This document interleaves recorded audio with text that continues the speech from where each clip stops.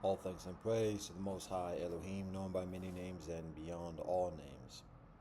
Rastafari, all our relations, blessed love and peace.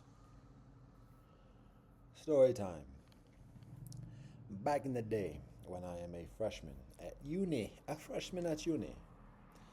I stay in a freshman dormitory, an all-male dormitory, because we old school, and it's an old school dormitory, no air conditioning.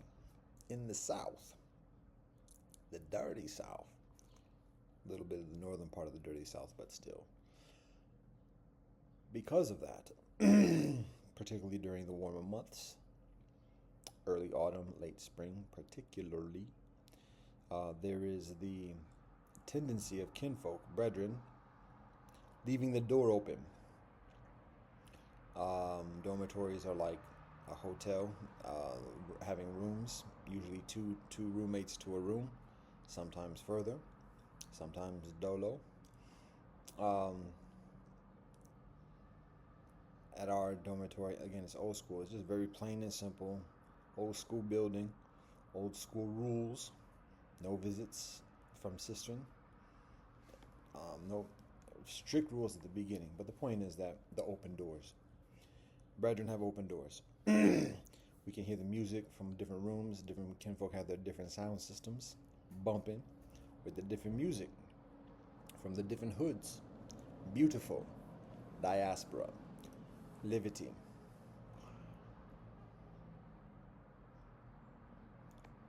So we walk through the halls and see who's home, who's gathered around.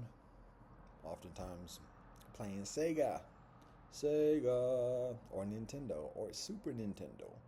Back in the day, old school. So we could walk down the hallway, see if so and so's home, chop it up. Who's over there? Some people are known for having the snacks. Some people are known for having the cistern. And additionally, so walk down the hall, doors are open. You can see who's who, what's what. And there's a certain trust. We're all at the university together. It's an HBCU, so there's a certain cultural solidarity. ain't perfect. Things pop off or whatever, but still, the culture is open doors, literally open doors, particularly because it gets hot. Needs some circulation, ventilation going on, and it behooves each room, that all rooms or many rooms do that, because that helps augment the benefits of the ventilation and get the breeze going through when there's further windows and doors open. But it's that experience of walking through the hallways, seeing people. Some people might be studying, some people might be sleeping, some people might be chopping lunch, or dinner or whatever, food, snack. But when that's the case, the door might be closed a little bit, because otherwise it could be a bum rush. But that's the scene, that's the vibe. That's the trust and the cipher and the relationship, the riches of living in such an environment, in such a culture, in such a residential cooperative. Open doors, literally. I got snuck on by opening the door one time, but that's part of the price we pay. Much worth it to be and have that cultural experience. Now, that being said, when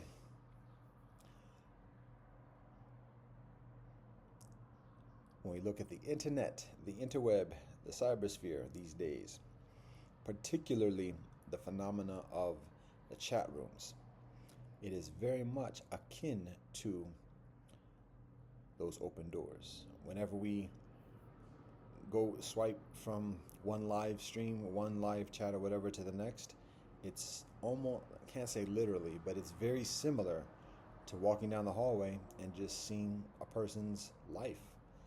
Their bedroom, their domicile, their residence, their homestead, their hearth. Open door. Anybody, and that's the thing. It's not the same culture of solidarity. Anybody can flow in from anywhere on the earth. And there might be that illusion of, I don't want to say it's not an illusion completely, but there might be that exaggeration of safety. because there's a comparative anonymity. Oh, they don't know where I live, and they don't know my address, and da da da da da.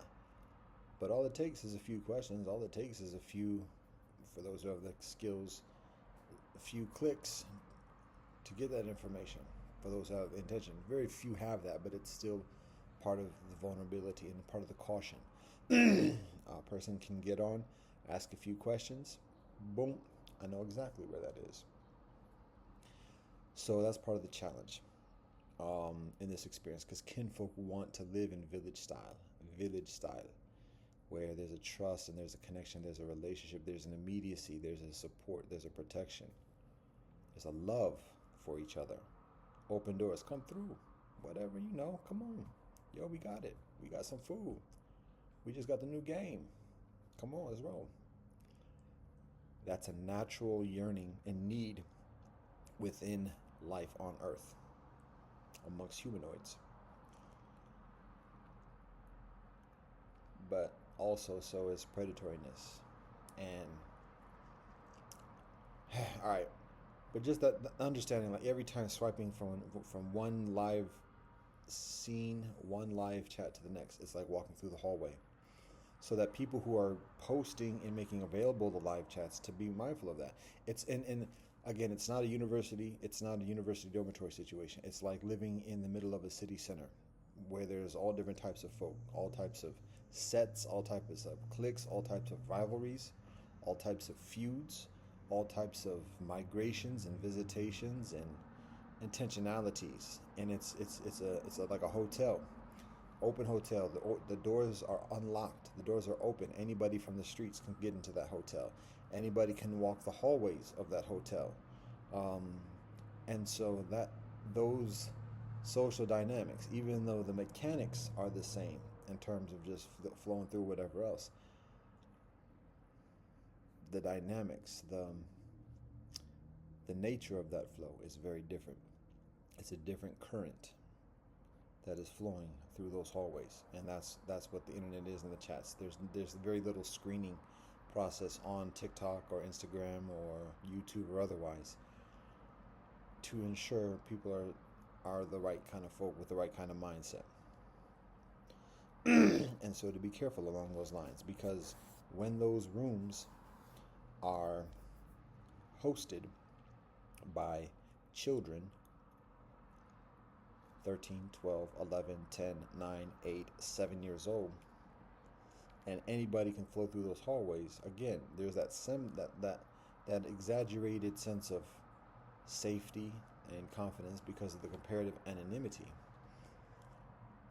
And I don't even want to think or talk about like the extent of the dangers, but we already hear episodes of those violations. Don't hear so much of it today, and that might be even of a further concern, because the consideration is that it hasn't stopped. Like maybe 5-10 years ago, there's a news thing here or a trending whatever there about somebody getting stalked, murder, and additionally it's nasty, and we hear that here and there, so we know it actually happens, or we have an understanding or awareness of it happening.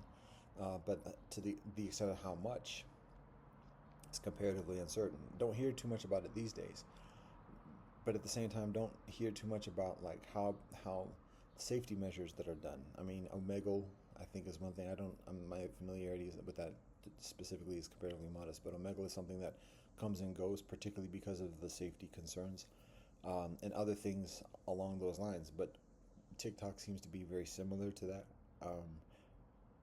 Maybe the exchange, maybe that's where it's different. The exchange is maybe less of an equal ground or equal footing for the most part. So the amount and the immediacy of the interaction might be somewhat subdued compared to the Omegle platform or some other joints like that. But still, in terms of safety measures, we don't see less aware of police or governments or community leadership or whatever enacting specific measurements in the cybersphere as well as in the physical world for the safety. And so The fact that I don't hear about it too much as at this moment doesn't necessarily mean the fact that it's not going. It might be actually the other percent way of that it's increasingly normalized.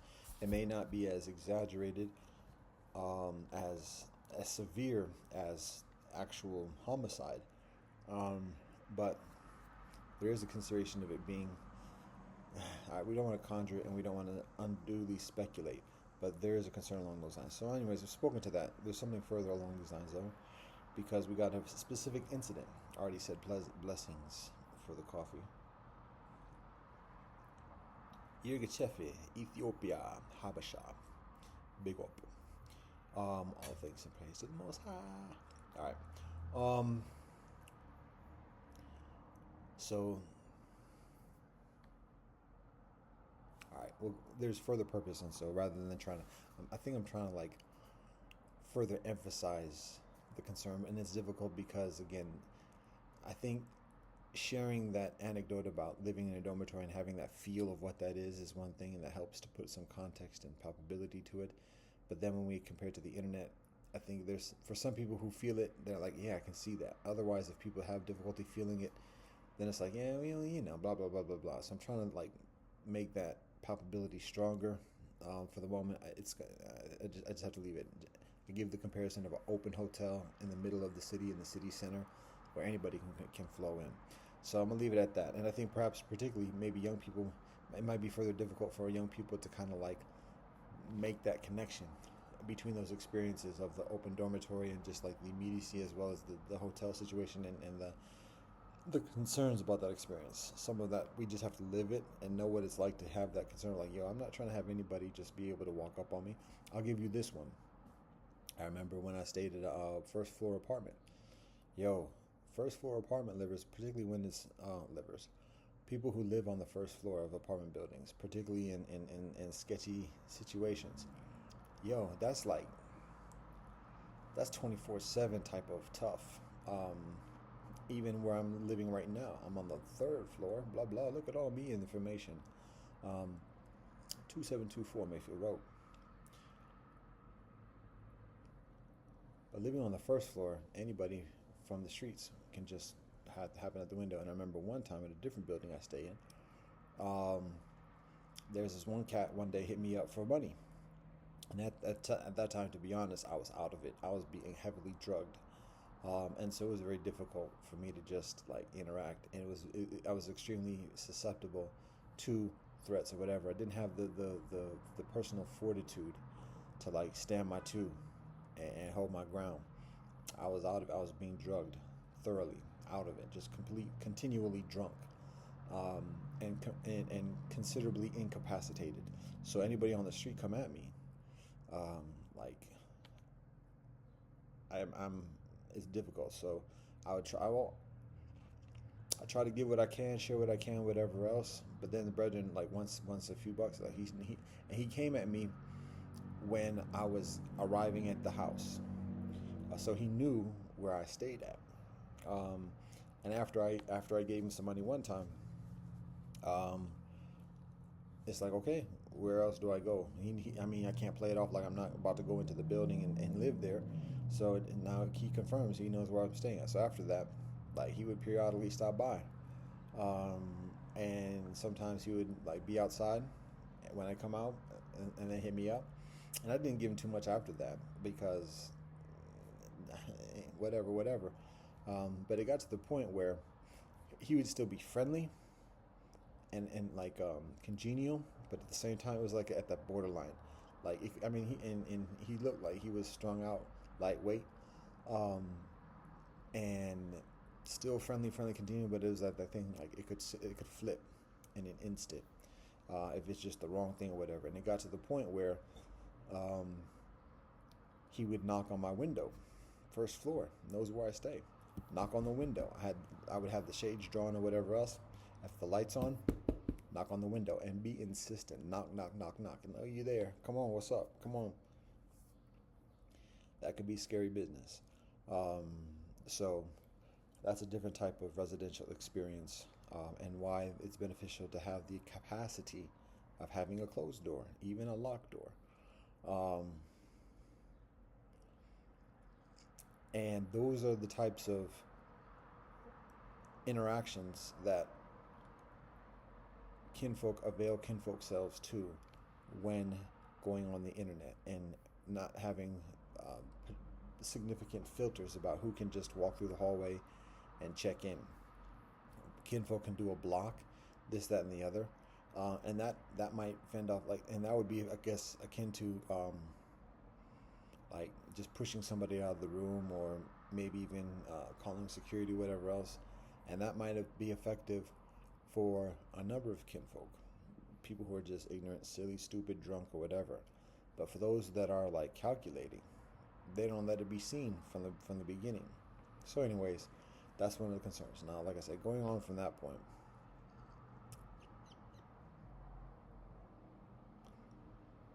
to be honest, also at this very moment, that window is accessible by the public, walk up kind of situation, even on the third floor. So, anyway, and do have people come up here, do have people walk in whilst I'm here, because I live with open doors and unlocked doors for many years. Anyway, that's other stories. Um, so, in this experience, we're the children, the children. So, give another story time. Um, Again, this is, I'm less familiar. It's somewhat of a, I mean, I see TikTok live for a couple years at this point. I'm very, very comparatively inactive on TikTok. Um, so um, there it is. But within recent weeks, I guess months at this point, I've become increasingly active on online social media as well as on TikTok, and so I see further of it, and in seeing further of it, become further aware of the conditions. And there's a reason for this. There's a calling of there's a draw, um, and there's a solicitation of attention. So, um, what I observe in recent experiences is, um, oh, so when I go on online, whatever, I'm looking for a wife. That's my priority at this moment in life. Other than that, I share what I can with who I can, who's receptive, and who's soliciting, and otherwise. So when I go online, um, the mind levels, first of all, go down, concentration levels go down. But my mindset is of that: God, ethics, family, village. So when I swipe, and the vast majority of kinfolk are on something different, if there's a sister who seems to be of some similar type of path, or even when there's brethren, again, not too much brethren, because I'm seeing brethren who are half naked and doing this, and their mindset is on something else. They're not trying to talk to me. They're not trying to talk to some dude or whatever else. So that's plain as day. There are a lot of people who show work and just kind of like comparatively, what they call platonic or innocuous kind of circumstance, whatever. So boom, boom, boom, boom, boom. Um, Sometimes pause, nature, even a work situation.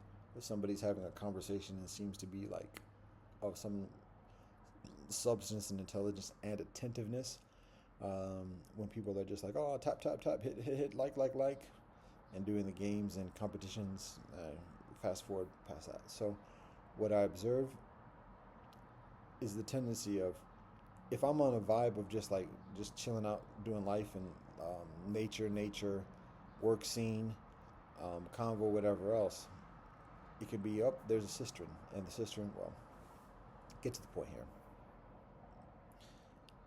Eventually, what the algorithm presents is young kinfolk, for whatever reason, whether it's as an attempt of temptation, whether it's an attempt of entrapment, whether it's an attempt of answering pleas of help, pleas for help and attention, whatever reason, it's not blaming the algorithm, because it's my decision, my action to swipe or to stay on. But what is presented to me is somewhat beyond my immediate direct volition. And what is presented to me is young children, mostly females, young sistren. Again, it gets to the point, it kind of like test the waters. First it's like maybe late teens, and then it becomes younger and younger and younger. Particularly perhaps if the algorithm is perceiving some kind of responsibility on my part,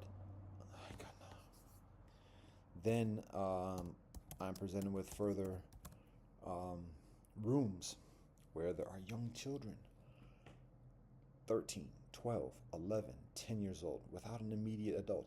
I mean, I see like live streams of gymnastic classes where there are adults, coaches, but it's showing like practice session, and the young sister are chatting, live chatting, and the sister are 11, 12, 13 years old.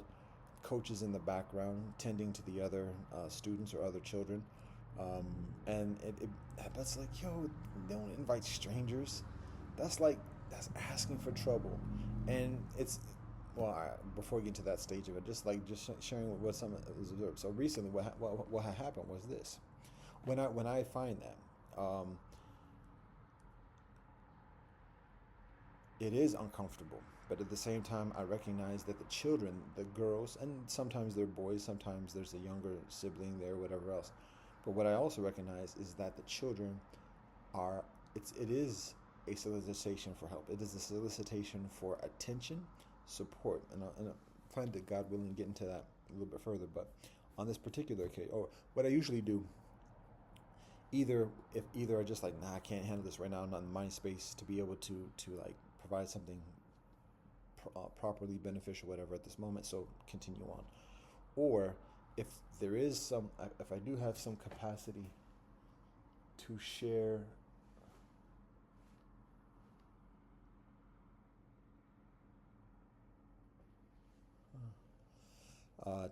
something beneficial, or even just to share some attention, that positive attention that is being sought, then I'll pause and say peace and blessings. And I usually say something like, peace and blessings to you, young folk. Please be careful. Just from rip, just like not accusatory, not judgmental or whatever, but like a very sincere, please be careful. And usually the response is thank you, and continuing on with whatever chats they're engaged in at the moment. Um, there's a bugger on the wall. The window's open. My window right now is open, no screen. So for insects to come in is not new. Ain't no strange thing. But this one looks like an ant, but it's not an ant. It's not an ant.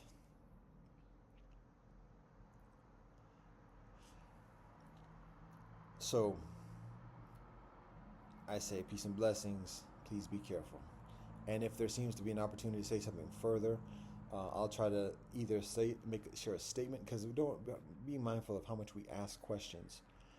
One, it's a submissive thing, and to ask questions to a child, if we're in person, and we have some physical responsibility and intrinsic authority of physicality, it can be very beneficial to ask questions, particularly if we're in charge with providing some type of responsibility or custodial, or what's it, not custodial, chaperone, or just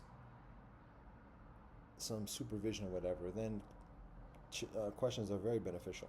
But to understand that the nature of questions is submissive, and when an adult asks a child a question, and puts a child in a position of authority to answer that question, um, it can be a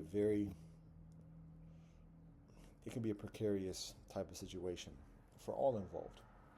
So being mindful of just asking children questions, particularly in a very impersonalized medium or interaction like on internet, particularly in just meeting a child. So and also, whatever questions are asked, it's a prompt for the child to provide information that others can utilize in adverse ways. So we have to be mindful and responsible with that. What is you?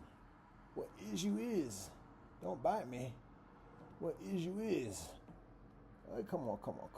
Wherever you're going, I can help you with. Where you're going. So presumptuous of myself. Not so comfortable with my hand, are ya?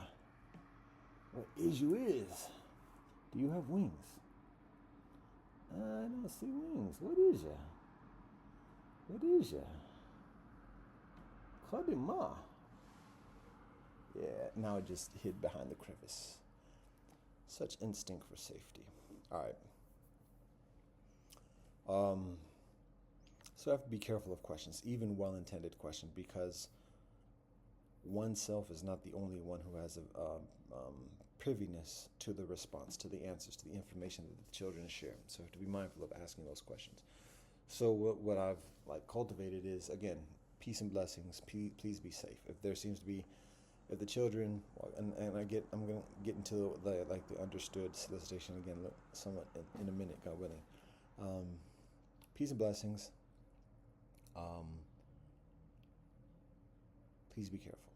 If there seems to be an appropriateness of providing further discussion, I may say something like, and I'm being mindful of even divulging what I share, but it may be something like, it might be an affirmation, and trying to say something positive, constructive, and affirmational, and or it might be something to the effect. And I've started asking this question, which is, what is a positive message that you have to share with young people on TikTok? So again, it's a question. There's that intrinsic submissiveness, but at the same time, it is the introduction of a suggestion of healthiness that is applicable to the audience, the recipient, as well as to one's own self. And so in thinking about that, the listener is communicating that to the listener's own self. That's part of the intentionality. And the listener can respond to that question, and in that response, articulate what the listener is looking for and finding by answering that question.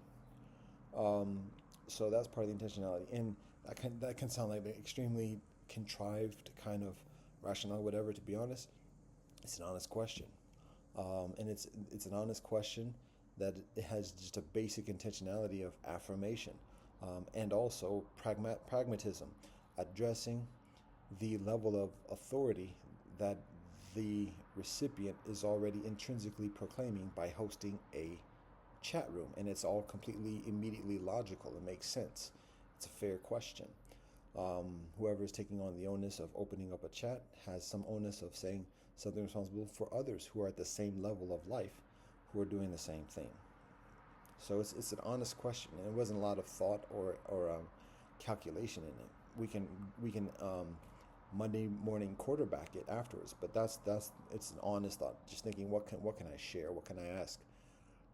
That's going to help in this situation. So that's one of the questions. And even at that, not staying very long or whatever, because it's not a healthy situation. So and there's no counseling, there's no therapy that's going to be. I mean, let me be further affirmational and not so negative and debilitating. There is a limit to the efficacy of any counseling or therapy that's going to be done in that kind of context, and not to pretend otherwise.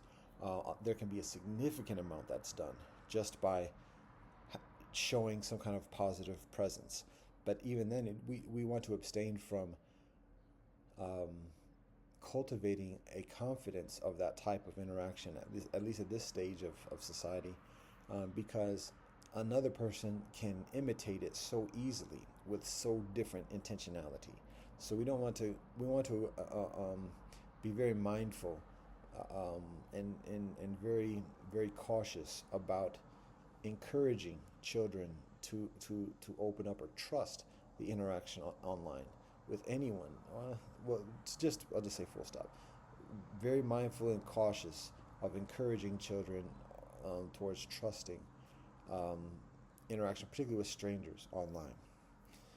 So even when we have benevolent intentions, just like with squirrels, I remember from a young age, like having a very strong relationship with animals and taking some, say, pride, but just some peace of mind of like knowing like I have a positive relationship with animals. Animals seem to like trust me. I'm always friendly with pets, visiting friends' houses, whatever. Always like the dogs and cats and everything else like that. The vibe seems to be reciprocal, and being lightweight known for that. So when I would walk to school or whatever else, and I'd be on the sidewalk and a squirrel would come up to me or whatever else, I would think to myself, this squirrel could trust me, and that's a beautiful thing, and I feel fulfilled and affirmed about my own empathy and compassion and honesty and whatever else, altruism and all these nice things about me being affirmed because this animal is trusting me. But at the same time, I know, other children are not the same. Other children pick up sticks and stones and break the bones. So what? How can the squirrel distinguish between me and the next kid who has intention? And if I'm walking by and through my interaction, the squirrel starts to trust me, the squirrel might have further trust for humans in general, and perhaps it's beneficial. Even though I experience so much benefit personally and affirmation from that immediate interaction with the squirrels, maybe I should be mindful of conditioning or training the squirrel to trust others just because the others have an appearance like myself. I might be a little bit like too much into it and whatever else, and there's a counter logic about squirrels being able to tell beyond that. Again, animals have a vibe and intuitive sense of who's predatory and otherwise. It may not necessarily be the most absolute definitive protection or whatever, but there's the knowledge that animals have and that people have additionally, intuitive beyond just our earthly knowledge. So anyways, still with children, being mindful of any interaction, and even when it's positive and genuine and even healthy and helpful, to recognize that the conditions are not the most favorable, to say the least, and thus to recognize that and recognize like life. Well, just to recognize that. Wow. So anyways, going to this particular anecdote, I was basically articulating there what I tend to do, what my modus operandi is. That sounds very. We have to be careful about clinical when we're talking about sensitivities. So on this particular instance, I am introduced into a live chat scene, and it is, I think, two young sisters who are probably 10 or 11, thereabouts, young, maybe not even middle school, maybe 5th or 6th grade. And again, it's like, all right, peace and blessings, and then please be safe. And the two sisters are reading the chats and talking and see that, read it out loud, and then respond to it. Oh, thank you, definitely. So there's appreciation for what I communicate, and I can see it like the sisters are significantly involved in like comfortable and communicating with whoever else is on there at the moment. So okay, fine, and I'm getting ready to go. And as I'm getting ready to go, there's seemingly a brethren, or at least a kinfolk who has the icon joint, their image, their profile image or whatever, like this avatar. The use of avatar, that's a sacred, holy phenomena. For it to be utilized just in a tech term is just reducing it in a cultural, not even cultural, spiritual appropriation. But anyways, the person's image was of a young man, seeming like a 20-year-old thereabouts, bare-chested, and like an adult man. And I'm getting ready to go on to the next room or whatever else. But as I see that, and the sister are like talking to that person, or like addressing, engaging that person, and actually invite that person onto the platform to participate in the live directly. And I stayed to just observe what happens at that point. And again, this is like in the span of a few seconds. And the sister say something to the effect of initially of like, and the sister seemed to be very comfortable laughing and seemed to be very comfortable with like the interaction and feeling in control and everything else. It's comparatively unusual that I see the children actually like initiate the verbal somebody joining onto the live or whatever else. And I don't know what the mechanics are about how people do that or whatever else. But on this particular instance, the man joins the chat, a person who seems to be a man. And then immediately the sister are like, wait a minute, how old are you? And the person speaks in a high voice, but says 11 years old. The image, again, is of a late teen, early 20s man, bare-chested again. That's the thing. And it's just a profile portrait, whatever, of the chest up. So like otherwise it could be a naked dude, but it's only showing from the chest up, bare chested. And the 10, 11-year-olds invite this stranger, presumably stranger, into the live chat, and then ask how old the person is. And then the person responds, and it just sounds like all types of falsehood. Like it sounds like a feigned high voice, 11 years old. And the sister immediately just shows suspect and says, "Oh no, suspect, you're weird. Why are you talking to children?" Or something to that effect. And I'm not feeling some kind of way. I'm not feeling guilty. I'm not feeling self-conscious or whatever else. So it's less of a Freudian thing of just like projecting the insecurities. It's a matter of recognizing how unhealthy the whole conditions are, but then particularly, well, I'll just finish the anecdote, describing the anecdote. So in making that statement towards the man who had joined the live chat, the sister immediately kicked the person off. And I, as I'm observing this, as I'm witnessing this, by the time I complete a comment to respond as I'm responding to what I'm observing, the sister kicked him out, but I posted simultaneously saying something about I had just said, "Please be careful." And as I'm observing what the sister were doing, I type out, "That doesn't seem to be very careful," or something to that effect. Now, by the time I sent that comment, they had already kicked the dude out, but I sent it anyway, just to be like you just said you're going to be safe, and here you are, the sister are inviting some apparent dude, adult male man, bare chested into the live chat. That's not safe particularly for 10, 11-year-olds. And so I recognize that we're not gonna have an argument.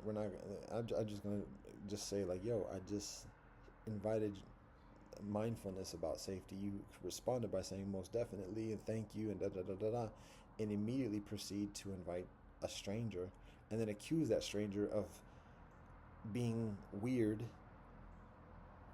to the point to the necessity of blocking that person, kicking that person out and blocking them. And so what's going on? And that's one of the and so that's that. And it's also, as I've described before, a matter of as much as I've talked about the predatoriness on the part of men without being too specific or graphic or whatever else, but just acknowledging the dangers. At the same time, there's the necessity of there's the appropriateness of acknowledging the causal behavior. Oh, what up, Spare? Oh, that's a cardinal. The causal behavior on the part of those who are seen as vulnerable. In this case, the sistren. And the sistren taking some responsibility for sistren's own actions, even at 10 or 11 years old. And when we look at that anecdote of somebody accepting and inviting somebody onto the platform, and who just presents in a certain way, and then when it is affirmed or further suspected that the person is as the person is presenting, then accusing and condemning that person accordingly. It's a very strong hypocrisy. And aside from the children topics at the moment, particularly when women are doing this, adult women are doing thirst trapping, and this is a side note, but I'm addressing a further phenomena of the hypocrisy on the chat situation. When women are inviting brethren into a certain experience by how women are presenting, and then when men respond to that, then the women accuse the men of being salacious, and like cringe and inappropriate, and additionally. But it's like, wait, hold up. This is a completely different situation, and I'm trying to think about it if I address this. But all right, I won't get too extreme because it's gonna like maybe muddy the waters. But it's just recognizing the hypocrisy. Like, yes, how men behave, what many men say is vulgar and crass and disrespectful and admonishable. However, at the same time, women are inviting that. And so women have to take some onus about that too. In when there's the genuine interest of stopping it and reducing it and not experiencing it, we have to take some responsibility, all kinfolk, women included, for how women, sistren, invite and welcome and solicit that type of vulgarity and disrespect and otherwise. So um, there's that element. Now, returning back to the specific topic of um, young sister, children, girls, what is recognized in the vast many of these situations, and I'm going to speak very matter-of-factly, might sound condescending, patronizing, disrespectful, chauvinistic, or whatever else, but here's the basic facts, 100%. When girls, 10 years old, 11 years old, all the way through adulthood, let's focus. When girls, 10, 11 years old, are going on these chat lines or whatever else, what the basic need that is being expressed is that the young girls are looking for male attention. It's not necessarily a matter of being interested in sexual intercourse or sexual interaction or whatever else. Male attention. And with that male attention, a man's attention, the support of a man, the protection of a man. Girls are looking for that. There is a want of that. Otherwise, the girls would not be online. When girls have a proficient amount of attention and support and protection from a man within the house, sistren have no need of going out and looking and inviting the attention of any other man. It's sufficient. Sistren are satisfied, and girls need that. Girls need that sense of physical protection, a strong man to fend off against all the beasts of the world. A man who is providing food and sustenance in a regular and reliable way. A man who provides affirmation. Oh, you're pretty today. Oh, look at you. That's a nice dress. Oh, look at you. Your hair looks so nice. Girls need that. Women need that. But girls particularly need that. When there is a deficiency of that, girls look for it from others. Another family member, teacher, community leader, religious leader, or otherwise. And if there's an absence in those realms of proximity and regularity and trust, then girls look for it otherwise. It may be a boy. It may be kinfolk from the streets. And additionally, because girls have a very immediate continual need of a man's protection, a man's support, a man's attention, even lightweight, to be truth be told, a man's affection. And it's not specifically exclusively a sexual thing. It's a comprehensive needs of life thing. We can talk about the psychology of boys, the necessity of nurturing, and additionally, we can talk about how frequently boys are deprived of that compared to how frequently girls are deprived of the support, the protection, and the affection or the attention of men. One look at it might say, well, men in today's society are less present in the household, generally speaking, and so perhaps girls have a greater need for a man's attention than boys have a need for women's attention. However, here's the actuality. It might be the exact same, because even though a woman might be present in the house, and maybe a mother in addition who's present in the house, doesn't mean that she's sharing that nurturing needs and support and unquestionable loyalty or whatever to the boy. She might be working a full-time job, not even making food or whatever else, and doing those things that are commensurate with what a man and a father provides for his family. So a boys may be just as much in need of woman's nurturing and listening and loyalty as girls are for the need of protection and support and attention from men. But point is, at this point in this topic or whatever, that girls show that need. So when girls are going online, when girls are going online and inviting strange men, um, into the intimacy of communication, direct communication. That's a huge, huge thing. I talked before, just the past day or whatever, of how significant it is for a woman to interact with anybody, and how her powers are shared with the people that she interacts with, and how much significant powers, and that the further number of people that she interacts with, the further diluted her powers are, her potency is. So when she's very young, at that age, 12, 11, 10, 9 years old, she a girl has huge powers.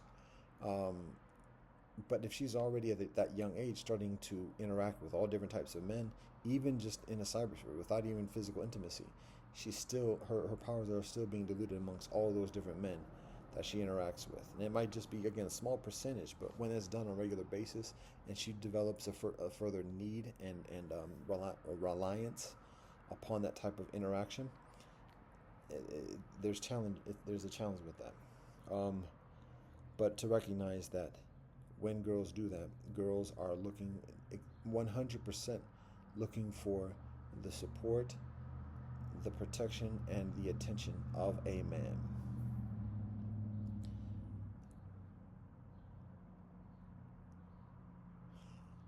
It may generally be safer to do that through the internet than by just walking around the streets. Even, to be honest, even it might be safer to do that. Oh, this is nasty to think about.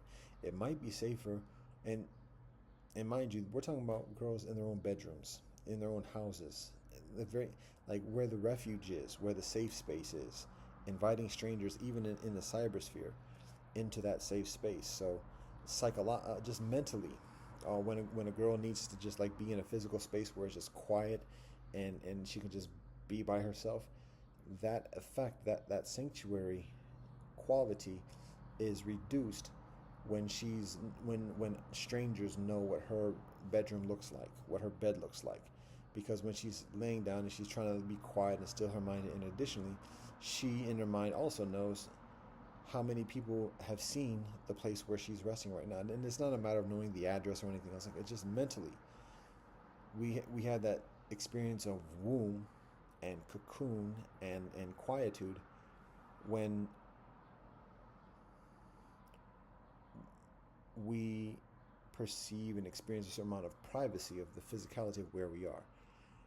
If when we are aware of multitudes of kinfolk with multitudes of personalities and attentions, knowing exactly where we are at that moment, when we're trying to just be quiet and just be calm, it takes a little bit further to reach that when we know there's already a lot of attention and knowledge about where we are. So it's a very intimate experience, just knowing that environment. So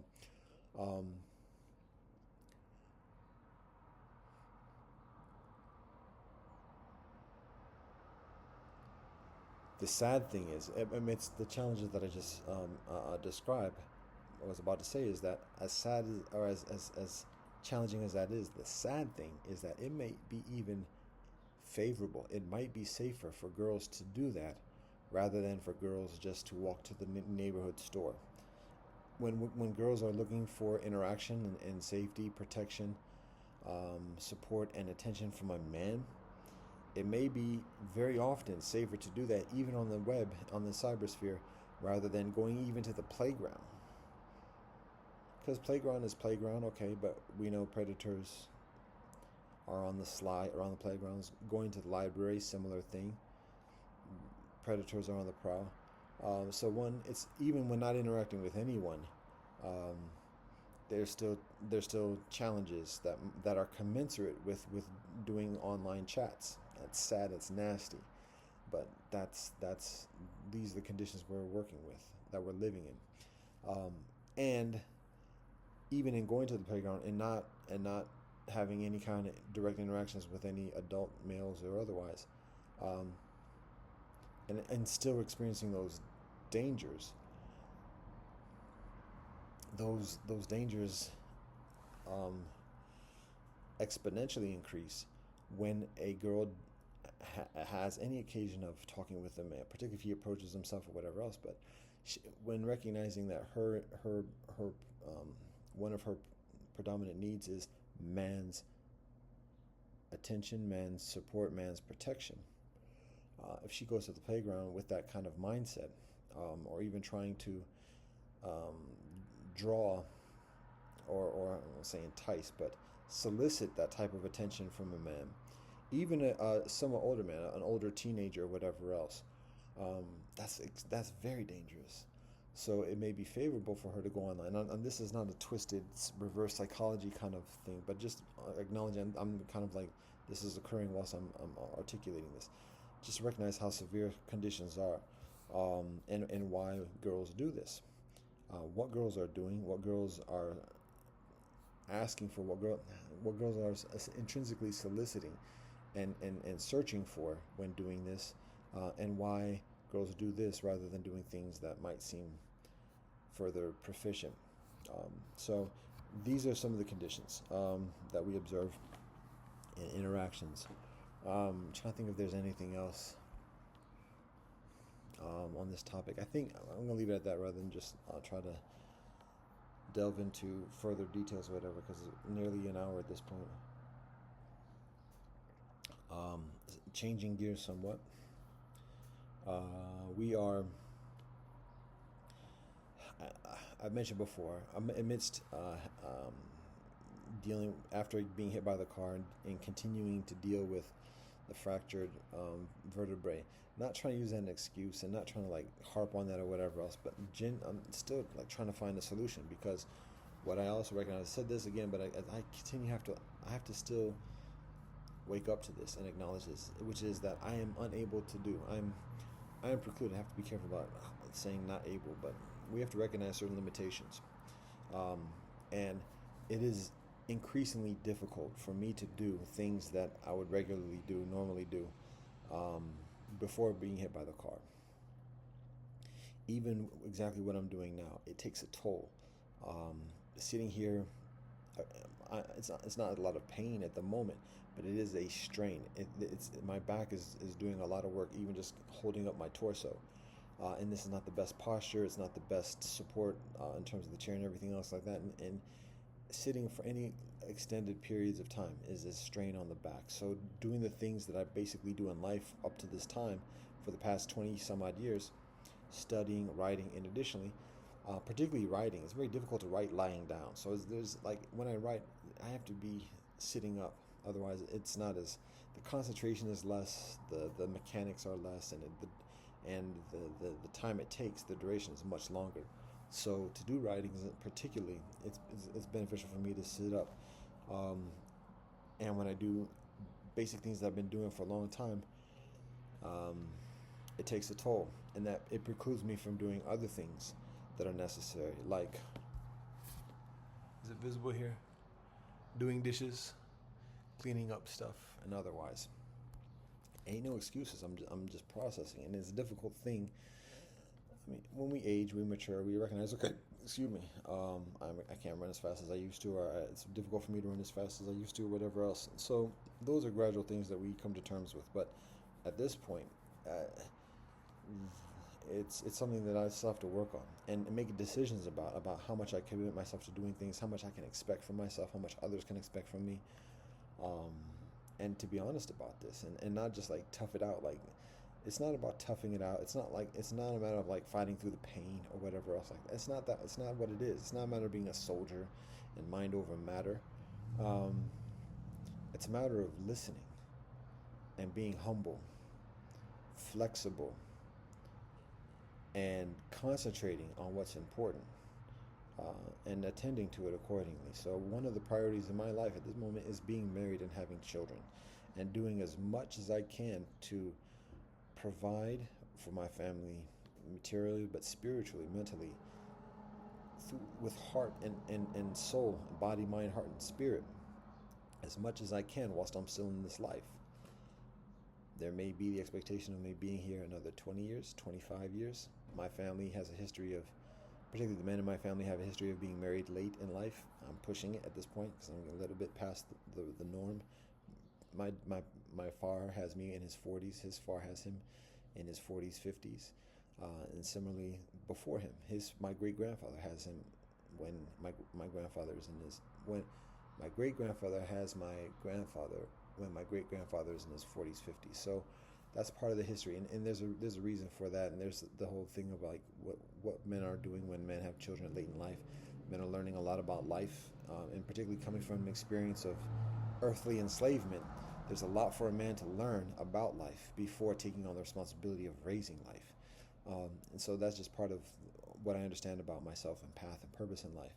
Um, that being said, I'm 50 right now, so I'm pushing it right now, and it's not me. Something beyond my immediate, direct, exclusive control. So it's humbling. And at this point, we up there now. Ain't impossible, ain't implausible. There's precedent and guidance. Um, the other thing also about my family is that the men in my family tend to live longer as well, generally speaking. We can't presume it. And death happens when it happens. God calls us when God calls us. So we can't just presume things or whatever. But my father passes when he's 75, which is actually somewhat early in my family. On my mother's side, my grandparents passed in 90s. Not my grandfather is 99 when he passes. My grandma is I think 80,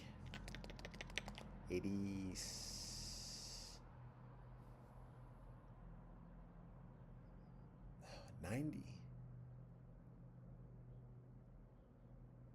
88 thereabouts, late 80s, 90. So, and similarly through my family. So my family has a history of living long, but can't take it for granted. I've had a number of years of being overweight.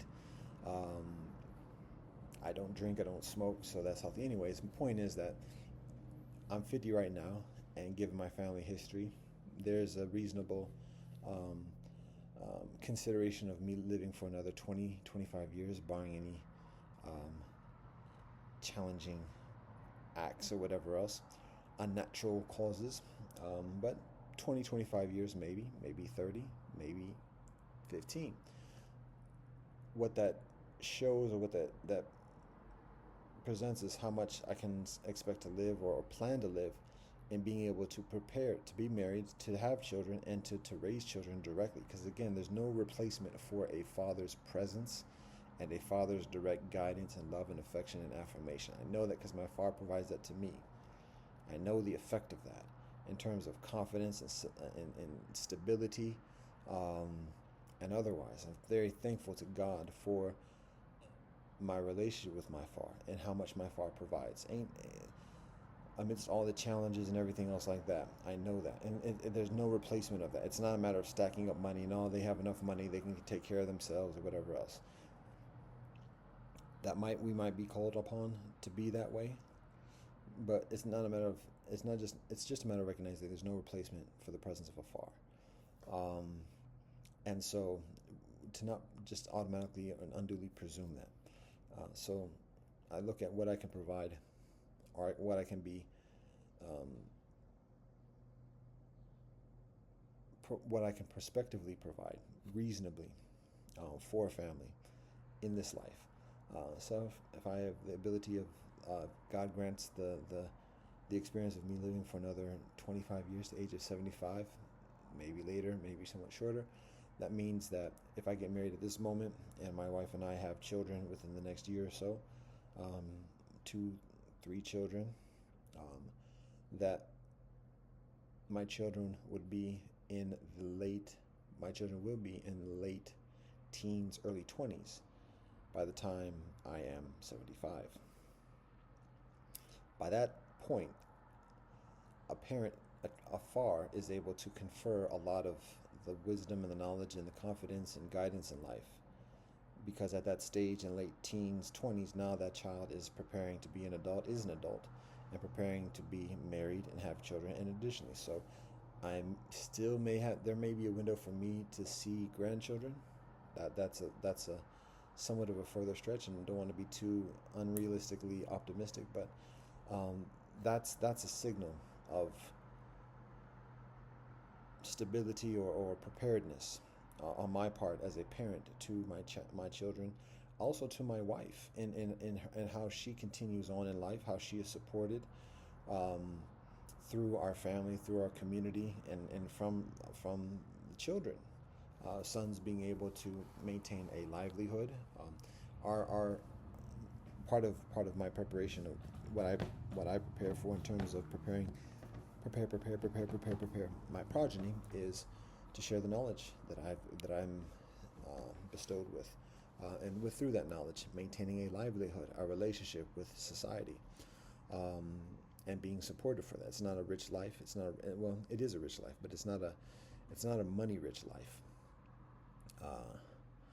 And through the span of 20 years of day in, day out, livity, studies, meditation, reasoning, prayer, um, service, relationship with nature, all our relatives. And additionally, there's a cultivation of that discipline, that knowledge, that love, um, to be able to continue on in a proficient way, God willing. So that's what I look at. So, anyways, that's my priority is marriage, because I've reached a point at this point in life where I share what I have to share.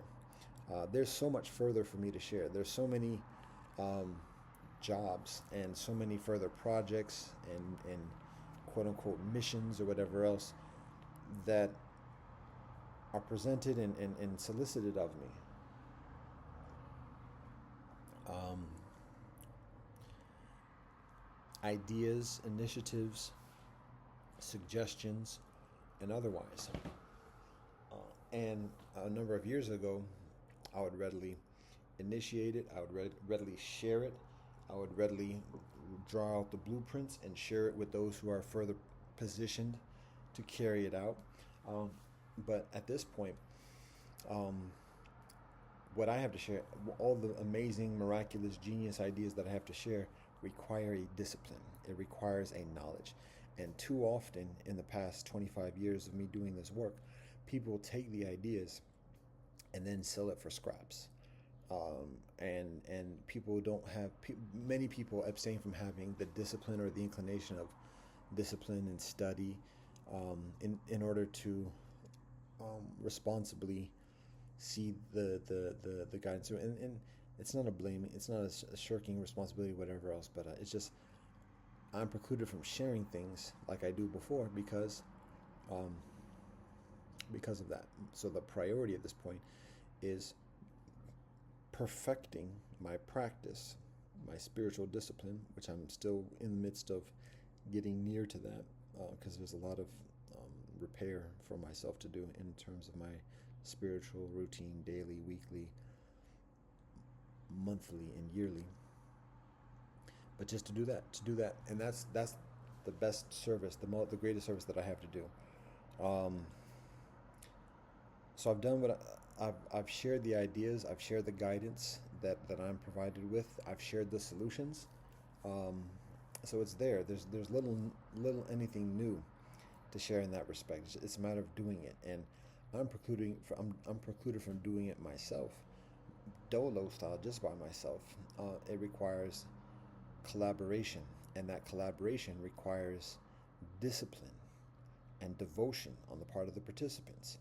And I'm precluded from converting or convincing or even inspiring people into that devotion and into that discipline. It's for people to take and accept on people's own. So,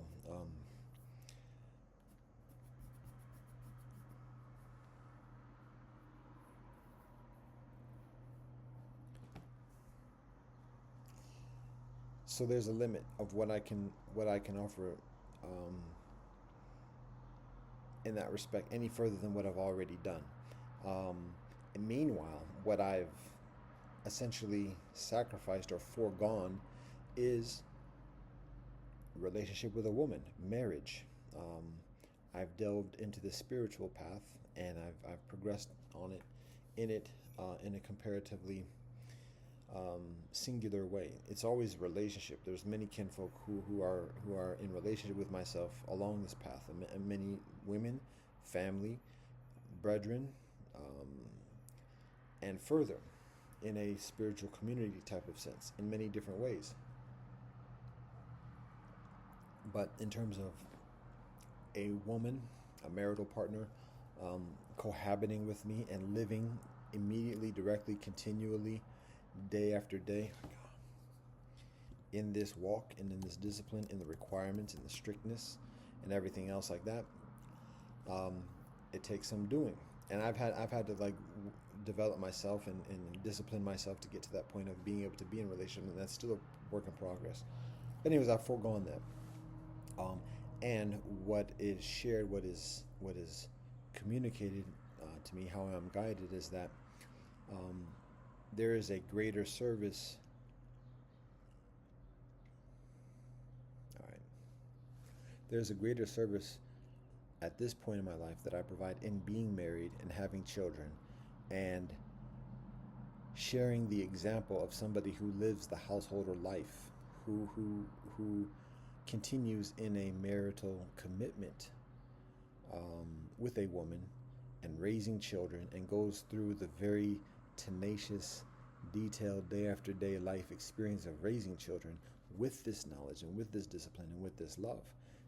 And that being a greater and higher gift, and my priority gift to share with the universe at this moment, in this generation, and for the next 7 generations, so that what I've shared for the past 25 years is beyond simply just an ascetic who's lived an isolated life and provides the gleanings of that for those who have an inclination.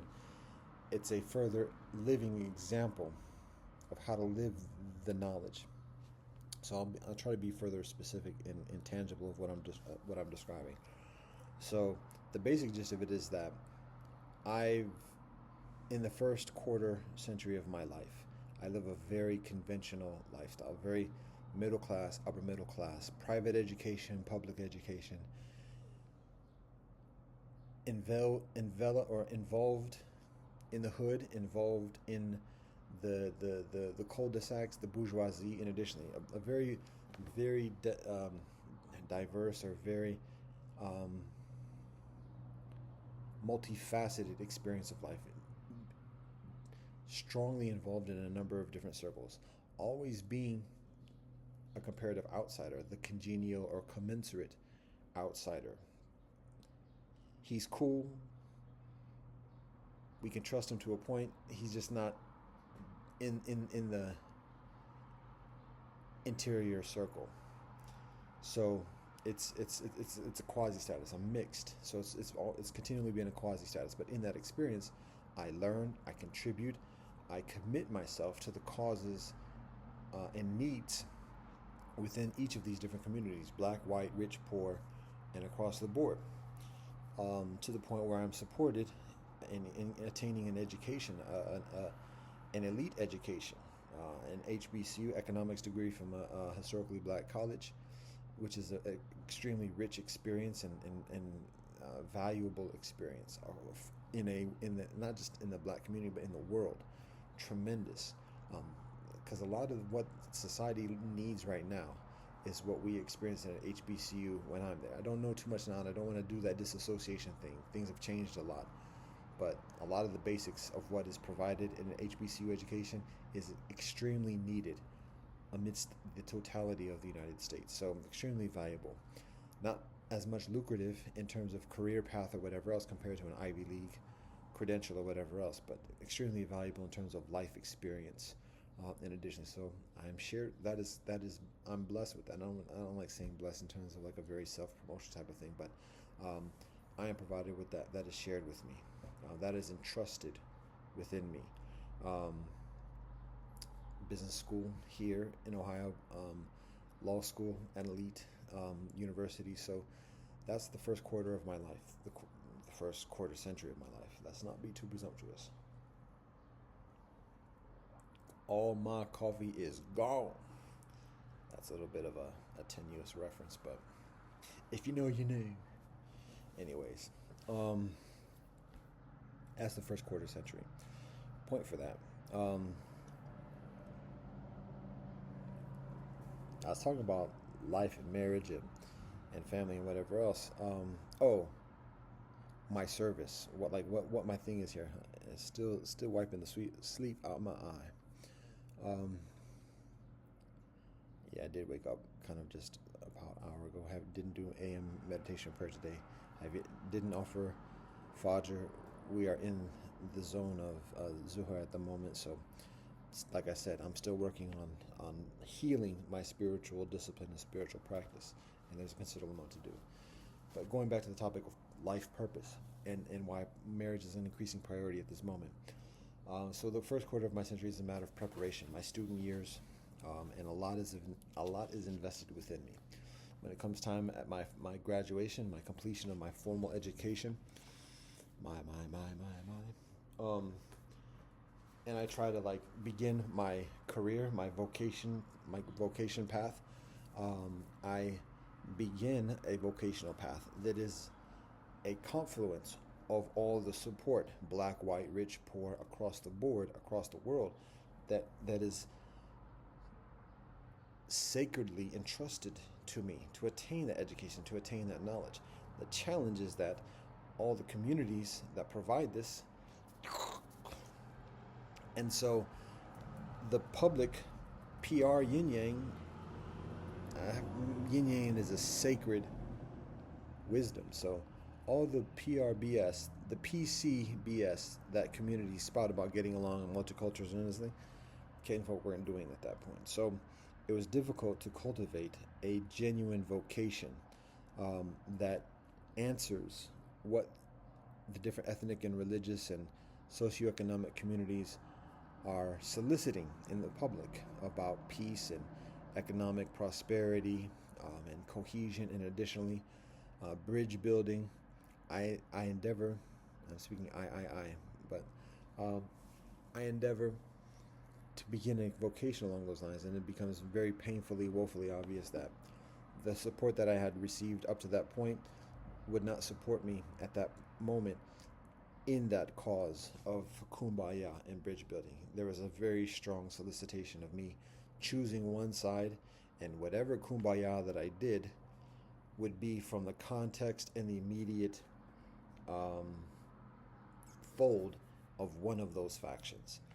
And I'm precluded from doing that at that moment, before that moment, and to this day, continually. Now, the conditions of society in the world are actually considerably different. We're a generation gone now. We're a generation on now since that moment, 25 years ago. So a lot has changed in the world. The internet, communication, the norms, for better and for worse. And there, amidst it, there's a very strong aversion towards the kumbaya kind of influence. But at the same time, there's an increasing receptivity. All right, let me get to the point. So from that first quarter, when I complete my formal education and I begin my vocational path, and I'm not provided with the same support that I had received for those first 25 years, that's what precipitates and guides me into a spiritual path, because I still had the knowledge. I still had a lot to learn. And a lot of maturing to do, a lot to learn about life and spirit and heaven and God. But I had a lot of knowledge, a lot of connections in the earthly hierarchies, and even in the earthly hoods. I begin a spiritual path. And in that spiritual path, I'm able to cultivate that conventional knowledge and training that I'd received up to that point, and gain further knowledge about the heavens, about God, about life purpose, and the solutions to the corruptions and oppressions and additionally that we experience in life. To let go, and it takes a while to let go of the anger, to learn about self-discipline, learn about truth, learn about suffering and healing, and additionally. And so, specifically, tangibly,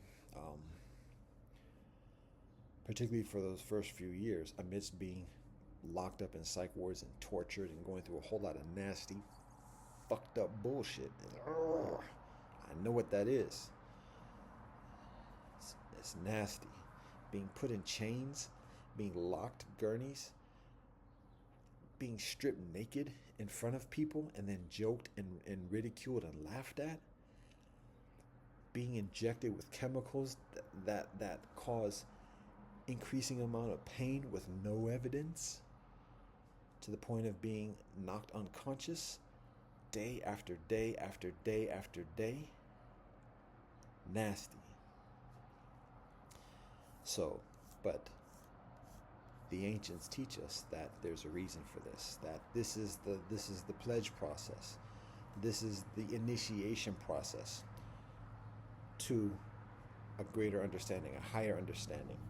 Not better than anybody else, but it's a higher understanding about things when we receive it in that dutiful way. I had no other choice. I can't hate nobody. So, all right. Spiritual path begins in the second quarter of life, exactly at that point, about 25 years old. And that's what proceeds to this day, spiritual path. So what I study tangibly is the ancient teachings from around the earth. I'm mixed. My answers come from many places of the earth. That's where my allegiance is involuntarily. It's who I am. And so my temporal allegiances and my devotion and my ongoing commitments are along those lines. And at that point, I had studied, I learned the ways of the world, at least from the books and through a modest amount of interaction. And I knew that the laws of man, the laws of nations, the laws of international community are insufficient. It's man-made, it's contrived, and thus it's fraught with corruption and biases and discrimination and oppression. And I can't devote my spirit. I'm precluded from devoting my spirit to those confines. And so I needed something beyond that. And didn't trust too much in religion, particularly didn't trust too much, and to this day, in religious leaders. Peace and blessing be with the religious leaders, but didn't trust. I heard some nice things, didn't read any of the scriptures, wasn't part of a religious congregation to that for those first 25 years. So just kind of like a arm's length kind of interaction and relationship. But I knew enough, and particularly interacting with kinfolk from many different places, I knew something about a number of the different religions, enough to see that there was truth, particularly when I would observe the behavior, the thoughts, the communication of kinfolk from the communities. I could see, okay, I see some truth, I see some substance in kinfolk. I can see like where they get that from. Oh, you didn't get that from the Bible? Whoa, okay, interesting. It's not it's not so much of a surprise when we're cultivated within that, but just to know that. So I knew enough about that. I knew where to go to learn about the rest of the ancient wisdom of the world. So that's what I did when I graduated from law school, and it was obvious that the support was not there. There's a lot of hysteria. There's a lot of hatred, and I started getting persecuted personally with the nasty business. I had to find some guidance. I'm still young. I'm still alert. I'm still searching. I need guidance at that time, and I knew it wasn't going to come from anybody at that point, any leader of the world or in the world at that moment, because I knew that world game, and I'm in the circles of much of the world leadership that is celebrated and touted for the past 25 years. And I knew the answers aren't going to come immediately from there, because I already know the intricacies of corruption. And yes, there's a lot of nice messages and positive things that people are communicating and leadership is communicating, but I also know, like, how do they sustain themselves? Where are they living? How do they put food on the table for themselves? And then, they get investment here and a grant here, and a contribution here, and it's just like, I can't pretend like I don't know what's going on with all this. And ain't nothing perfect in the way we sustain ourselves materially. But I wasn't in a position to be able to have proper leverage in that type of exchange. I would be too unduly influenced in whatever particularly at that stage of life. So not very trusting towards the leadership, but I knew that there was trust in the religions. And so with that legal background, I'm getting a lot of detail into this joint. And I've shared this all before. But with that legal background, going straight to the source as much as possible to learn what the rules of the game are from the different traditions, what the teachings are, relying less upon the words of contemporary leadership or even recent leadership, but going as much to the source of where it comes from, the precedent of what the law is founded upon. So I had not read a religious scripture much at all, let alone completely, up to that point. The first religious book, quote unquote, that I read, this first spiritual book that I read from front to back, is actually when I was completing law school. My roommate, a close friend of mine at that time, brethren, still spiritual brethren, to be honest, even though it's been over a decade since I speak with brethren. But he recommends, you should read this book. It was the Tao Te Ching, and extremely accessible. I've said this many times, but that's the first religious spiritual book that I read from front to back before I even graduate from law school. And at that time, and mind you, when I'm law school, I'm not reading much of what's written in law, because it's BS. American law, nah. U.S. Constitution, Article 1, Section 2, Paragraph 3. It's 3/5 compromise, accusing my ancestors of being less than human. Okay, enough said. I don't have to read anything further. That's it. Nah, I don't want to hear no double talk. I don't want to hear no smooth pimp talk. No. Nah. I'll get the credential so that I show that I've listened, and I've dutifully listened, not just in the classroom, but in life. I've listened. And nah, I have proof that I've listened, and nah. So I didn't read much of I knew how to get along. I could put words together. I could rationalize things or whatever else, and that's basically what law school is. It's a whole lot of spin, and it has to be reasonable, and rational, and relevant, being able to argue things. And so I was able to do that enough by the grace of the Most High. I go to a Jesuit Catholic university, whereby perhaps any other place that's comparatively secular may be less leeway. But very much recognize that going to a Jesuit Catholic law school, even an elite one, is a very strong foundation of purposefulness and part of the intentionality of my spiritual path. And so very, very thankful to God for that. Studying law at a Jesuit Catholic university with Hindus and Muslims and Buddhists and Christians and Jewish brethren and further. It's a sacred experience. And again, part of the reason why that is because at a Jesuit Catholic university, and even this Georgetown is not the most religious of the Jesuit Catholic universities, and I'm told that too, very plainly. There's accusations of Georgetown being too multicultural and too secular and perhaps elitist and classist as well. However, all that being said, attending an elite law school, and it was important for me to go to an elite law school so that the credibility of me completing that degree, in addition to having that credential, has some weight, and it's less susceptible to the automatic dismissiveness of like, yeah, he has a law degree, but it's from blah blah blah blah blah. At an elite law school like Georgetown, it's like, wait, hold up, no, there's something to that, and so. And that's not a flex per se, because I haven't gotten a job based upon I haven't had a salary. I haven't had a salary since graduating from law school.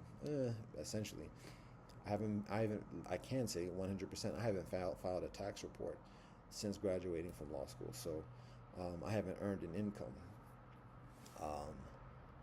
that requires filling out a tax form. So my point is that all the typical kind of benefits that a person has by getting a credential like a law degree from Georgetown, I've reaped other benefits or whatever. But anyways, point for that immediately is to say that learning at a Jesuit Catholic university, where there is an intentional, even at Georgetown, there is a very intentional religious,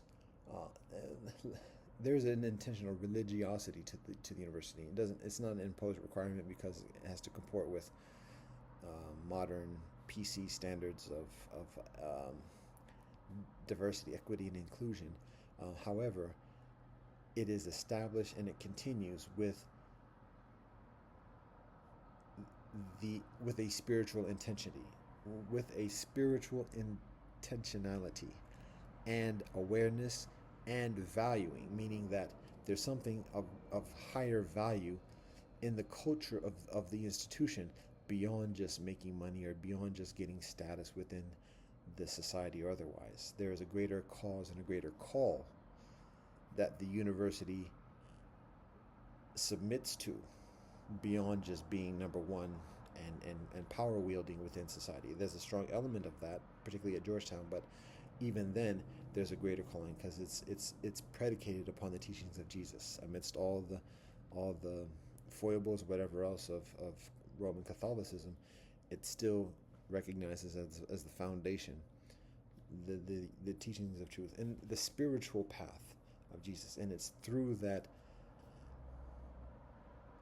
reverence and it's through that filial piety, so to speak, towards those teachings, that even when studying law, even the great formidable law of the United States and all the power wielding of the Roman Empire through the United States is still put into context and put in its lane in the greater purpose of the university studies, which is the spiritual path.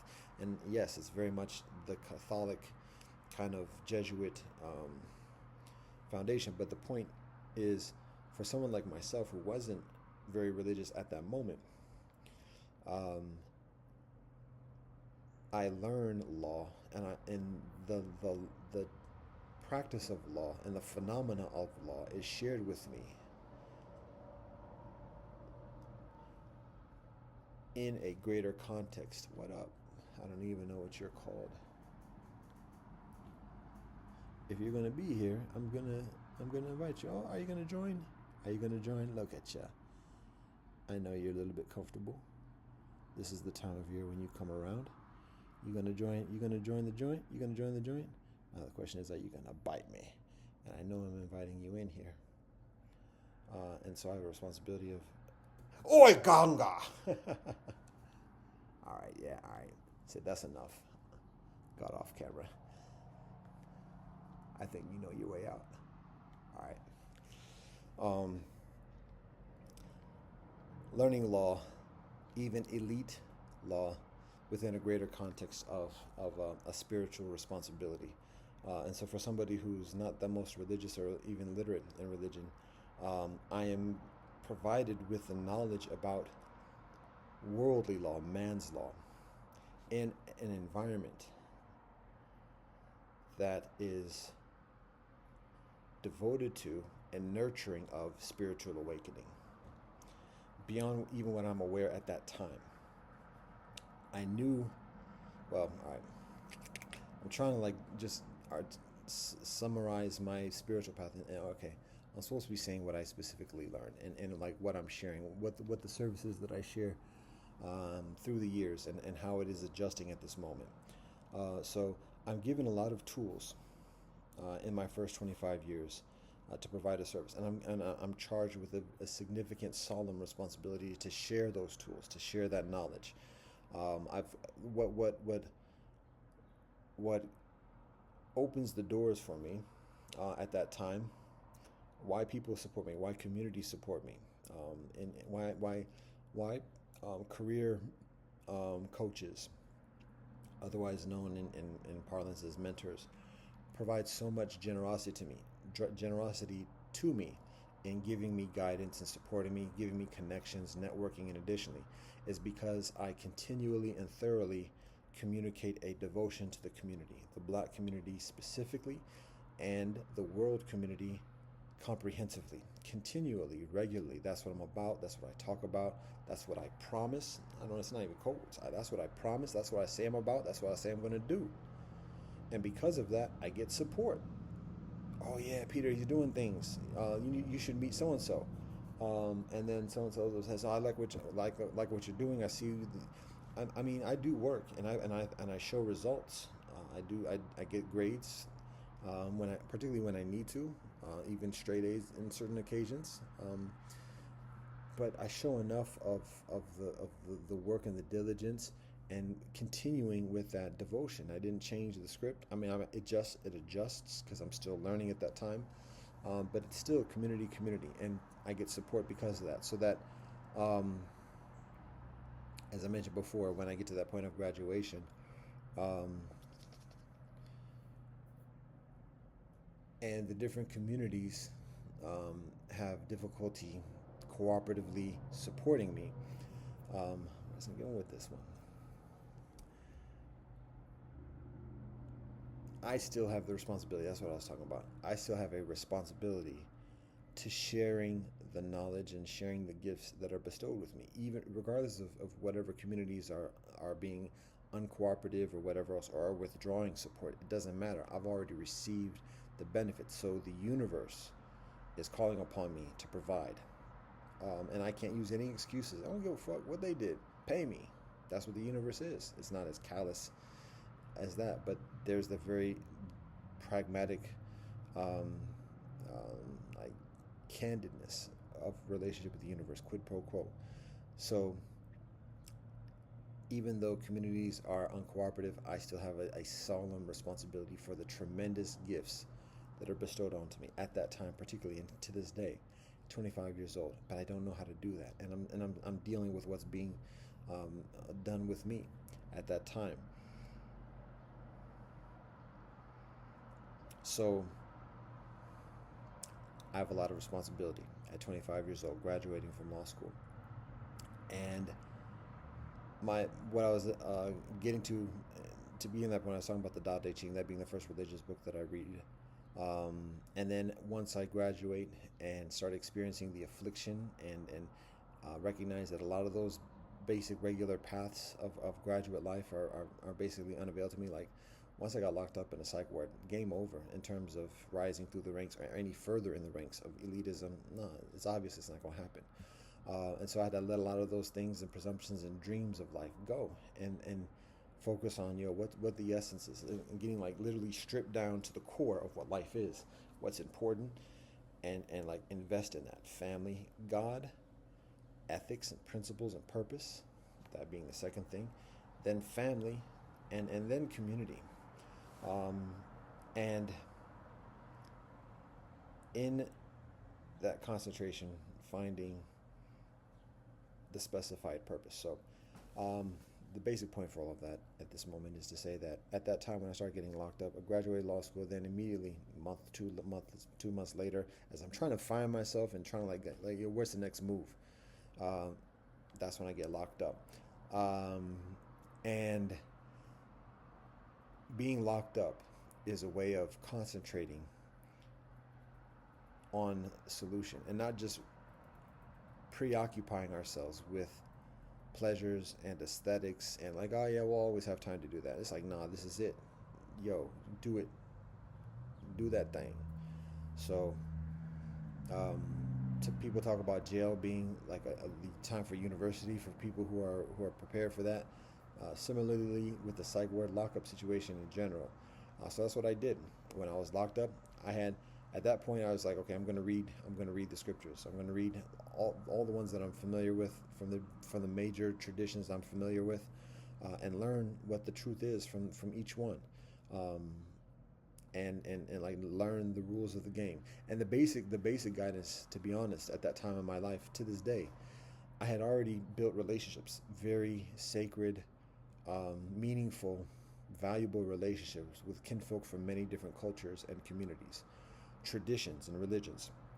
And so at that stage of my life, and I had yet to be married, close to it at that time, but had yet to be married. But the basic idea was that, and that's the time of life where we start like pledging our allegiance of like where we're going to set up shop, where we're going to set our house, who we're going to be affiliated with, like at the younger stages of our life, particularly in society, in our teenage years and university years. It's the age of opportunity, and it's just a matter of meeting as many people as we can, getting as much experiences as we can, traveling, and just like building connections and networks, and just keeping all the doors open as much as possible. Then we reach a stage of life where all those opportunities are comparatively meaningless, and we have to make decisions of like where we're going to commit ourselves to. And it's only through our commitments that we gain support. We got to sign a contract with somebody, and that's the only way we get a salary. That's the only way we get some type of compensation and livelihood. We have to sign on a dotted line and commit ourselves.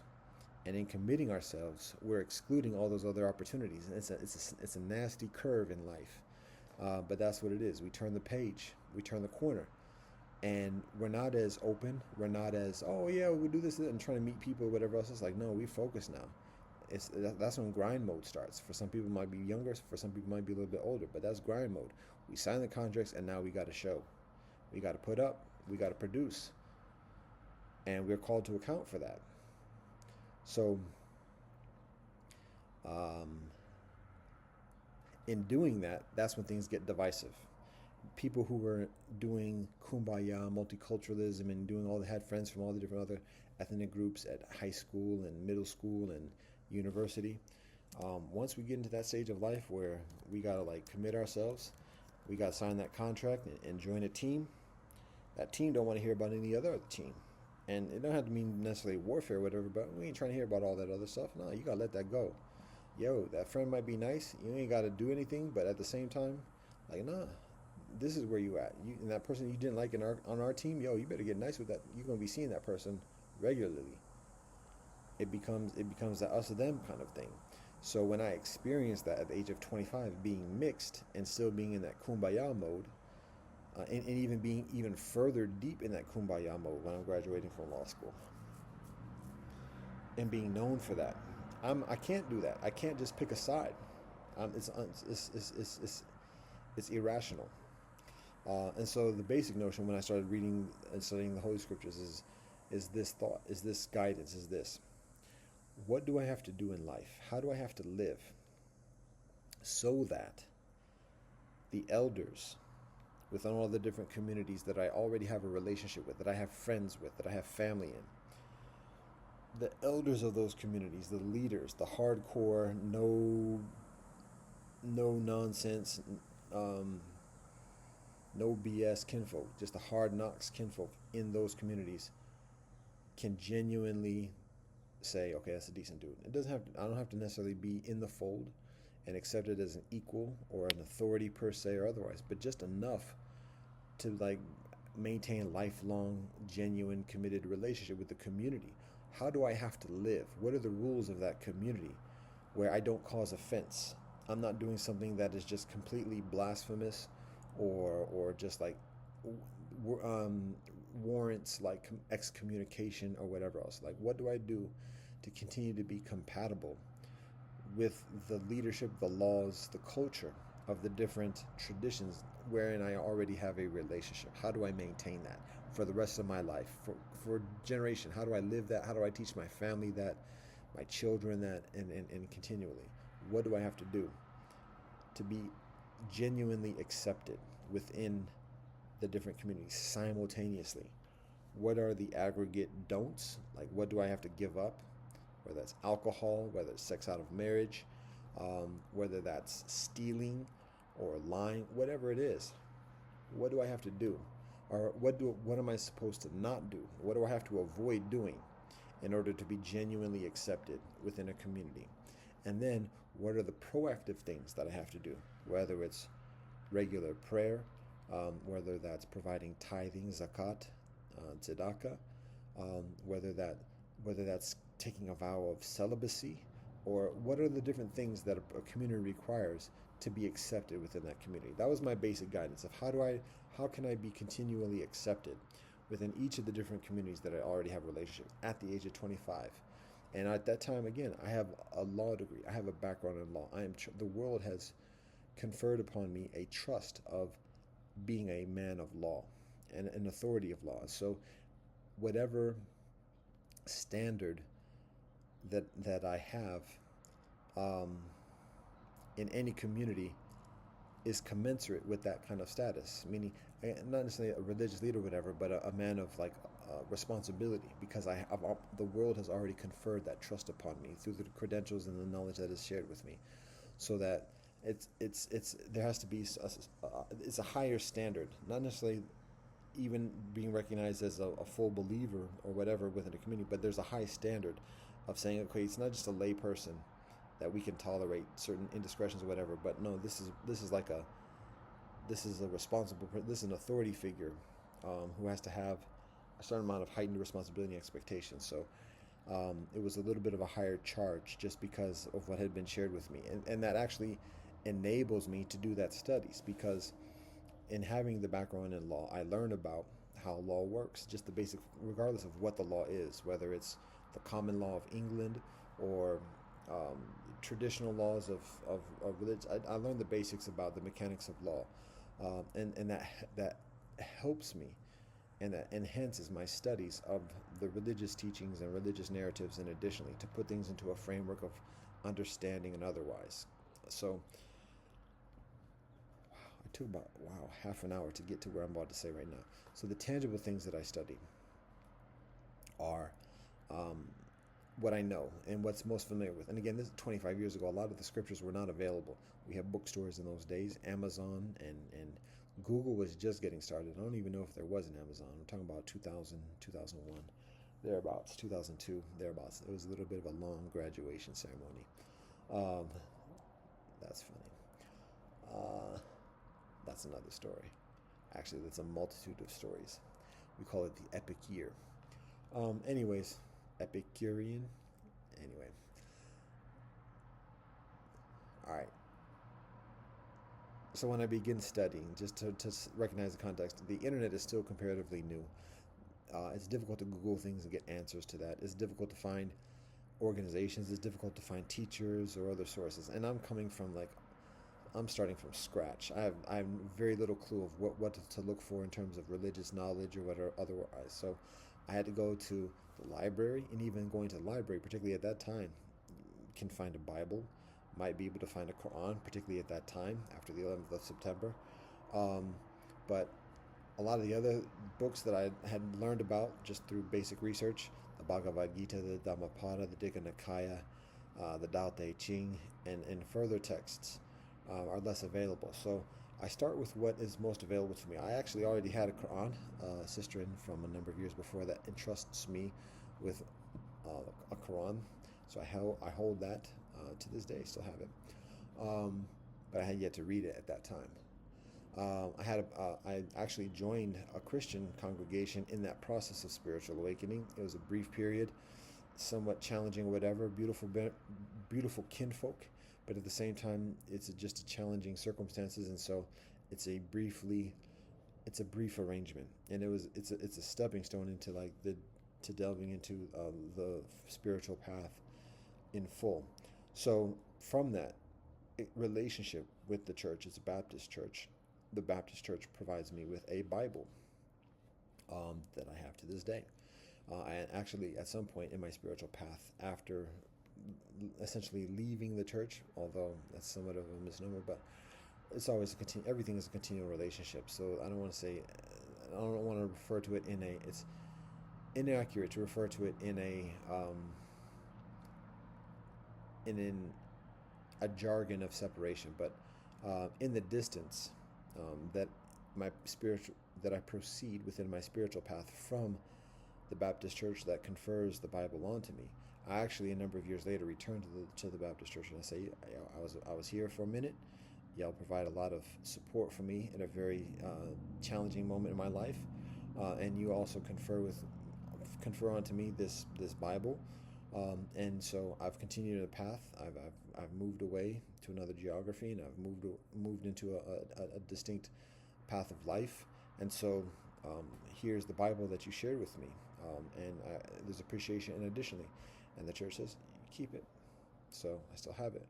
That's what I had at that moment when I began my spiritual studies. The Quran and all English translations, the Quran and the Bible. And I knew that the Bible is the amalgamation of the Tanakh. I didn't know that name at that time, but I knew there was the Hebrew Bible and there was the New Testament. And so when I began my studies, I began by starting from the beginning of the Torah, the first 5 books of Moshe Rabbeinu, and simultaneously starting from the Gospel of Matthew and the New Testament. And the beginning of the Quran with Surah Al-Fatiha, as well as obviously continue on to Surah Al-Baqarah. The names of it are also comparatively new to me at that time. I read each of those. I read a portion of those basically on a daily basis simultaneously. So that as I read one, I was reading the others, and that's what I had available to me at that moment. Soon, amidst that and thereafter, with that intention, from the very beginning, like I said, the first book that I read from front to back, spiritual book that I read, is the Tao Te Ching. So I already read that before I even begin reading in earnest the Gospels or the Quran or the Torah. So I already have that guidance and that call to do the same type of studies within the holy writings of India. The Rig Veda is a little bit of a stretch for me at that moment. It's also less available. Couldn't find that in the library very easily. Wasn't available online. Very difficult to find. Bookstores not readily available. Not even there would be excerpts. There would be anthologies that have portions of the Rig Veda and commentary, and additionally, particularly from Western professors that are not practitioners of the Vedic teachings. And so it was a little bit incomplete. I acquired a number of those books, but again, it's incomplete.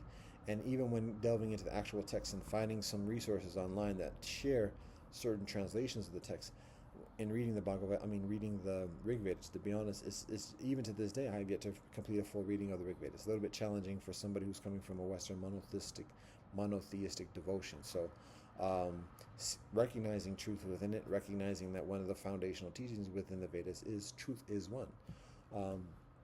It's still difficult to reconcile that and explain that to the teachers of other traditions that are extremely vehement against any proximity with that type of verbiage that's shared within the Rig Veda.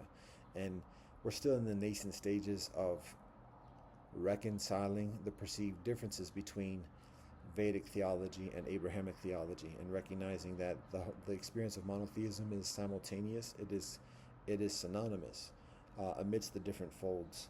So we're still in those nascent stages of even discussing the terminologies, the concepts, and additionally in a genuine, cohesive, and transcendent way. So at this moment, in this stage of humanoid civilization, it's a little bit beyond my capacity to complete a full reading of the Rig Veda. So I kind of like recognize that, and I say, okay, what can I read? What is accessible? That's still authoritative. That's still informational. So that is the Bhagavad Gita, and I began reading that. Begin reading the Dhammapada and the Digha Nikaya at that point. Again, I have this responsibility and calling to be as authoritative as possible initially, and again, there's an absence of a universal authoritative text within Buddhism as a path, because there are a number of different branches of Buddhism, and in each of those branches there are different holy scriptures that are prioritized. And even within a number of the branches, particularly the Theravadan path, scriptures as a whole aren't even like the priority. It's a matter of practice and studying with somebody who is a practitioner and learning through that practice, going into the forest and living with the monks and learning samadhi and the Vinaya, and additionally through direct guidance from a teacher. So the scriptures, the scriptures are nice, but that's not how the wisdom genuinely and dutifully are conferred. So all that being said, the what I first look at in terms of like a text or a holy scripture to study is the Abhidhamma. And the Abhidhamma is kind of like, at least in the Theravadan path, again, whilst recognizing all of the scriptures, the Pali texts are comparatively less of a priority, and it's the practice. But even within those texts, amongst those texts, the Abhidhamma is generally considered as the highest authority, because it is the specific code of behavior for the bodhisattva, or for those who take on that discipline of the ascetic monastic lifestyle and discipline. So it's the code of the behavior. And so observing that and being informed of that, the initial consideration is, okay, this is the most authoritative, let's read that. I ain't ready for the monastic life. I'm not called to practice the monastic life. I'm called into marriage. But again, coming from a legal background, this is the highest teaching, or this is the most authoritative teaching, because it's teaching the leadership what to do and what not to do. But again, it's somewhat beyond my calling and beyond my capacity at that time. Even to this day, I've yet to complete a full reading of the Abhidhamma. It wasn't very much available at that time. But okay, if not the Abhidhamma, what's another genuine authoritative text within the Buddhist path? And I actually identified two at that time, 25 years ago, and to this day still regularly study and practice both. And that is the Digha Nikaya, and these are both predominantly within the Theravadan path. The Digha Nikaya, which is significantly predominantly within the Theravadan path, and then also the Dhammapada. The Dhammapada is somewhat further universal. It's much briefer, and it's much further accessible. It's much further poetic, which lends itself to reading by a much larger audience. both Buddhist as well as non-Buddhist or outside of Buddhism. So I read both. And it was the one tradition where I read two scriptures from that tradition simultaneously at that time. And when I start doing that, actually the recommendation from a Buddhist leader is for me to simply just read the Dhammapada. And at that time, there's the perception of the Dhammapada being a little bit perhaps too simplistic, a little bit too accessible, when there is another option of the Digha Nikaya. And I had read, by that point, I had already read some of the Digha Nikaya, and just like, it was hitting, because the Digha Nikaya are conversations, and it reminds me so much of the conversations in the life and the path that Jesus has, and just the bridge of the formidable bridge. It's a substantial bridge of similarity and again, this the synonymity, the confluence of the path of Jesus and the path of the Buddha, all existing within, or being readily presented and explained in both the Gospels, the narrative of the Gospels, the narratives of the Gospels, and the narratives of the Digha Nikaya. Extremely, this is actually, it's transformational. It's world shaping. The narratives that are shared within the Digha Nikaya and the narratives that are shared within the Gospel both include the traditional religions that respectively precede both. Jesus comes from the tradition of the Torah of Judaism, the Torah of Israel, of Moshe Rabbeinu, and the Buddha comes from the Vedic teachings. And so in sharing the teachings that the Buddha does and sharing the teachings that Jesus does, there's necessarily this simultaneous explanation of what the preceding teachings are, all through just the narratives and the references, simplistic, accessible, charismatically, compassionately, and thoroughly, both from the Jesus and from the Buddha. So I'd already read some of that from the Digha Nikaya. I had yet to read the whole thing, so their decision is like, I got to read this Digha, and it's huge.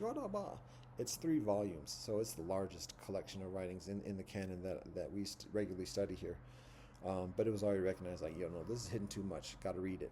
And like I said, the Buddhist leader is actually Zen, so there's a certain amount of bias on the recommendation. And the Zen Buddhist leader recommends just reading the Dhammapada, and then from there, reading the Digha Nikaya.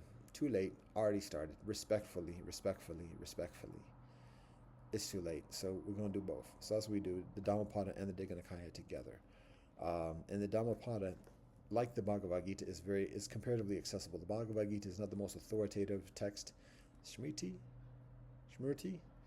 It's not the most authoritative written text in the spirituality of Desiland.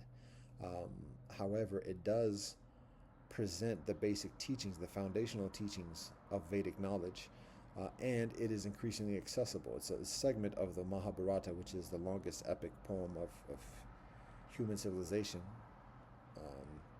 as it is understood. And the Bhagavad Gita is a portion of that, but it's a standalone presentation of the teachings. It's conversation, and again, it addresses a lot of the basics of Vedic thought and theology, and it's further accessible. 18 chapters, comparatively accessible. And the Dhammapada, the presentation of the Dhammapada is somewhat different. The Dhammapada is increasingly like maybe Proverbs from the Tanakh, from the Hebrew Bible.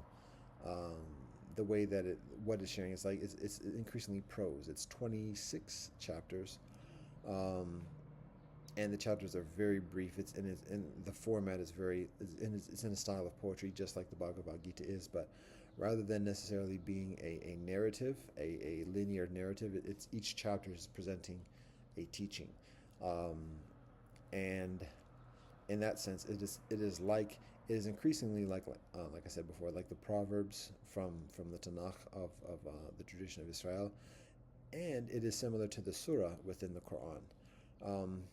It predates the Quran by over a millennia, or actually, the Buddha predates the Quran. The Buddha precedes the emergence of the Prophet Muhammad sallallahu alaihi wasallam by a millennia. When the Dhammapada is actually written, might be a few centuries after the Buddha. I have to fact check that. Anyways, the Dhammapada is further accessible. 26 chapters, very brief. A lot of it is again, it's flowery language. It's beneficial. It's like an affirmation. It's like reading a daily affirmation type of thing. It can get a little bit intense in some points, but generally it's that.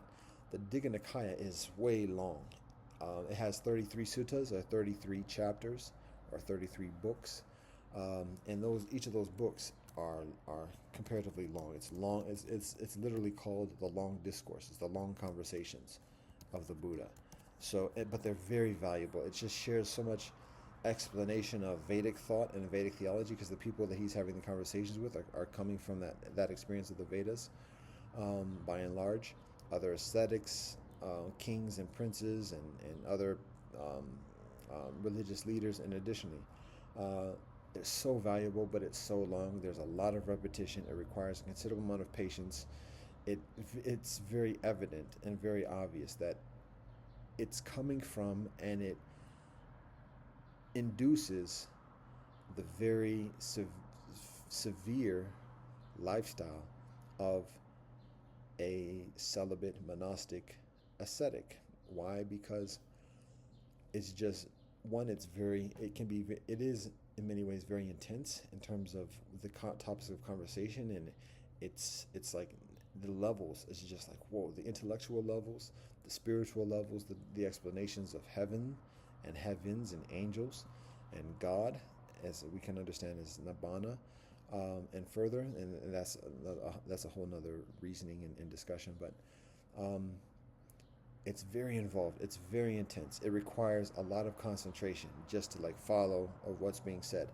Even then, it's difficult to like get it, much of it, even a preponderance of it, over 50%, if we can't even put any kind of numbering on that.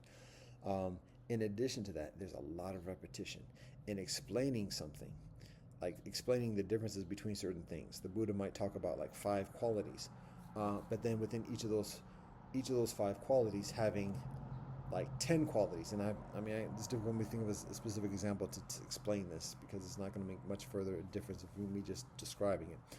But let's say just the Buddha, somebody is asking the Buddha about what's the difference between that and that, and then the Buddha says, well, let's look at both of those phenomena, and then we'll list like the characteristics of each of the phenomena.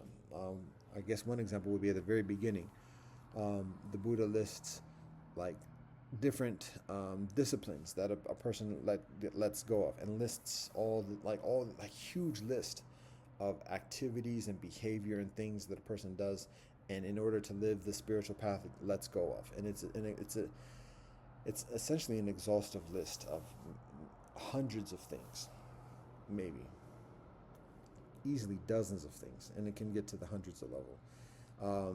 And then that's what it is. And then the Buddha goes on to describe further elements about practices, and additionally, and making distinctions between things. Will say, okay, this is the qualities of that, and then lists all the different qualities, and then lists the qualities of another thing, and then when comparing it, each reference continually repeats that list of qualities. So it's like, yeah, we already said that, but no, got to go through the steps again. It's a repetition. Like, yo, I only got so much time. I got things to do. Well, that's exactly the purpose. That's exactly the point.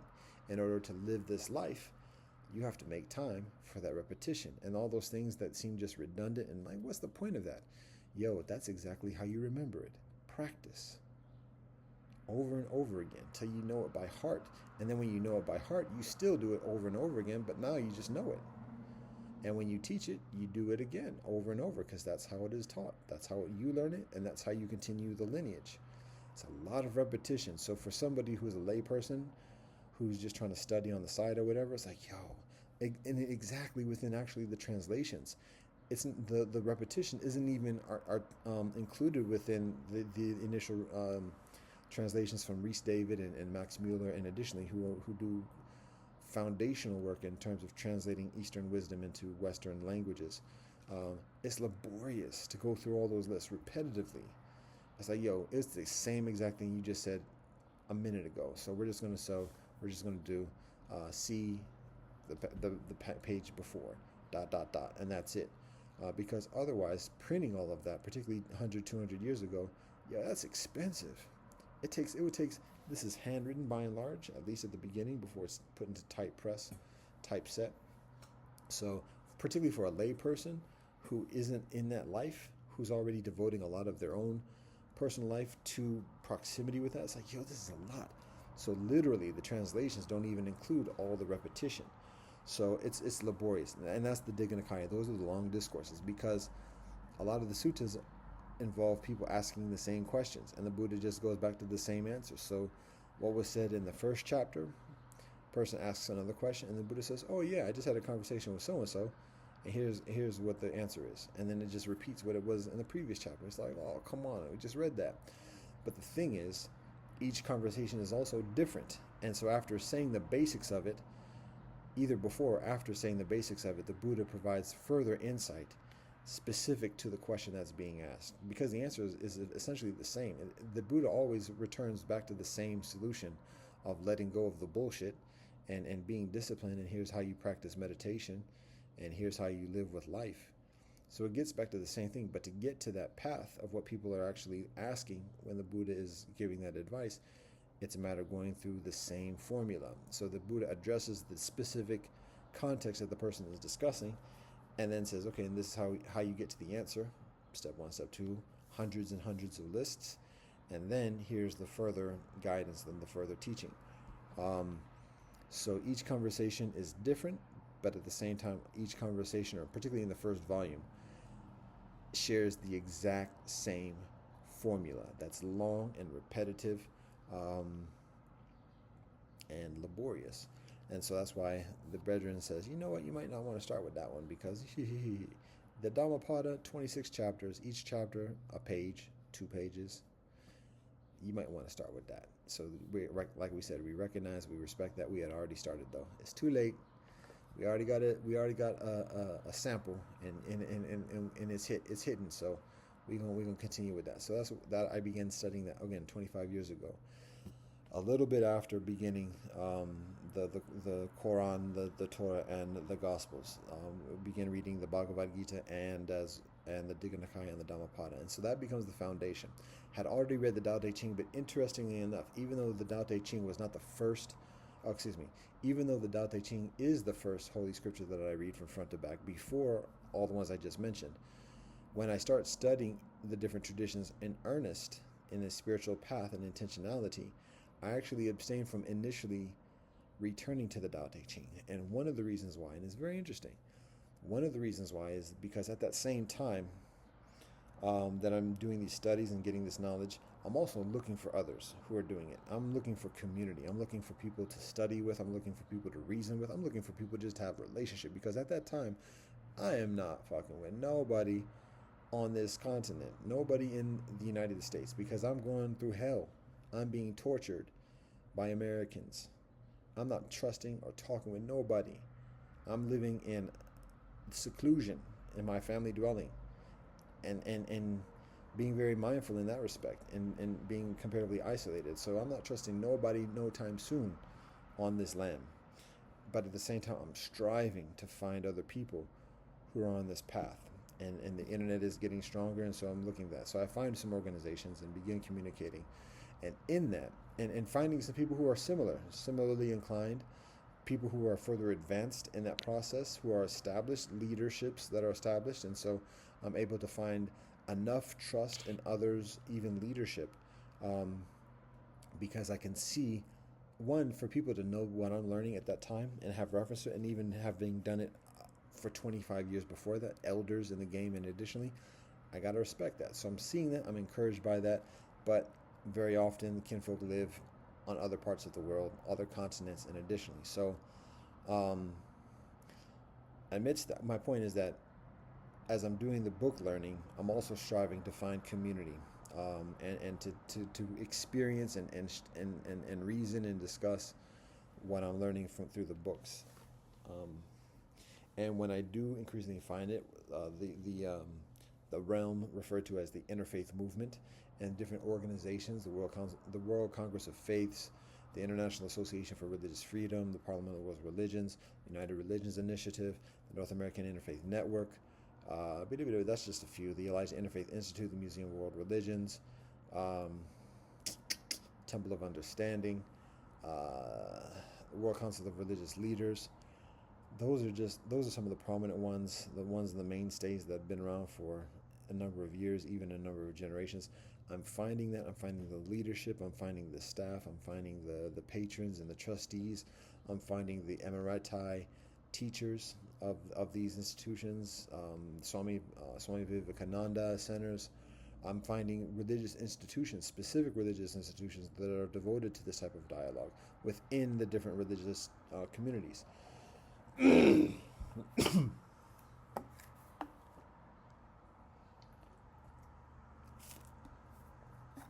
So in doing that, I'm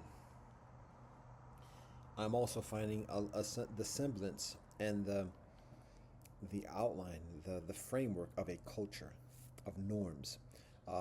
They're beautiful groups like the University of Derby, or Derby, in England, that shares like a basic introductory materials about culture interaction. There are a number of publications: How to Be a Perfect Stranger, the Hodder and Stoughton Teach Yourself series of concerning the different religions. Professor from Georgetown, John Esposito, who is the organizing author, in conjunction with a number of other authors, of a textbook on world religions, particularly in the modern sense. Houston Smith, Marcus Braybrook, there's something else. There are a number of books that show a culture. World Council of Peace Counselors, what's it called? Just Peace Counselors, World Peace Counselors, that include a lot of the potentates, or the VIPs of international civil society, the Dalai Lama, Bishop Tutu, Mahago Sananda, and additionally, in finding these kinfolk, finding the organizations, finding the conferences where kinfolk meet, finding the initiatives that kinfolk organize and conduct. I think I said Interfaith Youth Corps as well is another one, and additionally, so when finding these people, finding these kinfolk, finding these organizations, finding these initiatives and conferences, seeing a culture of norms, how to communicate. The Pluralism Project out of Harvard University as well. There's a culture, so I'm getting to an irony right here now, actually.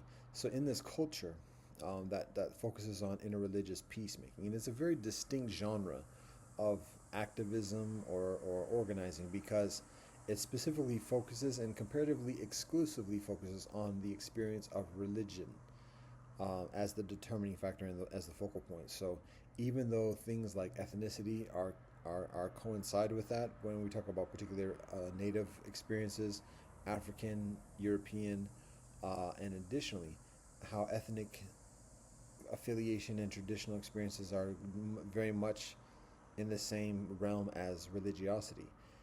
There are certain norms and even imperialistic norms and presumptions and categorizations and pigeonholing concerning what is defined and what is included within the parameters of interreligious. My point for that is to say that when I am introduced to that, and when I become increasingly knowledgeable about it, it's new. It's comparatively new. I'm reading these things. I'm studying it. What I'm informed about, knowing about the biases within world civilization, but at the same time, particularly when studying religion, having to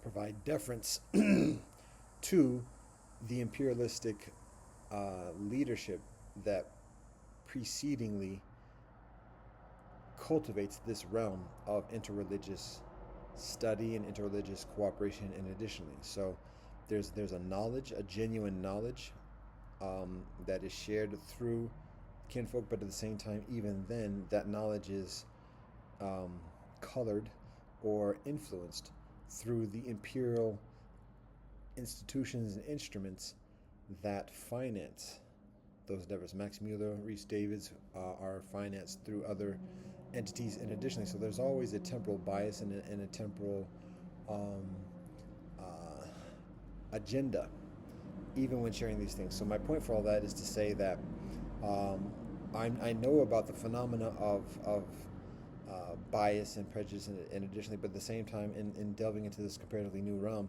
I have to avail myself and even provide deference to the framework and how the knowledge is already presented. I'm also going to give a shout out to the Internet Sacred Text Archive, which is established by Brethren John Hare of blessed memory.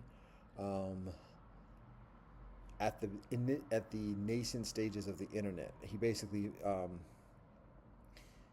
back again like in the 90s, in the early 2000s, he acquires um,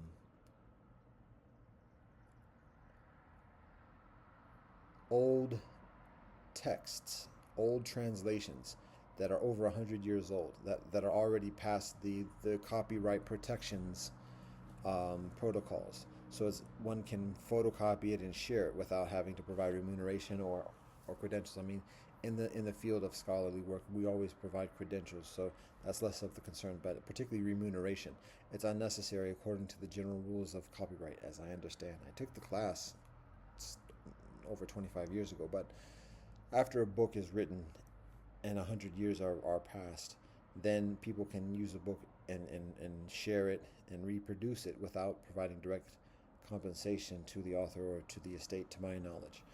To my knowledge. So what this brethren does, John Hare, almost 30 years ago, when the internet is just beginning, is he acquires a number of these translations that are written in a somewhat of a, I won't say archaic form of English, but an old school kind of English writing, very whatever it is, Victorian or Elizabethan or whatever, like the biblical King James kind of language is. That's what a lot of the initial translations are presented within. And so, again, 20 years ago, those volumes that are available from 100 years before that would be around the turn of the century, 1900 and earlier, in the 1800s. So a lot of the translations that he acquires are from the late 1800s. Additionally, Max Muller, Rhys Davids are some of those, and those are just the prominent foundational ones when looking at the Eastern traditions. But looking at and he establishes a library essentially online, and before, when there was hardly anything available. So the translations and the text that he makes available aren't the most recent translations. It's not the most accessible kind of language, but the information, the basic information is there.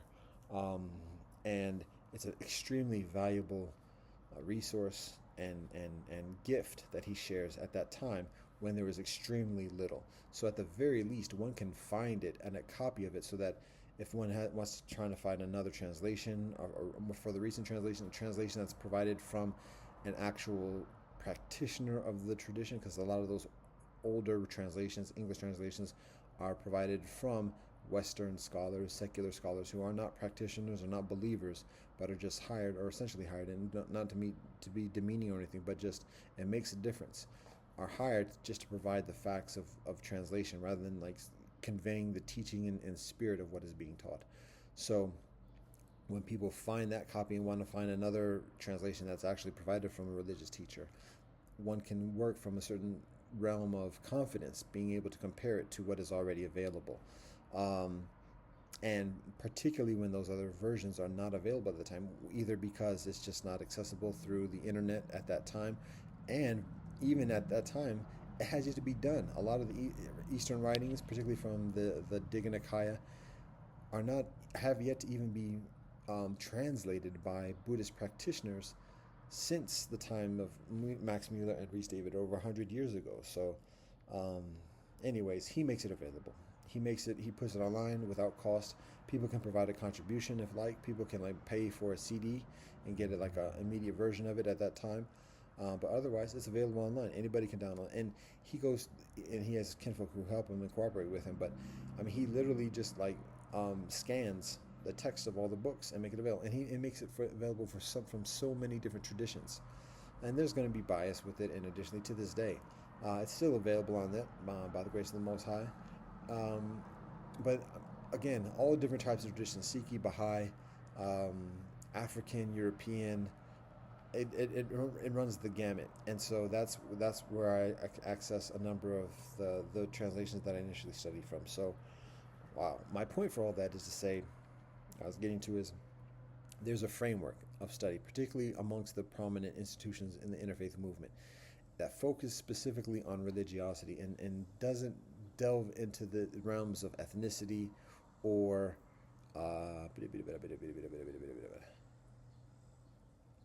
tribalism or culturalism, multiculturalism. It's specifically religiosity.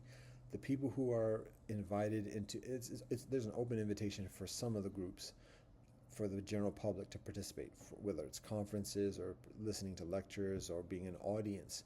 But in terms of people who are invited to be in the leadership, whether it's a member of the board, or to be a speaker, or to be a lecturer, or to provide some other type of leadership or guidance, it's generally exclusively towards religious leaders. Some of the groups are explicitly just for religious leaders. Religions for Peace is another big organization through the years that is only invites religious leaders to participate. I think it's made itself a little bit further accessible to other realms, particularly youth. There's a whole lot of push for youth involvement, and it's another form of.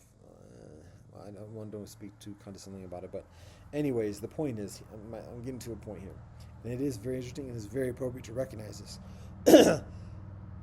The framework of the interfaith movement and in the religious cooperation is substantially exclusively the realm of religiosity. The people who are invited to participate, particularly in a leadership role, have a distinct religious affiliation. Those who are floating, the mystics, and additionally, presence is tolerated, but not invitation to participate in the leadership, because there is a very temporal political agenda for participating. Each of the groups that are participating, each of the religious communities, have an essential quid pro quo motivation for participating, and it's very different across the different lines of religiosity. For example, amongst Christian denominations, particularly Protestant, and to a certain degree, or perhaps to a lesser degree, Roman Catholicism, the interest of participating in interfaith initiatives and programs and discussion is primarily as a PR kind of thing, to show like a kind face to the institution of Christianity, and to show, oh no, see, we do get along with people. We are nice people. We're not all just like violent imperialists. Like, here we are. We're making peace. We're having discussion. And that's the motivation. It's a very significant benefit that Christian, and I don't mean to sound too derogatory or whatever. I mean, these essentially are facts. That's one of the strong motivations for Christian communities, particularly the large, big-pocketed institutions, for doing interfaith, because it is a very needed and pragmatic public relations purpose. For the Islamic community, it is a methodology of being further ingratiated and assimilated into Western society, and showing, see, we're not all terrorists. And this is very, very crass reduction of articulating the motivations, but this is kind of the actuality. It provides Muslim communities, particularly when Muslim community is comparatively new to a region or whatever, participating in the civic society, being seen and talking with rabbis and pastors and reverends, and so that the public can see, oh, there's some intelligence, oh, there's peacefulness, oh, there's gentleness. It's not all just hostility and enemies or whatever. That's a strong motivation for Muslim communities to participate in interfaith dialogue, interreligious dialogue. So it's a very pragmatic purpose. It's not a matter of in and of itself of kumbaya and bridge building and altruism. There's a very practical, self-serving purpose, and that's not a dig. That's everybody's self-serving in many ways. It's a necessity of life. But the point is to recognize that it's not all just peaches and cream. Similarly, with other communities coming from Asia, and particularly South Asia, Hindu, Buddhist, Jain, Sikhi, and additionally, the Baha'i community is intrinsically interfaith. But even then, there's an agenda within the Baha'i community that's interestingly very Western, but rooted in a comparatively Eastern or Middle Eastern kind of experience. But the mechanics, particularly today, of the Baha'i international community are very Western, very aligned with the nationalistic, imperialist type of model or paradigm. So, um, and part of the motivation within the Baha'i community is signing up members. Um, and perhaps out of all of it, Baha'i probably has the further motivation of doing interfaith because it intrinsically communicates that um, that experience of reconciliation amongst the different communities and cultures and traditions. However, the Baha'i tradition is a distinct religiosity, so that multicultural kumbaya amongst the Baha'i community is directed into the with the intentionality of actual signing up into the Baha'i community rather than just continually, perpetually, perennially existing in in a kumbaya multicultural kind of vibe. There is the pragmatic the pragmatism of conversion uh, in the participation of the Baha'i community in interfaith endeavors. So, anyways, my point for all this, I've said that for the past half hour almost, is to say this. In this context of interreligious cooperation, where there are the distinctions and where there's the predominant and exclusive focus on religiosity as a pretense for participation, and all the topics are discussed based along these lines, and there is a requirement of religious affiliation for participation, particularly within the leadership of interfaith. It is very beneficial to recognize, at least during the time that I started getting involved in the interfaith movement, and significantly involved for a number of decades in the past 25 years, it's very interesting and appropriate to recognize that as a whole, as a general practice and as a general framework, the interreligious and the interfaith community generally does not look at Eastern Asian traditions, and by that I'm specifically referring to Taoism and Confucianism, as a religiosity. Some people refer to it, some leadership, some institutions, and some of the culture refers to East Asian consciousness and spiritual teaching as philosophy, in a similar context as Greek thought and Greek philosophy. Something that's voluntary but not mandatory. Something that's it's nice, but it's not a religiosity. It doesn't have a doctrine of do's and don'ts. It doesn't have a commandment and a definitive, perhaps, narrative per se or whatever else. Again, this is the Western bias. And it's very interesting because in categorized, okay, it's either looked at as like a philosophy, it's either looked at as a secularism and a cultural phenomenon. Here we go with the balloons again. Looked at as a secularism, either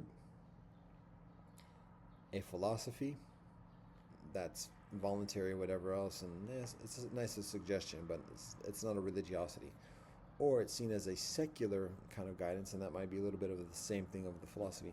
The third thing, which is very interesting, is that it's seen as an atheistic, agnostic, antagonistic type of contrarian phenomenon that is directly against religion.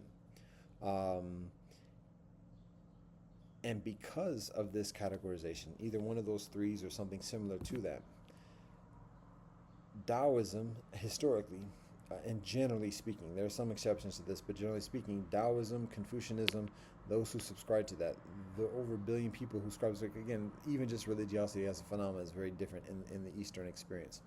But because of that, because of how it's classified, because of how it's considered, it is excluded significantly from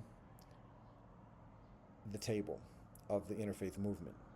Again, there are exceptions to this, but by and large, particularly over 20 years ago when I started becoming involved, it is excluded from the interfaith table because it is categorized and accused of being a non-religion, of being not commensurate with the organized religions of India and the West, Islam, Christianity, Judaism, and instead is just an ambiguous kind of otherness, similar to the secularism that is experienced in the West. And thus, because of that, there's not an invitation to the leadership.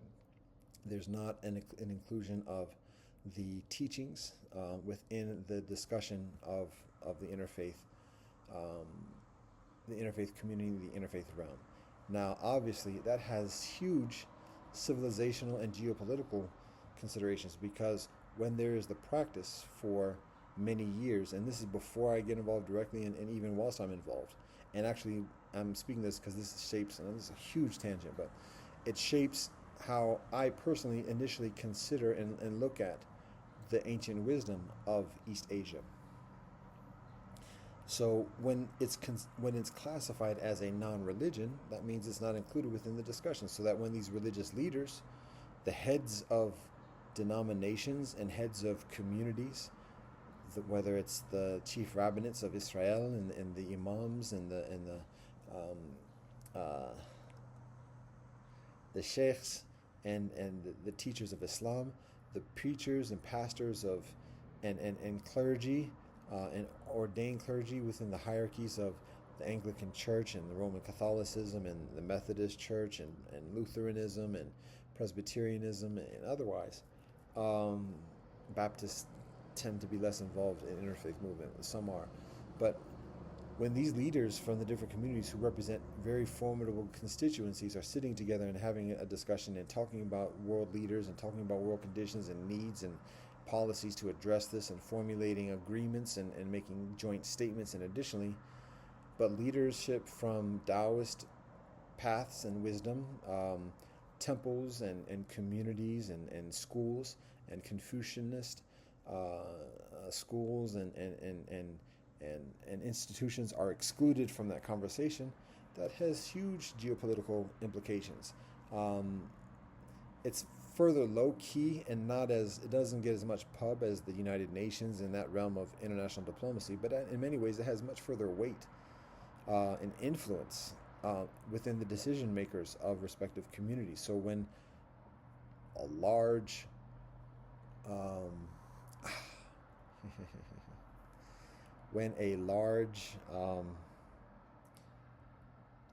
portion of human civilization and human spirituality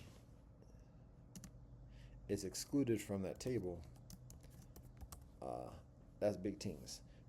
And when economic policies and affiliations and initiatives, whether it's the Alliance of Civilizations or KCID, and I don't mean I'm not calling things out, I'm not condemning them, I'm just being very specific and tangible so that I'm sharing. It's not just generalization and ambiguity, but this is actual things.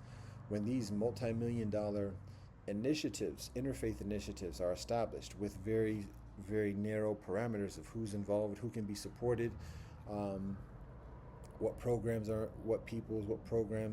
are funded in specific, narrow religious terms that only include certain constituencies, that has significant geopolitical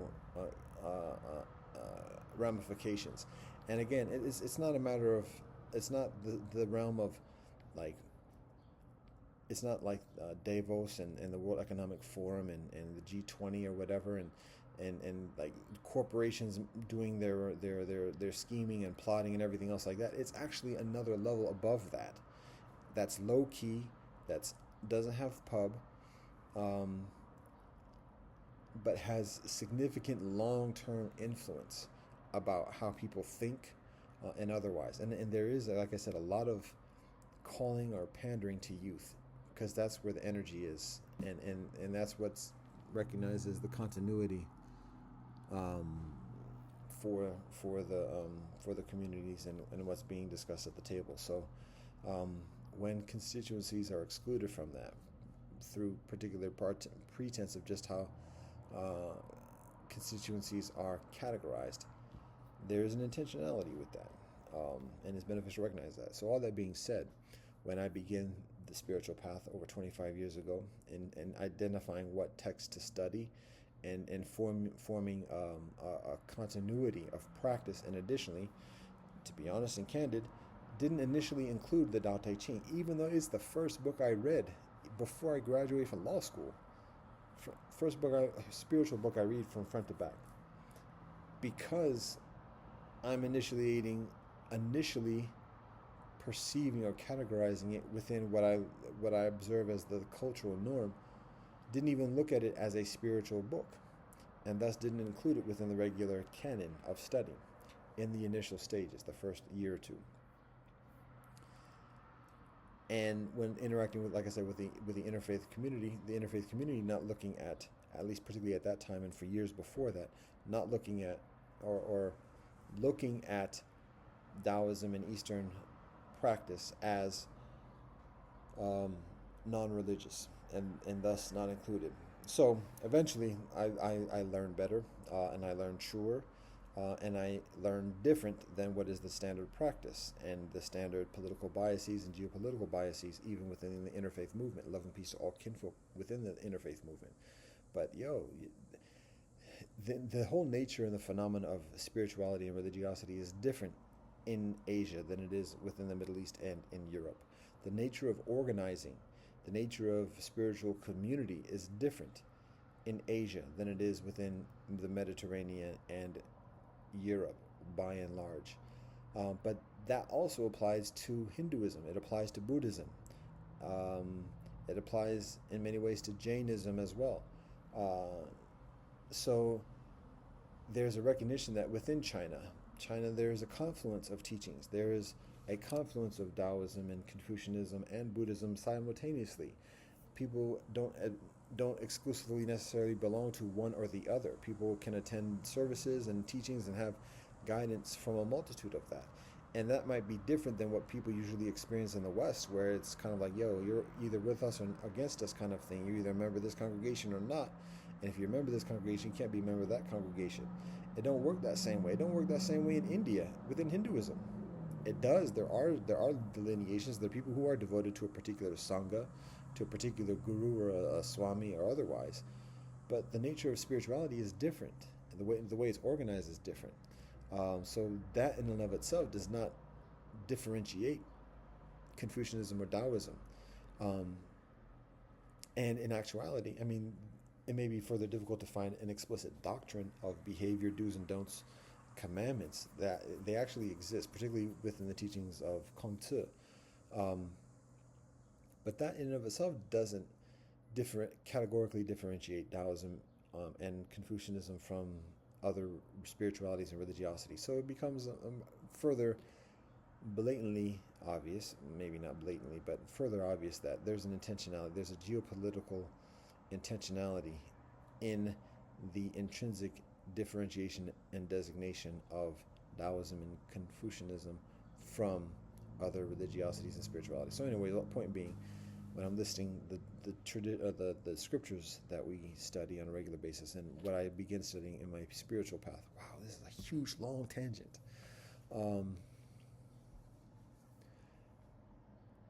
When I begin studies, the particular scriptures that I read, again, like I said, Torah, Torah, Gospels or New Testament, and Quran. That's what I begin with reading simultaneously. As I begin doing that, I eventually include the Bhagavad Gita, the Dhammapada, and the Digha Nikaya. So that covers, that's coming from Judaism, Buddhism, Hinduism, Christianity, and Islam. And even though Taoism is the first book that I read from front to back, didn't include that in the ongoing studies, the daily studies at that point. Eventually, I do. And a number of years later,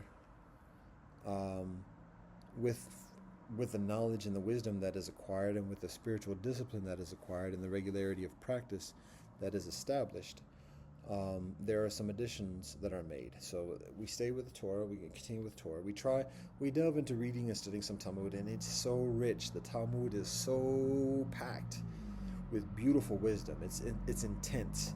Um, it's challenging to study it in the English language though, because there's a recognition. First of all, predominantly only the Orthodox take that step to read the Talmud, and it is very involved. And even those that do don't necessarily complete an entire reading or study of the entirety of the Talmud. It's so intense. It's years of study when doing it proper. And so when making that type of commitment and involvement, like it's like, why would you do that in English? Like, just go the extra step and establish some proficiency in Hebrew. If you're going to take that huge step of studying Talmud seriously, yeah, do it in Hebrew. And even then, like, just it's just so much of a life involvement, and it changes it. When we study scriptures and we continually devotedly study scriptures, it's a life involvement. It's a life. It's an everyday thing. When we let the word sing, how about that? So, in the meanwhile, we just delve further in Torah. It's a beautiful thing to read the commentaries. It's a beautiful thing to read the words of Hillel, Akiva, and other rabbis about the parsha of each week. There are a number of groups that share that wisdom. It's an amazing, beautiful thing when our spiritual game is at that level. And through the years, I have the benevolent fortune of being able in that game and to experience the riches that just come from reading some of the commentaries and learning some of the stories and narratives and further explanations from each parsha. It just is. It's a beautiful, amazing, and beautiful thing. But it's also, again, it's intense. So that's what we continue with Torah. And meanwhile, even without reading the commentary as we do in previous years, and God willing, as we'll do again, in the meanwhile, we continue with the basics of completing each reading or each parsha each week as best we can, and continuing to cultivate our Hebrew proficiency as best we can. That's where we're at this moment. So we continue with Torah. In terms of the Desi tradition, the teachings from the Vedas, I got to be mindful now because we had a lot of storage beforehand, over 100 gigs. But these recordings are extremely big than what I'm accustomed to. Well, we still got enough room, but yeah, we still got to be mindful because these do chew up a lot of storage. So in the realm of the Desi tradition, again, we begin with Bhagavad Gita, and it's 18 chapters. Our weekly schedule, our yearly schedule involves weekly study. Every week we read a portion of each of these. Well, I have yet to list them all, so I guess I should save that until after I describe each one. So I'll go back. I was about to say the Bhagavad Gita is 18 chapters, and in our cycle at the moment, there are 54 weeks in our schedule, and that involves a little bit of explanation of how that is. But in our yearly schedule, there are 54 weeks, and that the mathematics just very interestingly and beautifully align with a number of the different traditions, so that 18 times 3 is 54. So every week we read a chapter of the Bhagavad Gita, and again, tremendous truth that is shared, very valuable truth. But at the same time, it's like it's a little bit of the surface. So recognizing that and still seeing, okay, the Vedas a little bit much. The Rig Veda particularly, the Sama Veda, the Atharva Veda, the Yajur Veda. Don't know so much about that. So what can we learn, or what can we study regularly? What can we commit ourselves and devote ourselves to study regularly? That might be a little bit further next level than just the Bhagavad Gita. One, to be honest, our knowledge of the Bhagavad Gita is comparatively modest, because to understand something like way thoroughly, and additionally, we have to live it, so that's a huge thing. But then we have to discuss it. We have to reason with kinfolk who are doing the same thing, and through our discussion, we learn different sides of it, different facets of it, and it's very difficult to do that with all the books, all the scriptures that I'm mentioning. So we do that here and there with kinfolk who have a knowledge about one or the other, a few that have an interest in a number of it, but there are very few on this earth who are immersed within all of this. And that's part of our purpose in this life, is to provide that path of doing that. And I'm getting to that. I'm getting back to the whole thing where I said about why the priority is marriage right now, but and what the priority is through the life of why I've foregone that up to this point. We're almost getting there after 2.5 some odd hours. So, and looking for something further about the details and the substance and the depths within the Desi tradition. Rig Veda is still a little bit much. The Bhagavad Gita provides benefit, and even in reading the Bhagavad Gita maybe hundreds of times at this point, over the past 25 years, 3 times a year, and then in addition to that, additional studies for different purposes, could be over 100, maybe not hundreds, but over 100 times. Even then, so what?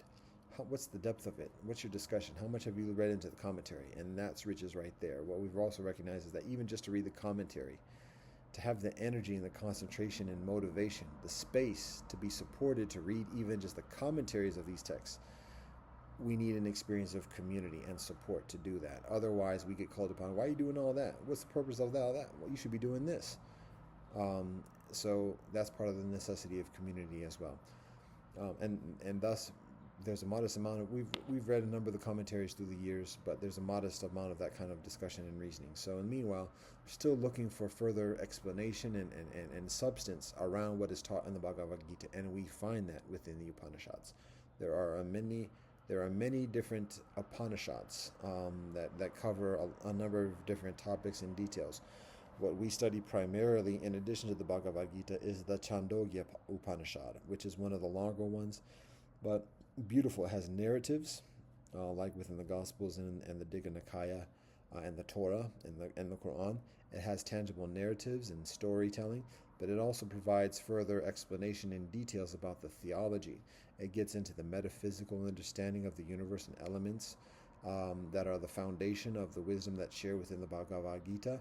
So it's a huge, to call it a supplement or complement to the Bhagavad Gita is a misnomer, because it's increasingly authoritative than the Bhagavad Gita. But many people read and study the Bhagavad Gita without studying the Upanishads. So many might perceive it or experience the Upanishads as a complementary supplement, but it's the foundation. It's the rootedness of the Bhagavad Gita. It's outside of the Mahabharata, so it's not just another segment of the Mahabharata like the Bhagavad Gita is, but it provides the foundation, the further depths of explanation of what is taught in the Bhagavad Gita. So over a decade ago, we include the Upanishads, and the Chandogya Upanishad is the predominant text. We also include the Katha Upanishad, the Isa Upanishad, and there's another one whose name escapes me at the moment, that are all much briefer in terms of text and share beneficial insight. And much of the purpose of including the additional Upanishads, to be honest, is a matter of like making the scheduling of the studies to fit within the framework of 54 sessions. So it's one can call it an arbitrary or there are 8 sections to the Chandogya Upanishad, and each of those sections has a number of different chapters, if you like, or khandas, or another terminology. So the totality of that, it's a number of the chapters address very distinct teachings and experiences, even different stories, and some of the stories are a few chapters long. So it doesn't, the 8 books, let's say, the 8 books of the Chandogya Upanishad might have in total amongst them all maybe something like 200 chapters, but it doesn't equate to just dividing 200 by 20 by 54 to apportion it. Some of the chapters are standalone and just studied by itself. Some are longer than others. Some are direct continuations of the previous chapter, whether it's a narrative of a dialogue or a discussion amongst a teacher and a student, or joint collegial spiritual aspirants. It might be a few chapters. So anyways, because of just the logistics of that, we include additional Upanishads in addition to the Chandogya to complete a cycle of 54 sessions of study. That's a little bit just of an insider kind of admission or whatever concerning our methodology. So primarily Chandogya Upanishad, but additionally the Kata Upanishad, the Isa Upanishad, and there's another one whose name escapes me.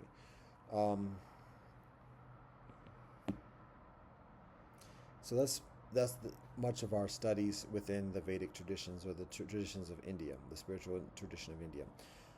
Then we include, and these are listed in basic chronological order of when these are first revealed and shared with human civilization. So then from there, we include the Tao Te Ching, and we do that, like I said, over 20 years ago. We begin including intentionally the Tao Te Ching. 81 chapters, very accessible. 81, interestingly, avails itself to 27 weeks of one chapter and then 27 weeks of two chapters. Interesting, somewhat further awkward than the cycle of the Bhagavad Gita, but it's accessible. It effectively works. Hallelujah. Alhamdulillah, Baruch Hashem, Jai Om Shishe Badom. So that's what we do. However, again, it's very brief, and there's an interest, much like with the Bhagavad Gita, there's an interest of the Tao Te Ching is so rich, like the Talmud, but in a different way. And it's very dense. It's interesting. It's very dense, but it's very accessible.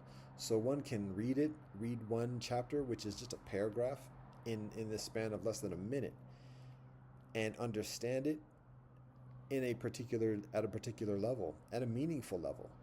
But at the same time, there's so many different levels when unpacking and discussing and what's going on. It's describing the nature of life, and it's literally describing the life of nature, and how that life of nature applies to the forest around us, the garden around us, the politics we immerse ourselves in, the economics, human relationship, and otherwise. It's like it's all drawing from the same experience and phenomena, but in an accessible, non-judgmental, even non-doctrinal way, which makes it further accessible. 81 paragraphs, but it's comparatively brief. And again, so much is gained by talking about it, studying it, discussing it, reading the commentary, reading explanation, and like, I don't want to say breaking it down, but like unfolding it in and of itself. Difficult to do, Dolo style. And so in the meanwhile, what we say, what else can we read to help augment and fill out our studies of the wisdom from this part of the world? And so we look at Kongzi, who is a student of Lao Tzu effectively. The narrative is somewhat further alinear than the norm of Western civilization. And then we also look at Mengzi, who is a student of Kongzi. And Kongzi has a number of texts that are very valuable. One is the Lunyu, otherwise known in English as the Analects, 20 chapters. A little bit longer, to be honest. It's only 20 chapters, but it's longer, generally speaking, than the Tao Te Ching. And it provides some distinct wisdom and insight, particularly specifically directly along the lines of politics and righteousness, in a further political and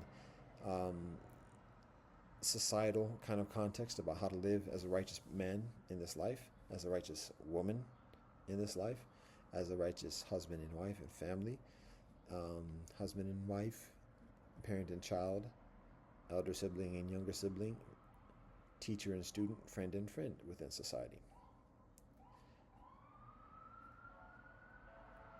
Wulun.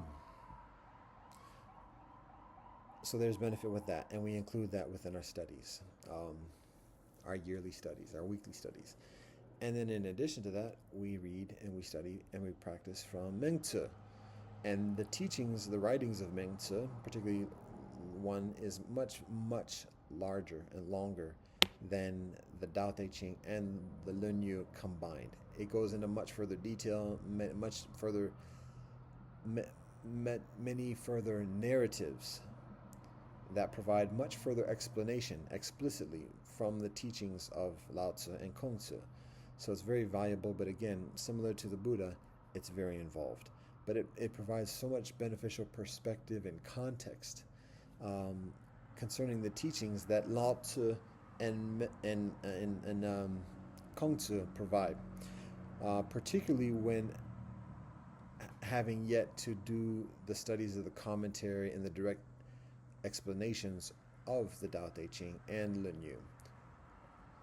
Mengzi provides a considerable amount of that, and it's still beneficial to study the commentaries of Mengzi to understand the further details. But some of the examples of that is the narrative of Shun, the establishment of the initial leadership of Chinese civilization, the emperors and um, the English terms, emperors and kings, for lack of a better word. There's a specific term that's utilized, but the initial stages of Chinese civilization, the narratives of that, the guidance, the heavenly relationship, the relationship between heaven and earth in establishing that, and the narratives of the people who walk this earth to establish that, what the people go through, the narratives, the natures, the struggles, the reasons, the learning, the lessons, and the discipline in those narratives, much like the narratives of Adam and Eve and Abraham Avinu and Noah Avinu and Moshe Rabbeinu. It's exists within Mengzi and the narratives included there. And there are many different things. There are many additional extremely valuable insights and teachings that Mengzi provides about details about what Lao Tzu teaches concerning apportionment of land, in like details about like the nine square system of apportioning land and how it works, the difference between relying upon or implementing a methodology or a system, an economic system of taxation compared to cooperatives, and policies concerning domestic cooperation, diplomatic relations, how to set regulations for markets, what to tax, what not to tax, how to encourage trade, how to encourage study, how to encourage family relationship and filial piety within families.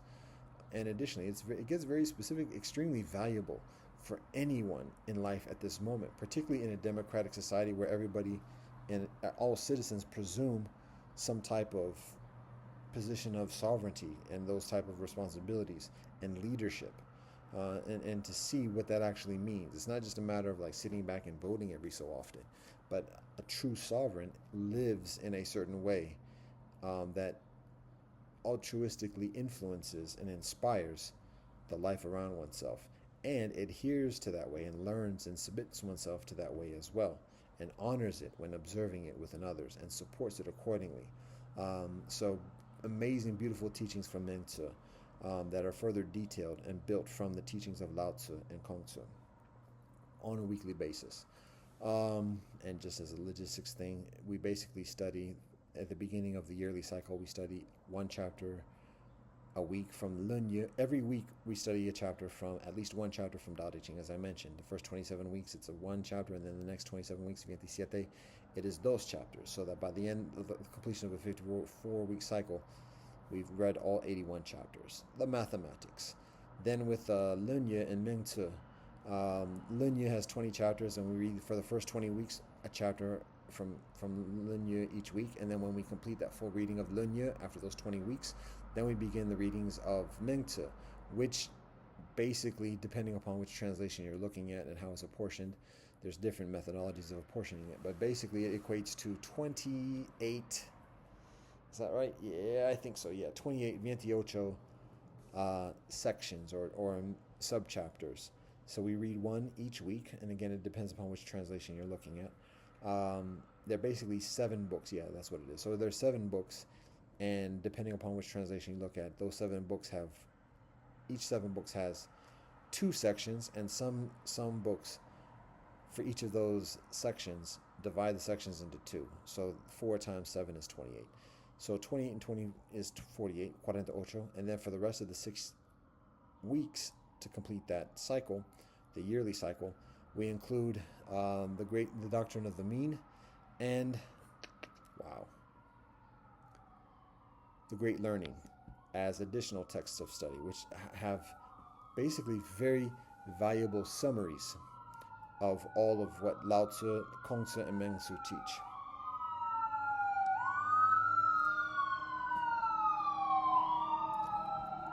Approaching 3 hours, so wada. But the Great Learning, like I said, the Great Learning and the Doctrine of the Mean provide distinct summaries of the aggregate of teachings that are included within Lao Tzu, Lunya, and Mengzi. Both of these writings, the Doctrine of the Mean and the Great Learning, are attributed to Kongzi. So there is that continuity. And additionally, so for the rest of the 6 weeks, we apportion those texts and complete the readings accordingly. That is from Chinese tradition. Continuing on this list, we look at, again, the teachings or the writings, the Holy Scriptures from Buddhism. As I mentioned, it's the Digha Nikaya and the Dhammapada. The Dhammapada is 26 chapters. If we double up 26, that equals 52, which is almost 54. And again, similar to intentionality perhaps with that, looking at the cycles of the weeks and the moons and the year. So 52 is the apportionment. And so for the pragmatic purposes, for 1 week, actually it might be for both. Actually, kind of sort of it is. For both weeks in that cycle, when we doubled it up, at the end of the first cycle, that first round of reading the Dhammapada, we read it twice in a year. And in that first round of reading it, at the end of that, for the 27th week, we read the Dhammeda Sutta, which is the mantra, or the mantra of loving kindness is basically what it is, which is basically just a paragraph. It's a strong affirmation, it's accessible, and it's a nice kind of like icing on the cake kind of thing. And I don't want to sound too, again, reductive in referring to the Dhammapada, or excuse me, in referring to the Metta Sutta, but that's what it is. I mean, that it's a nice summation of an affirmation of the teachings that the Buddha shares, and used to have it memorized, knew it by heart. It's been a minute since having that committed to memory, so it's always about practice, and never presumption. So that completes the 54-week cycle in that respect, concerning the Dhammapada of 26 chapters in the Metta Sutta. For the Digha Nikaya, there are 33 suttas, as I mentioned before. However, some of those suttas have multiple chapters, so that, and some of the chapters might be the renderings of the translation, and in a kind of like a section, because some of the suttas can be very long. So the aggregate of all those equates to, I think, if I recall correctly, 53. All the chapters of all the suttas equates to 53. 53. And so again, for that one completing week, we basically do a reading of the Metta Sutta as an encapsulation of the entire cycle of both the Digha Nikaya and the Dhammapada. So again, every week we read a portion of that. As it pertains to the Gospels, Hidaba. As it pertains to the Gospels, there are, let's see, can we count this? 28 chapters in Matthew, 16 chapters in Mark, 28 chapters in Luke. So 28. I'll do this simply. I think there are 21 chapters in John. So if we do quick mathematics, 20 is 56. 16 is 58, 68. And then 21 is 89. That's a little bit of an awkward mathematics if we're going to portion that over 54 weeks. But wait, there's further, because we also read the Acts of the Apostle, which are a narrative of specifically the apostles of Jesus after his crucifixion and resurrection. So, in addition to those 89 chapters of the first 4 Gospels of Matthew, Mark, Luke, and John, we also read Acts of the Apostle. And I think the Acts of the Apostle are 26 chapters. I think. Is that it? Hey, I think that's what it is. Yes. 26 chapters, I think. So, 89 plus 26 is 115. Is that right?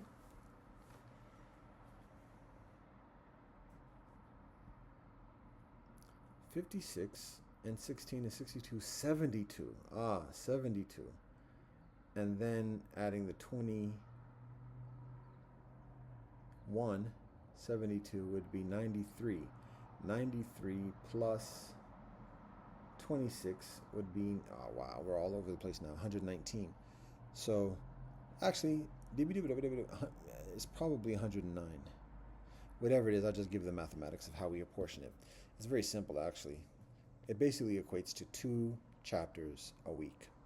So through Mark, we read 2 chapters a week. So by the time of 14 weeks, we complete the full reading of the Gospel. The Gospel of Matthew is 28 chapters. For the first 14 weeks, we read 2 chapters to complete the full reading of Matthew. Then we read Mark, which I think is 16 chapters. That means the next 8 weeks we complete a full reading of the Gospel of St. Mark. Then we read Luke, and again, that's 28 chapters, the same as Matthew. So 14 weeks. So 14 weeks, and 8 weeks. That's 28, 26, 36, 36 weeks. Then for John, which is 21, somewhat of an odd number, literally, respect. The Gospel of St. John, 21 chapters. That means that we read 2 chapters a week. That's 10 weeks. So that would be 46. Cannot be that. Cannot be that. Is it? No. It can't be that. 14 and 14 is 28. And then 8. No, it's not that. There has to be something. Maybe, is it? Wow, something off. Because right now we just started Acts of the Apostles, so we're in the 45th week. So there are 44 weeks for the first 4 Gospels.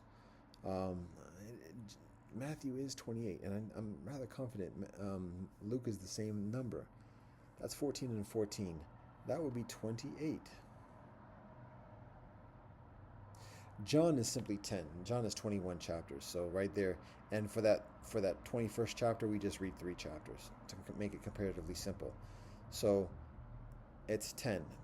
So with Matthew, I'm just kind of just calculating out loud now. Matthew and Luke is 14 chapters each, as I seem to recall. That's 28 right there. Then John is 10. We're very confident about. That would be 38, which means there would be 7. So is there only 14 chapters to Mark? Rather confident that Matthew is not 26 chapters, and I don't think, rather certain that Luke is the same number of chapters as Matthew. It's not a big deal. I'm just trying to work on the mathematics. I should know this by rote. It must be one of those things, because we're in the 45th week and we're already in Acts. So for the duration of our studies, for the next 10 sessions, we are reading Acts. And again, Acts is 26 chapters. So what we do is we read, is this it? I think so. All right. So what we do is we read 3 chapters of Acts. One of the reasons why is because it fits easier with mathematics, and the fewer number of chapters we read, the further attention we can devote towards the substance. And the one distinguishing factor of Acts is that it focuses on the apostles and less upon the actual Jesus. The words and teachings and guidance of Jesus is directly present. There's reference and interaction with Jesus, but primarily Acts of the Apostles conveys the life of the apostles after the resurrection of Jesus. So because of that, it's somewhat different than the first 4 Gospels, which are actually called Gospels. The God spell, the Word of God as conveyed by each of the apostle saints through the teachings and the example of Jesus, compared to the Acts of the Apostle, which is a narrative of the Acts, presumably written by the same author of the Gospel of Luke, who addresses each of the respective texts of the Gospel of Luke and Acts to Theophilus. That's fresh in my memory because we were just studying this in Acts, and it refers at the beginning of Acts, saying, "As I told you before, beautiful Theophilus." Here we go with the rest of the narrative. So that must be only 10 weeks. Must be 26 chapters. We read 3 chapters a week for 8 weeks, which equals 24 weeks. Wait a minute now.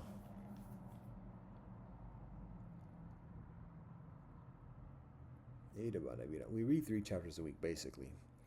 And I guess that's for... It cannot be 3 chapters a week for 8 weeks. That's 24. Then for the final 2 weeks, we read 2 chapters each. I'm very, very confident about that. So that would necessarily equate to 28 chapters. Does Acts have the same number of chapters? Maybe it's Luke that only has 26, and it's actually Acts that has the same number of Matthew. That might be it. And if that is, then I think the mathematics of that fit, because that would mean that Matthew is 14 weeks, Mark is 8 weeks, which is 22. Luke would be 13 weeks, which would be 35. Nah, that still doesn't work.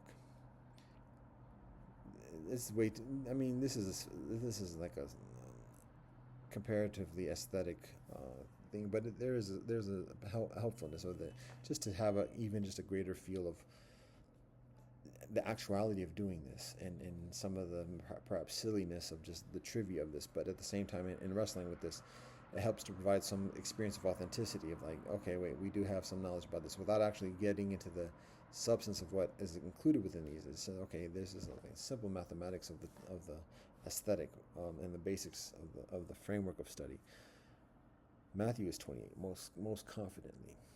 Mark is most likely 16. Maybe it's 14. Luke maybe is 26. John is definitely 21. Interesting how we know John and Matthew rather most confidently. Interesting that. So if we look at that, then 14 and 10 is 24. Out of that, we basically deduce that the remainder must equal 45, which means there's 21 chapters. Actually, blah, blah, blah, blah, blah. Yeah. 21 chapters, or 21 weeks to be included within Mark and Luke. 21 weeks equates to exactly 42 chapters. 42 chapters. We're rather confident that we're very confident Acts is 8 weeks of 3 chapters, which is 24, and 2 weeks of 2 chapters, just because that's our frame of reference. So that would equate to 28 chapters. If that's 28, most likely Luke is not 28, and probably Luke is 26. So let's just work with the confident notion of Acts being 24 chapters plus 2 plus 2, and that equating to 10 weeks. So we add that to the Matthew and John of 14 and 10. We add the other 10, that's 34. Oh, wait a minute. 14, 14, and 10 es 24. Y un otro 10 es 34. Thus, we have 20 weeks remaining, which equates to 40 chapters. 40 chapters. That seems to fit further accurately. 40 chapters. 40 chapters.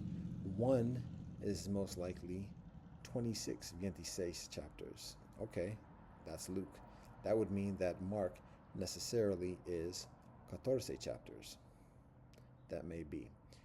There's a possibility that, in somewhat less likelihood of Luke being 24 chapters and Mark 16 chapters. One or the other. It's one or the other. All right, there we go. It's one or the other. It actually might be that Mark is 16 chapters and Luke is 24 chapters. That might actually be what it is. Either way, the combination of the both are 40 chapters, which equates to 20 weeks, and that's the sequence of study. Now, when it comes to studying anything else from the Christian pantheon of Holy Scriptures, this is actually very beneficial, and actually is much further substantial than the mathematics that I just went through at the moment to look at that. But it helps to, in going through that mathematics, then people who are devoted students and practitioners of the teachings of Jesus and the writings of the Bible can recognize a certain validity and legitimacy of what I'm articulating here, of why we do this. So, some can folk in Christianity. There's pretty much rather simple distinctions amidst the different scriptures that I just described within the different traditions: Judaism and the Torah, the Bhagavad Gita and the Upanishads within Hinduism, the Tao Te Ching, Lunya, and Mengzi of Chinese tradition, the Digha Nikaya and the Dhammapada of Buddhist tradition. The Buddhist tradition. Now, again, each of these are distinct holy scriptures, and the context and hierarchy or otherwise, and influence and characteristics of each I've explained basic gist of it. The logic of studying one over the other, one over others, within the further canon of each respective tradition. There's a very solid logic, a rationale that's legitimate. Now, generally speaking, I mean, we can argue and we can rationalize about other teachings or whatever else, but there's that. One of the things that we do distinctly within the Christian pantheon is we abstain from reading all of the things that are presented as the standard text. And even beyond that, within many denominations and many schools and lineages within Christianity, there's an extremely ardent emphasis of the totality of all of these scriptures being exactly equal and having the same amount of authoritativeness within the Christian faith. Different denominations have different philosophies or different approaches about that, different theologies about that. But amongst within a large part of Christian proclaimers, part of that proclamation is a very strong proclamation of the totality of the Bible. So, for us to do anything that is seeming as only a portion of what is proclaimed as the totality, it warrants, or it calls for explanation why we do that, and how do we justify that, and additionally. So here's the explanation of why we do that, and it's comparatively simple, but again, for those many who have a knowledge about what we're talking about, that knowledge also coincides with a certain bias is accurate, but it's a little bit somewhat charged. But those who have a knowledge also tend to have an allegiance with a different type of perspective concerning what we're articulating. So here's what we're talking about. First of all, it's beneficial to recognize that the Bible, the totality of the Bible, as it is referred to specifically within the Christian faith, is actually a compilation of a number of different holy scriptures. The primary like subcategorization of the Bible is what is readily referenced within Christianity as the Old Testament and the New Testament. That's a very derogatory reference to the holy, sacred, ancient teachings of quote unquote the Old Testament. But that's a very basic binary of even within Christianity, looking and observing and acknowledging and categorizing the differentiation amidst the huge body of writings that comprise the entirety of the Bible, Old Testament, New Testament.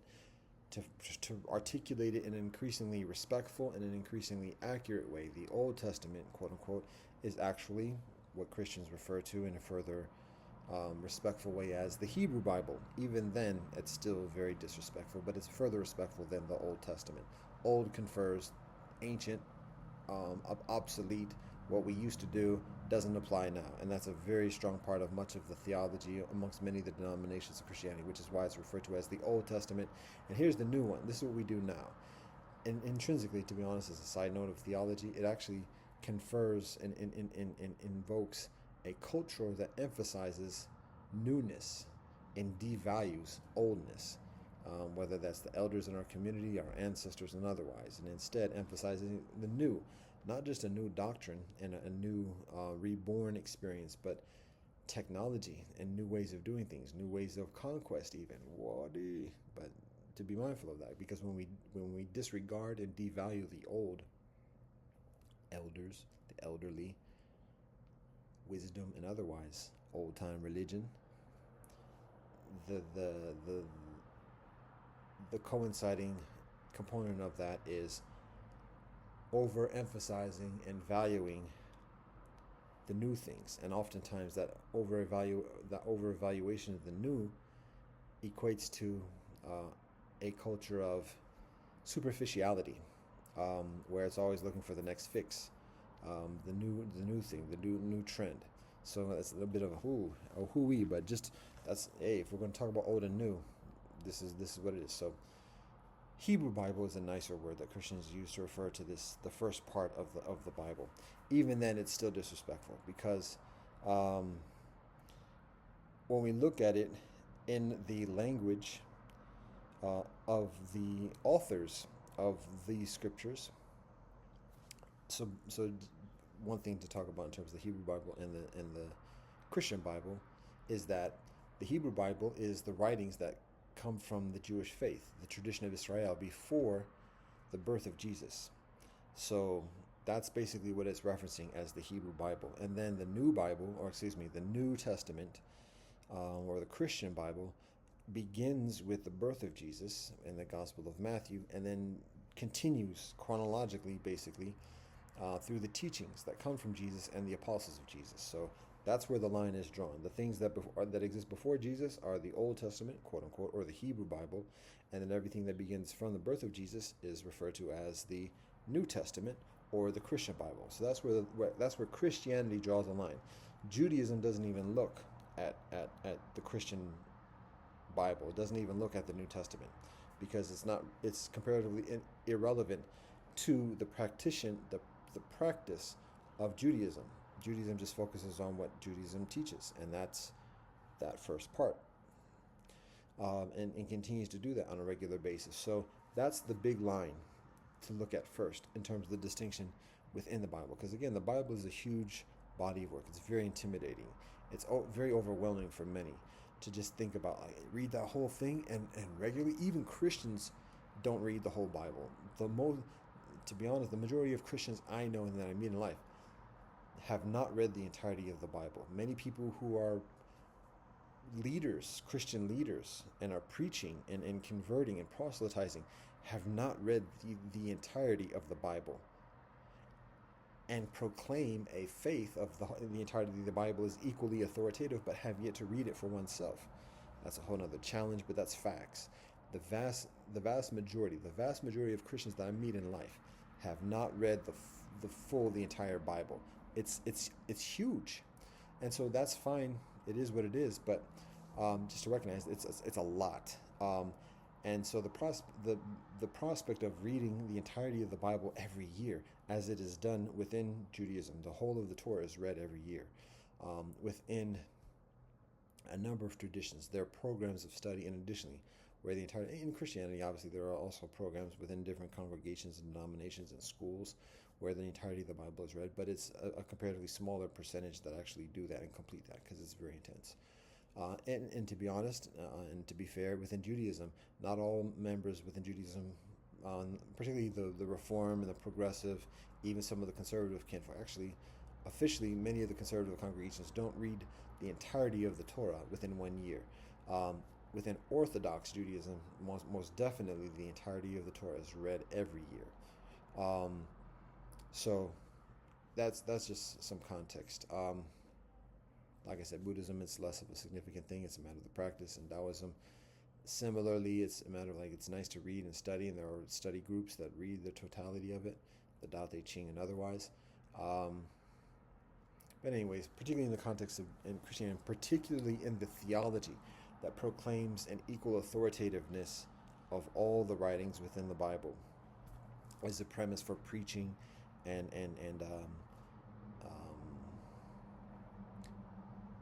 making policies and requirements amongst Christian faith. That's a foundation of many of the denominations and communities within Christianity. That theology of the whole Bible being equally authoritative.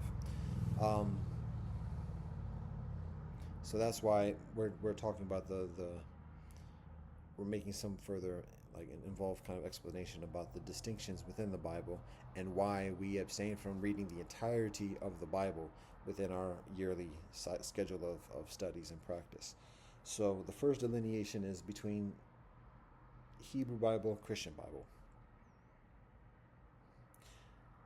So when we look at that line and we look at what exists before the birth of Jesus, and whenever we study, we always, part of the protocol is to study whatever culture we're studying from the guidance, from the perspective, from the teachings and the voice of those who live it and those who do it.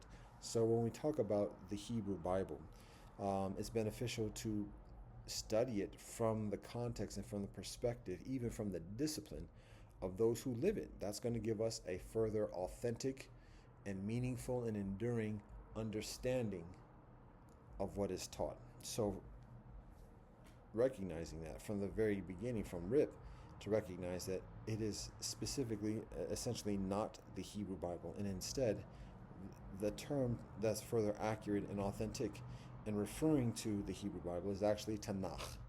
And the Tanakh is simply an acronym, and that stands for Torah, Nevim, and Ketuvim. Torah are the first 5 books of Moshe Rabbeinu. Nevim are is the narrative of the children of Israel from the time of Moshe Rabbeinu through the establishment of the sovereignty of in the kingdom of Israel in Eretz Israel, and then the Ketuvim are the writings of the prophets that provide message and guidance for the children of Israel.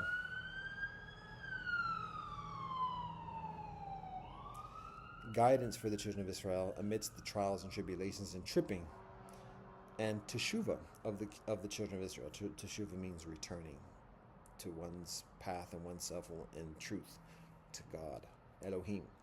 So that's what the Ketuvim are, the writings of the prophets. And this isn't the best of my recollection. So there are actually 3 books, or three collections, to be honest, further accurate, 3 collections of writings that comprise the Tanakh: Torah, Nevim, and Ketuvim. 3 distinct collections of writings. And amidst those 3 distinct collections of writing within the Tanakh, the Hebrew Bible, there is in and of itself a hierarchy of which ones are further authoritative within the practice of Judaism, within the practice of the children of Israel. So amidst those 3 writings, those 3 compilations of writings, Torah, Nevim, and Ketuvim, Torah is most authoritative. Torah is what is read fully every year. Torah is the guidance directly from Moshe Rabbeinu to the children of Israel of how to live in this life, on this earth, with God. The 613 mitzvot are from Torah. That's the significance, that's the authority, that's the priority of the Holy Scripture of the Torah within the tradition of Israel, within Judaism. Torah. Now, as a support of that, and what's drawn from that are the additional teachings of the Nevim and the Ketuvim, the continuing narrative of what happens when Moshe Rabbeinu goes up the mountain and walks with God, and the children of Israel continue on into the promised land. What the children of Israel actually do, and getting established, and it's a whole narrative, and it gets very gritty. It gets like there's further guidance. What is already the essence of truth and the teachings of the Torah are already shared within Moshe Rabbeinu, but then it's a matter of seeing how it manifests and learning the experience, through the experience of the children of Israel in wrestling with what happens within Eretz Israel to establish the nation.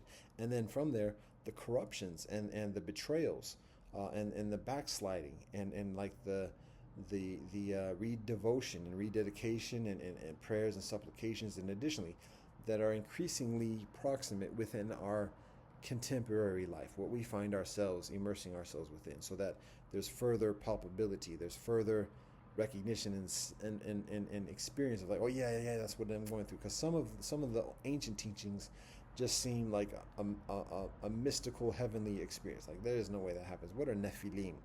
What are these angels and these superhuman beings or whatever else that doesn't even make sense. Garden, how does that happen? What are you talking about? It doesn't seem it's further removed from our immediate temporal actuality. But when we see that same wisdom and that same knowledge shared amongst ancients from thousands of years ago, who are going through the nitty gritty and making mistakes, getting punished, experiencing consequences, making atonement, then that further resembles our life at this moment. I'm getting a little bit detailed on this, but and so that's what the Nevi'im are. It shares like the further narrative after the time, the temporal walk of Moshe Rabbeinu. And then the next book is a compilation of many writings from a number of different prophets. Eliyahu, all the books are named after the prophet that is making that writing. So it's a number of different prophets who are given those writings. Proverbs, Psalms, and additionally are all part of the Ketuvim. And if I recall correctly, and it provides guidance. It provides when there is that tripping, when there is that indulgence and that indiscretion and that's greed, hatred, and delusion that are practiced. It's a call of repentance, atonement, teshuva, like to get back on track. That's what the prophets provide as a reminder. And so that's that third book of the Ketuvim. And the Ketuvim particularly are a compilation of those writings from prophets through a number of ages that provide, again, further cohesion and additionally. Now, each week within the tradition of Israel, there is a portion of the Nevi'im, the narratives, as well as the Ketuvim, the writings, that are also recited each Shabbat and each Shabbat service after the Torah is read. However, it's not the entirety of it. So even within the tradition of Israel, the Orthodox practice abstains from reading all of the Nevi'im or all of the Ketuvim, even within Judaism. The balloons keep flying up when I do this. So even within Judaism, even within Orthodox Judaism, the entirety of the Torah is studied and read, is recited every week, so that there's full completion after 1 year. However, there's an absence of the same completion of study for the Nevi'im or the Ketuvim. So again, the Torah has greater priority in terms of recitation and study and mindfulness. It particularly includes the 613 mitzvot, the commandments of how to live in this life.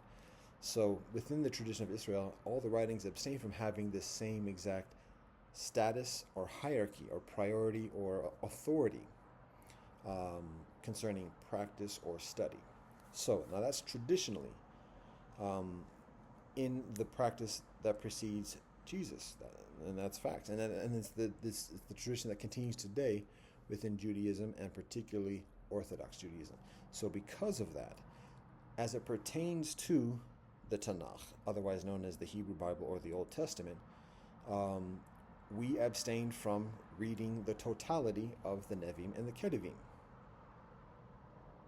When we're on our game, we read the Haftorah, which is some of the excerpts from that each week that is read simultaneously within Orthodox Judaism when we're on our game. Otherwise, we particularly and regularly read the actual Parsha from Torah.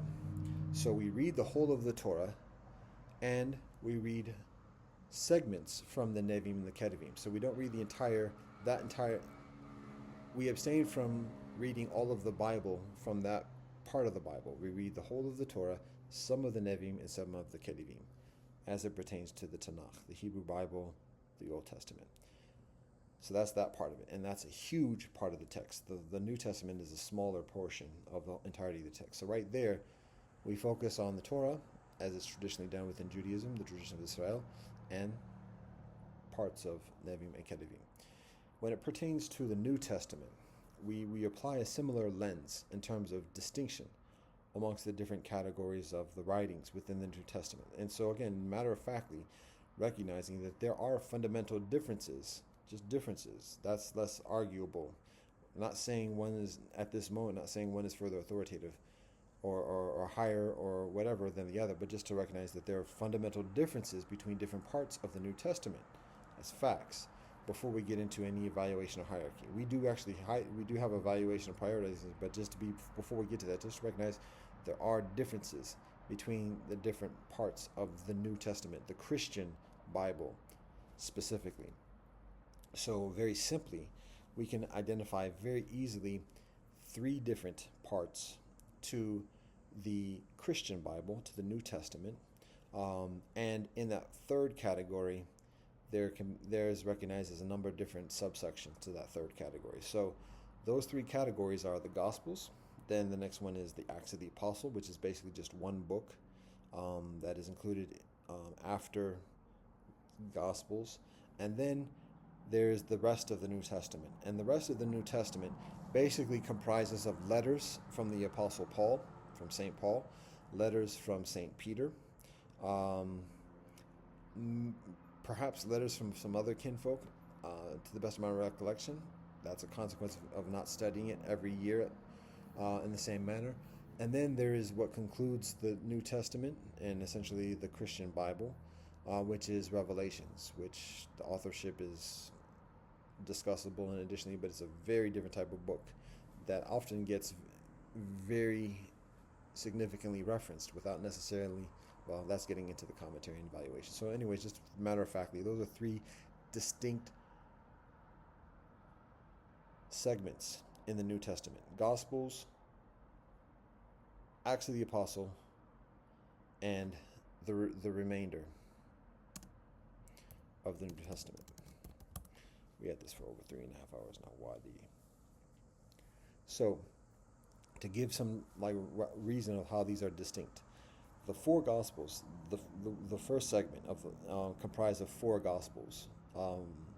Each of these Gospels, Matthew, Mark, Luke, and John, directly describe the life and teachings of Jesus. Directly, what Jesus does in life, what Jesus teaches, Jesus' words, Jesus' gospel. The gospel of Jesus according to St. Matthew, the gospel of Jesus according to St. Mark, the gospel of Jesus according to St. Luke, the gospel of Jesus according to St. John.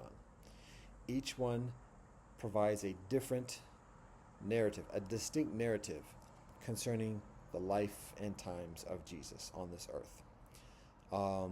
There are parts of the Gospels that are exactly the same, very logically. There are parts of the Gospels that are different narratives, different episodes that are shared within each one, that are often unique or not included within others. Okay, we get a different perspective. Anytime you talk to a different student, it's going to be different lessons. Very natural and logical. There are even parts of the Gospels that are different. That talk about the same event, but describe it in a very different and seemingly a very contradictory way. So that requires some further study and reconciliation. But those are the four Gospels: Matthew, Mark, Luke, and John. And the mechanics of it are very similar. It all focuses on Jesus from essentially birth to resurrection, and a little bit beyond, in terms of returning and some of the conversations that he has with his with his apostles after returning. But it's the same amongst the four Gospels. That's the focus. That's the basic gist of it. So, upon concluding after the Gospel according to St. John, the next book is the Acts of the Apostle. And the Acts of the Apostle, as I mentioned before, it continues exactly from where the Gospels conclude. So it begins from the point of the resurrection of Jesus and his first conversations with his apostles upon returning, and then his continuing on into heaven, and then how his apostles continue on walking the roads of creation, this earth, after that, and how the church essentially begins through conversations and sharing words and learning how to live with each other and studying and pray together and sharing food and sharing house and traveling and dealing with the persecution. That is the narrative within the Acts of the Apostle. It focuses directly, specifically on the apostles of Jesus, particularly and predominantly St. Peter and St. Paul, the two prominent leaders of the church upon the resurrection of Jesus. So just as the Gospels focus directly and specifically on the life and times of Jesus, the Acts of the Apostles focus directly and specifically on the life of the apostles, particularly St. Peter and St. Paul. So right there's a differentiation between the Acts of the Apostles and the Gospels. Acts of the Apostles focuses on the Apostles, the Gospels focuses on Jesus. That's facts, without drawing any conclusions, but that's facts. Now, after the Acts of the Apostles, it kind of leaves things somewhat in the middle or somewhat inconclusive. Um, and so, again, focusing on particularly St. Paul and St. Peter, at the beginning, the focus is on St. Peter. Towards the end, the focus is on St. Paul. Even then, the complete life of St. Peter and St. Paul abstains from being articulated within the Acts of the Apostle. So it's somewhat, and that's distinct from Jesus in a certain way. Jesus goes through the crucifixion and resurrection, and then in terms of an earthly life, it is described of Jesus returning into heaven. So there's a certain amount of earthly conclusiveness in that narration, in that linear sequence. Whereas the narratives, the description of the narrative of St. Peter and the description of the narrative of St. Paul conclude or stop at the end of the Apostles, the end of the Acts of the Apostles, still with St. Peter working and striving, and still with St. Paul working and striving. It doesn't give the explanation of what actually eventually happens with St. Paul and what eventually actually happens with St. Peter. The knowledge of that is shared outside of the scope of the Bible in and of itself, and particularly outside the scope of the Acts of the Apostles. So people have a knowledge about what happens eventually to St. Paul, eventually to St. Peter. Both understand, as common understanding, are martyred, but that is not articulated directly within the Bible, the entirety of the Bible, and it is not articulated specifically with the Acts of the Apostle. But that's where the narrative of Jesus and the Apostles essentially concludes at the end of Acts of the Apostle. That's where the linear temporal narrative concludes. Midlife or towards, with St. Peter still striving and St. Paul still striving. Then, and it's very similar to how the structure and the mechanics of the Torah and the Nevi'im. So in the Torah, again, the Torah begins with creation, and then it concludes with Moshe Rabbeinu going up the mountain. In a similar way, the Gospels begin with the birth of Jesus, and then the return of Jesus into heaven. That's where the Gospels conclude. Back to the Torah and Tanakh, the Nevi'im, after Torah, continue on with Moshe Rabbeinu just ascending the mountain and returning to God, walking with God, and Yehoshua, Joshua, leading the children of Israel into Eretz Israel. That's how the Nevi'im continue the narrative in the next section. In a similar way, as the Gospels conclude and the Acts of the Apostles begin, Jesus is resurrected and confers the authority and the lineage on to St. Peter at that time. St. Paul arrives a little bit later. And so just like Joshua or Yehoshua continues the narrative from the Torah into the Nevi'im, St. Peter continues the narrative of the Gospels into the Acts of the Apostle and the rest of the Christian Bible. Then, and again, my familiarity with the Nevi'im it's been a while since I do studies in that of that. I have read the full of the Bible, the entirety of the Bible, and I've read the full of the Nevi'im. I've read the full of the Ketuvim. I read the full of the Christian Bible many years ago. But knowing the mechanics of it, I abstain from reading it and studying it every year. So some of it I'm further familiar with it than within other parts. So as I understand with the Nevi'im, as the narrative is effectively concluded, then there's the writings. And in a similar structure, because again, understanding very logically, Christianity is emerging from Judaism, so it's only natural for there to be a somewhat of a mirroring or a continuation of that methodology. So we go from the narrative of Jesus to the narrative of Peter and Paul, and then we get into the writings. So that's the third and concluding portion of the Christian Bible, is the writings. And most of these are letters from St. Paul. St. Paul becomes extremely influential in the Christian church. He is, in his life, he is already very well versed and learned within the teachings of Judaism that Jesus shares with his disciples. Ironically, and it's part of the narrative, that St. Paul actually initially persecutes the Christians and is involved in the killing of Christians and is militant about it. And then he has a spiritual awakening and changes his joint 180 degrees. And so he becomes a militant teacher of the faith of Jesus. And so in doing that, he continues to reach out and writes a lot of letters and is very charismatic and gives a lot of valuable guidance to many of the first Christians within the church. And so that is what is shared within the latter portions of the Christian Bible. After the conclusion of Acts of the Apostle, it is basically a compilation of the letters that St. Paul writes, some of the letters that St. Peter writes, and then the anonymous authored revelations, essentially. So that's the concluding portion of the New Testament. That's basically it. Revelations, it's like a whole nother beast, literally.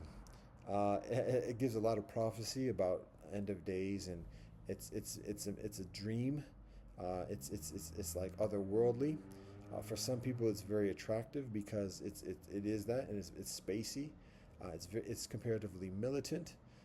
It has a lot of elements that attract a number of different people, and a lot of people quote it, particularly people who emphasize futuristic, prophetic type of messaging and power. Again, the authorship is discussable. It's not as definitive as the Gospels or the Acts or other writings from St. Paul and St. Peter. So that's facts. Now, those facts being relayed, now we get into the evaluation, how we decide what we study, what we give weight to, without necessarily disregarding or denying any of the other writings. It's just a matter of, okay, if we're going to study and do it regularly, day or week in, week out, at least, maybe even day in, day out. It's a huge amount of writings for the whole of the Bible. What are we going to provide emphasis to make sure that we definitely study this part of it? So I already described the rationale concerning the first part of the Bible. So when it pertains to the Christian Bible, I mean, it's easy to say, okay, got to study the four Gospels. And it's also increasingly accessible. So we do that. For over 20 years, myself personally, every week a portion of the Gospels, so that by the end of the year, the entirety of the Gospels are read. We also read the entirety of the Acts of the Apostle, the fifth book, essentially. Again, it's the narrative of the apostles. It gives very practical guidance and experiential learning about what the apostles go through, the very nitty-gritty of daily life and relationship with the persecution and the norms and scrutiny of society around the apostles. Very valuable. The emergence of St. Paul and the guidance and diligence and devotion of St. Paul, very valuable. So we read the whole of that, the entirety of the Acts of the Apostle. And that's all we read. We abstain from reading regularly the letters from St. Paul. We abstain from regularly reading the letters of St. Peter. We abstain from regularly reading the Revelations. Though those two parts, the Gospels and the Acts of the Apostle, are a substantial amount each week to study. Again, it's over it's at least 2 chapters each week. Sometimes it's 3 chapters a week when it pertains to the concluding portion of the John and Acts of the Apostle. So that's a substantial amount from Christian teaching, particularly recognizing that most Christians don't study that much. Most of the Orthodox Christians do not study that much on a weekly basis. And it's not a comparison, but just to understand how much is involved and to be reasonable in the expectations of what is regularly read as a continual discipline. So anyone who has scrutiny towards that decision, so what are you studying? And it's not a comparison thing. We're not trying to flex or whatever else, but this is probably the most we are availed to scrutiny and criticism, particularly because of the theology that kinfolk proclaim and hold very dearly and sacredly. There's a defensive criticism, because if we're only reading and studying a portion of it, that intrinsically kind of challenges that notion of certain parts of the Bible, or all parts of the Bible, are equal and should be treated equally. For us to essentially value certain parts of the Bible over others, that can be perceived as an intrinsic threat on that premise on the legitimacy of that premise of it all being equally and should be treated equally. We're not trying to do that. We do recognize that intrinsically does that, but there's very strong logic. And even beyond that, those that do proclaim that equality and equanimity amidst the entirety of the Bible, at the same time are not reading the entire Bible, let alone regularly reading the entirety of the Bible every year. So, anyways, that's some of how we have to prepare for the criticisms that we do. And it's not an antagonistic thing, but and it's unique within Christianity because we do abstain from reading what is generally considered in the general practice of the community as the standard text. So we have to have a reason of explaining that. And in that reason, it might seem a little bit contentious because we got to hold our own and be unapologetic without intending to be antagonistic or hostile. But we have to be like, yo, we got to stand on our own too when we explain why we do things that are considerably different than the proclamations of faith by the most ardent and orthodox, even authentic of practitioners. I can't say most authentic because the most authentic of practitioners are not going to have that scrutiny. Not the log in our own eyes. Not the log in our own eyes. So, anyways, that's Christianity Bible. Christianity Bible. Christianity Bible. All love and due respect. And we concluded, we rounded up with the Quran. We read the full of the Quran. Enough said. There are additional writings and teachings, holy scriptures from Islamic guidance. Obviously, there is the hadith that provide further commentary of the narratives in life and explanation of the teachings within Islam through the life, the sunnah of the Prophet Muhammad sallallahu alaihi wasallam. It's huge, thick book. There are many hadith. Bukhari is a standard, and even within Bukhari, many hadith. It's a lot to read, a lot to study. There are many programs of study, but the Quran is a lot in and of itself. Particularly, we're doing a lot with all of it. And that's not an excuse, because then any particular religious community can say, well, you can just let go of everything else and just get further depth in this. So we can't use that as a rationale. We do much in and of itself. Enough said. We read the whole of the Quran. And to be honest, we actually read the Quran in a different sequence than how it is presented. And this is somewhat of a fun fact concerning the Quran, and we say this all due respect. I'm speaking with a light heart. Don't mean any disrespect or any dismissiveness. No lack of deference. How else can we genuinely talk and teach and share the Quran except with a light heart? Alhamdulillah. Fun fact about the Quran is that the Quran consists of 114 surahs. Essentially chapters. Some chapters are very brief, only a few verses, otherwise known as ayat. And some of the surahs are very long, with over 200 ayat verses. The longest one,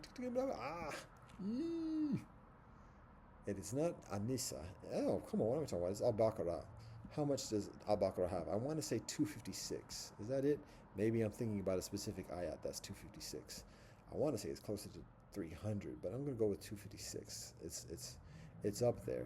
There are a few additional surah that are of similar length, upwards of 200 and thereabouts.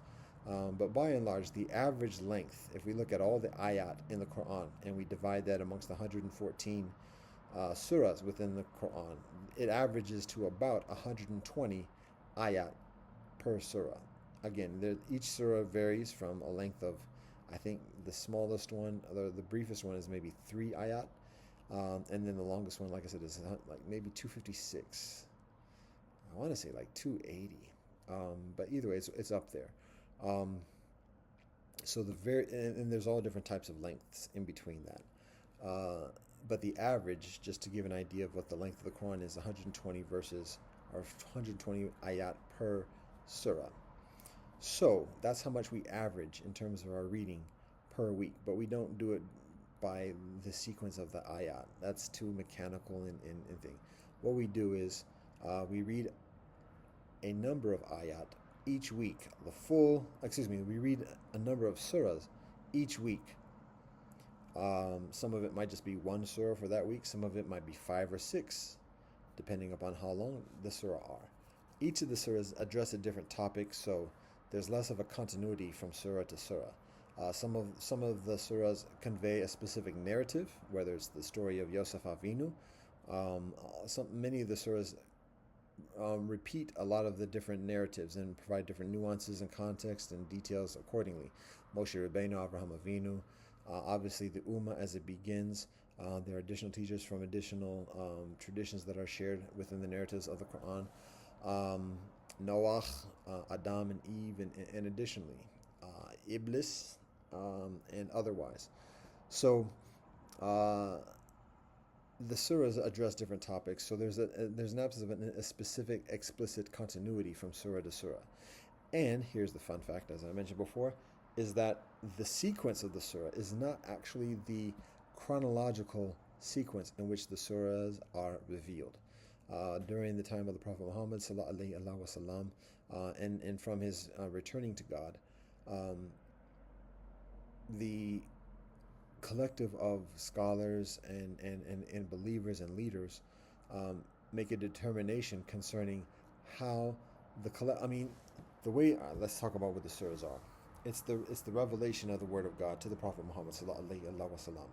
So the basic mechanics of it is that before the Prophet Muhammad sallallahu alaihi wasallam has a formal spiritual awakening at the age of 40, if I recall correctly.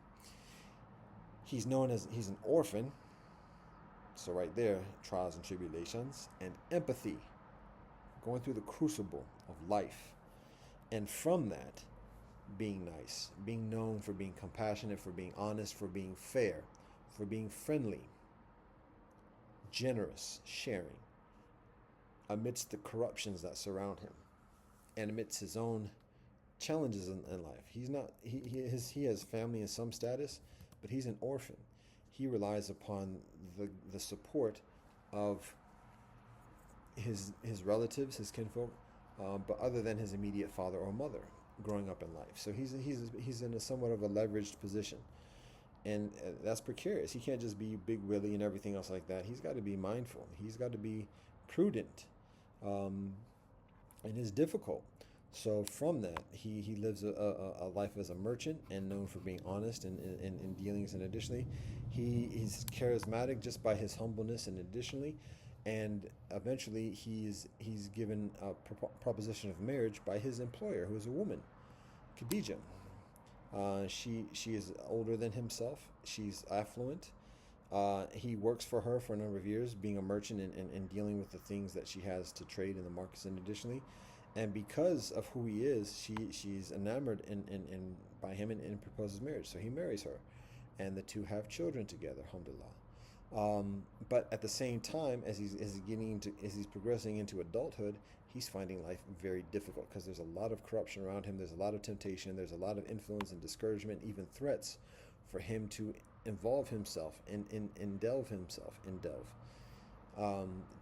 in and entrench himself within the corruptions as a way of just being viable within the hierarchies of society. However, instead, what he does is he goes into the wilderness on a regular basis. He goes into a cave. He meditates. He prays. He just trying to maintains that understanding and that proximity of truth within his life. And he does that for a number of years. He's known for doing that. His kinfolk know him for doing that. Even spending days away from the city and everything else like that, just alone in the desert, in the wilderness, in the cave, by himself with God. And even without a language of talking with God, because the religiosity around him is one of polytheism, of idol worshipping, and all these different ceremonies that come from the traditions around the Arabian Peninsula and further. So in terms of having an actual language of speaking with God and the concepts and principles of that, less familiar with that. Some of his family and elders are members are Christian and have some kind of knowledge about that kind of conversation between man and God. But his literacy is comparatively modest until eventually at one time, as he's immersed in this retreat, the spiritual retreat in the cave, he has a spiritual awakening, which is the sharing of the first surah, which is the call he receives from God to share the message that he is receiving with humanity, a guidance of truth, of discipline, of love, of fairness, and righteousness on this earth. And that he's not strange, he's not crazy, he's not weird. He is chosen, as many are. And it's terrifying. He returns, he's shaking, he's shivering. He don't know what's going on. He's scared to death. He doesn't know how to process that. He doesn't even know who to trust with that information, because you know how people are going to look. You talking about what? Huh?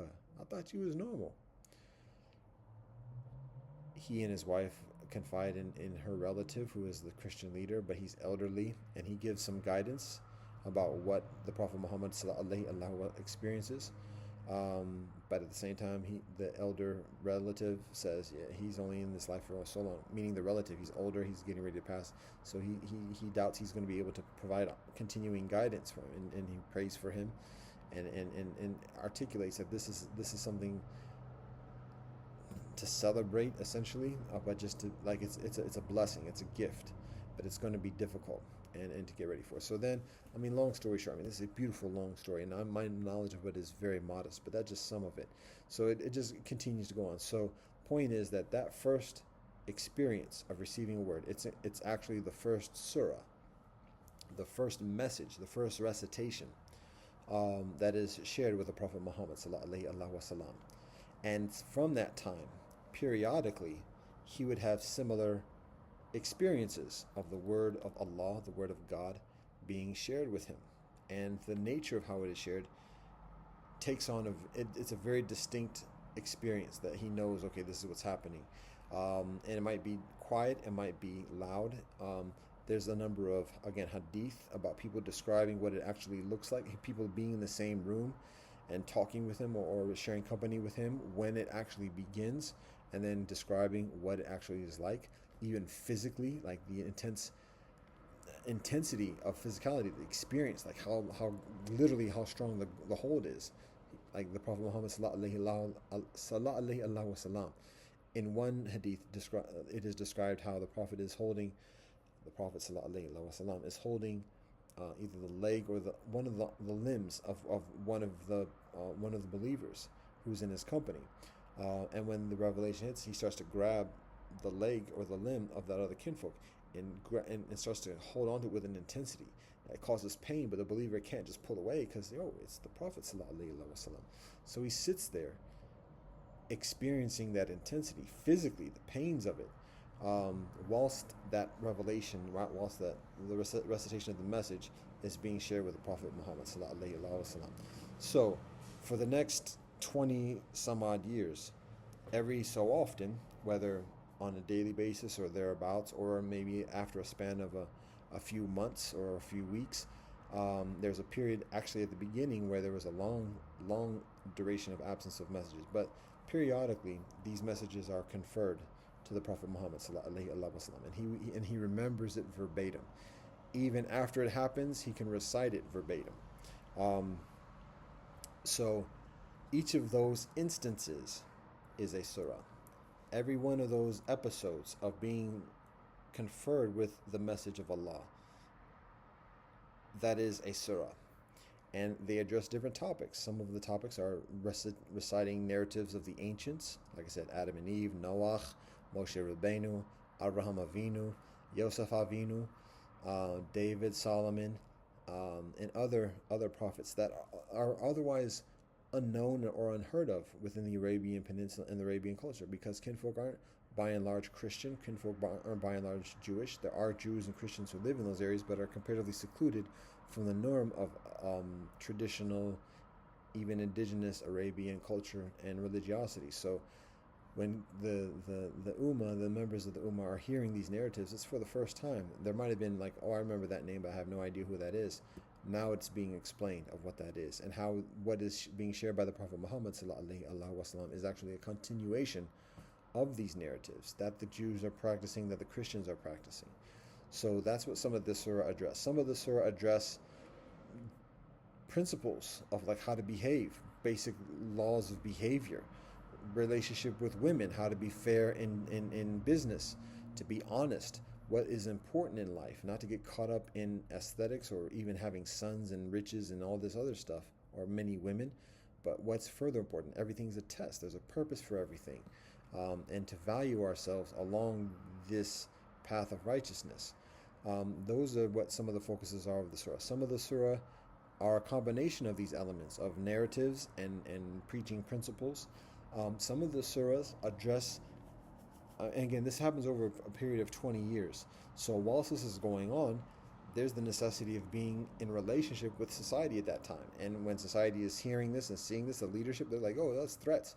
And at first try to provide bribery and temptation to get away from that message, because the message is undermining the order of things and the order of the corruption and all the hierarchies and pecking order or the pyramid status of within the culture.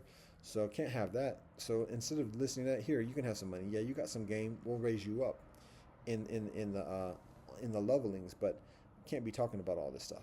But when that doesn't succeed, then it becomes further aggressive, and there's persecution, there's killing, there's torturing, there's stealing, there's vilifying, there's condemnation. A number of the first members of the Ummah flee to Abyssinia in East Africa, Ethiopia. That is known for having a righteous Christian kingdom that will provide some protection for those who are on a similar spiritual path.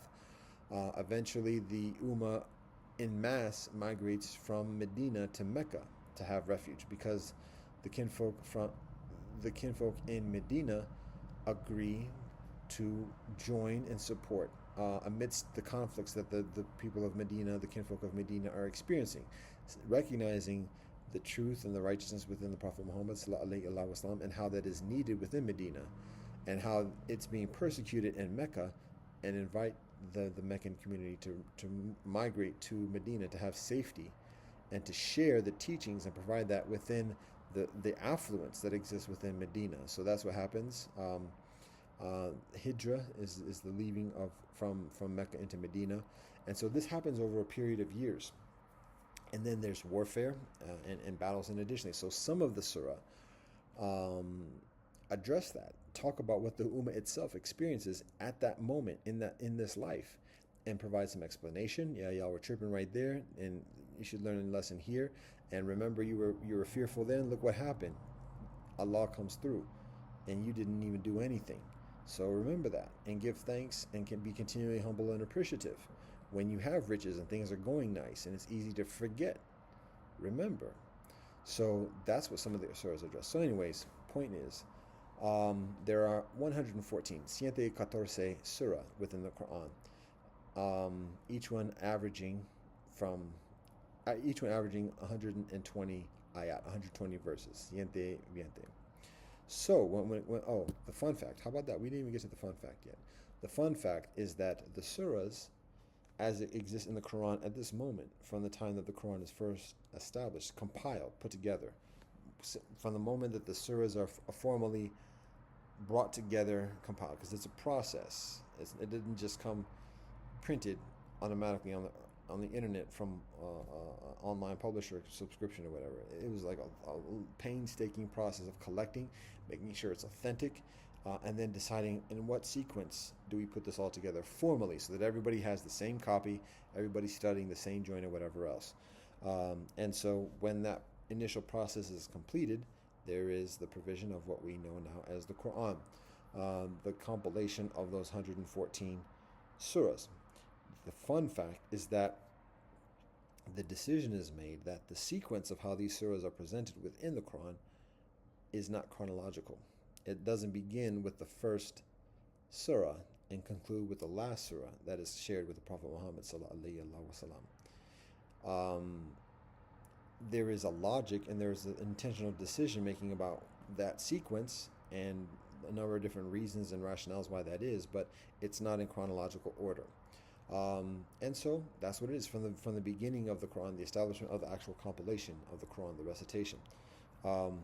It is in a sequence that is not chronological. Now, that being said, there is a knowledge about what the chronology is, and it's somewhat of a misnomer to just presume that each surah was just revealed very neatly in a temporal kind of sequence. And in actuality, a number of the surahs are overlapping in the sense that the beginning of a surah is revealed, but then there's a pause, or there's an incompletion for that particular surah. And then after that, there's another surah that's revealed, Um, and there may be and I have to I have to speak honestly. It might be, but for the sake of simplicity, I'll just say there are occasions when a surah is revealed, the beginning of it, another surah is revealed before the previous one in another episode, before the previous one is completed. Then later on, the completion or the remainder of the first or the preceding surah is completed amidst that. So there's somewhat of an overlap. So to say when a surah is actually completed to be placed in chronological order is somewhat of a misnomer, because on what basis is that judged? Is it judged upon when the surah is begun and initiated, or does its actual designation of chronological sequence depend upon when it was completed? Or is it a matter of determining when it was mostly completed, if it was like the majority of it is completed and then the rest of it was just a small amount? Or is it like definitively when it begins or when it concludes? So based upon that, it's somewhat of a misnomer to say definitively there being a definitive sequence of when the surahs are revealed, because there's a certain amount of overlap amongst a number of the surahs. However, that being said, there is a generally recognized chronological sequence, and that can be found exactly within each Quran, as I understand. Um, because the surahs are presented in a comparatively topical sequence. Every Quran presents the surahs in a topical sequence. Surah 1 Al-Fatiha, Surah 2 Al-Baqarah, and on and on and on. Surah Al-Fatiha is not the first surah that is revealed to the Prophet Muhammad sallallahu alaihi wasallam. Surah Al-Baqarah is not the second surah that is revealed to the Prophet sallallahu alaihi wasallam. So it's topical. However, next to each surah, the number it's listed as in terms of its presented sequence, there is another number in Arabic that is expressed for each surah, and that number signifies the chronological order, the place in the chronological sequence that surah exists. So the actual first surah that is first revealed to the Prophet Muhammad sallallahu alaihi wasallam is actually the 96th surah that is presented within the Quran. So all that being said, the point of this is that when we initially study Quran, we do it in a way where it is completed in a year. We complete a full reading of the Quran, alhamdulillah, each year from over 20 years ago. And the way in which we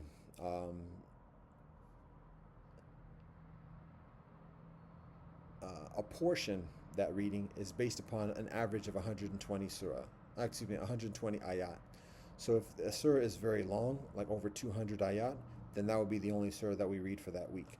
If there is a sequence in the standard presentation of the Quran where the surahs are, there's a few smaller surahs, or the two surahs might add up to 150 or whatever, then we would do those two surahs for that week, a little bit over the average, but then it would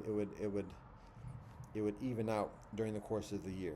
Sometimes a week might include up to 6 surah, because particularly towards the end of the presented Quran, many of the surah have very few ayat. The concluding maybe 20 or 30 surah, there might be an average of maybe 20 ayat. Some of them, like I said, are only like 3.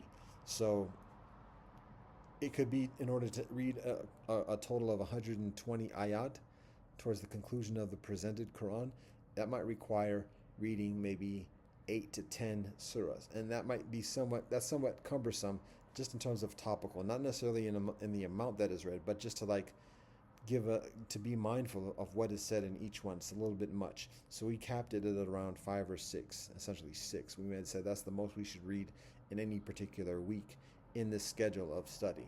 So that's our methodology for many years, over probably a decade. Beginning from over 20 years ago, in establishing a formal yearly cycle of study over 20 years ago. That's our initial methodology. And about 5 or 6 years ago, we adjusted. And so what we do when we become further knowledgeable and familiar, we find value in studying the Quran and studying the surah in the chronological sequence, because it is a narrative and it helps to put things in context about what is revealed, why it is revealed, when it is revealed, what the Ummah is experiencing, what the Prophet Muhammad sallallahu alaihi wasallam is experiencing when these surah are revealed. It helps to provide much further intuitive understanding and context concerning the subject, the substance that is conveyed in the message within the Quran, within the surah.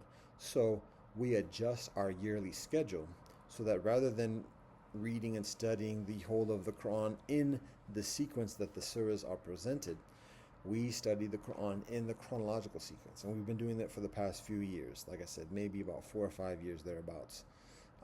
That number might have just reduced by 20% from 5 to 6 to 4 to 5, but that's about it. We fortify.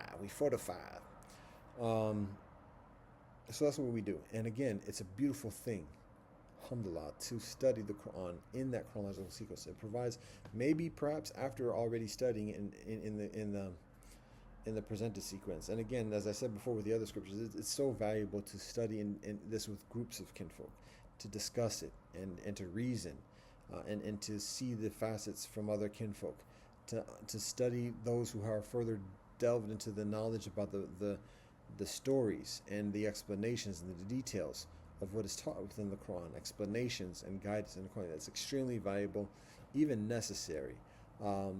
So that's what's recommended, particularly for those who are devout within anyone's particular own tradition. It's thus available for ourselves for a number of reasons. No excuse, but just it is what it is. So when I talk about how beautiful it is to study the Quran in the sequence in which it is revealed, I have to provide that coinciding disclaimer that I am communicating that from the context of an atypical path of study of the Quran. So for me to say it's a beautiful thing to study that sequence, it is, and that's facts in and of itself, by itself. However, it's appropriate for me to recognize that I personally do that and experience that after already studying the Quran in the sequence that is presented. Because again, not to the same degree as what I described concerning Christianity and the Christian Bible, but there is a level of scrutiny that may be articulated from the Islamic community concerning what presumption and who told you could do it in this sequence. It's not that it's, to my knowledge, not that it's prohibitive, but it might be discouraged because there is a particular reason, there's a particular rationale that's long-standing and substantially unquestioned. It might be questioned, but in terms of like serious scrutiny or whatever, it's been this way for over 1,400 years. So there's a strong reason why that is. And for somebody to presume to study or to suggest or encourage or recommend people to study it the Quran in a different sequence, that may lend itself to a certain amount of scrutiny and admonishment amongst particularly orthodox and hierarchy leadership within the Ummah. And again, we don't intend this in terms of a controversial or hostile or antagonistic way, but just from experience, there's a strong intuitive continuity in studying and reading, practicing the surah in a chronological sequence, again, in a certain linearity. And so we recognize the benefit of it, but also we explain that it is different than the traditional, as we understand, the traditional way of studying and practicing the Quran.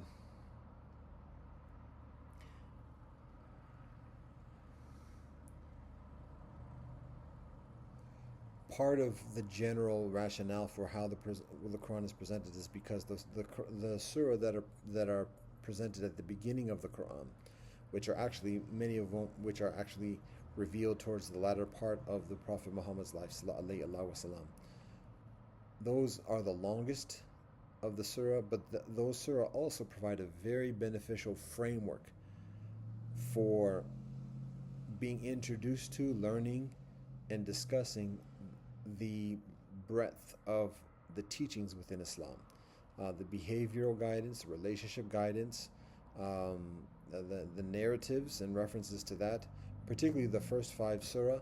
Um, I'm shying away from saying the third surah because the name of it escapes me at the moment. First is Al Fatiha, second is Al Baqarah, third is. The fourth is An-Nisa, easy to remember. The fifth one escapes me at the moment, but particularly those first five.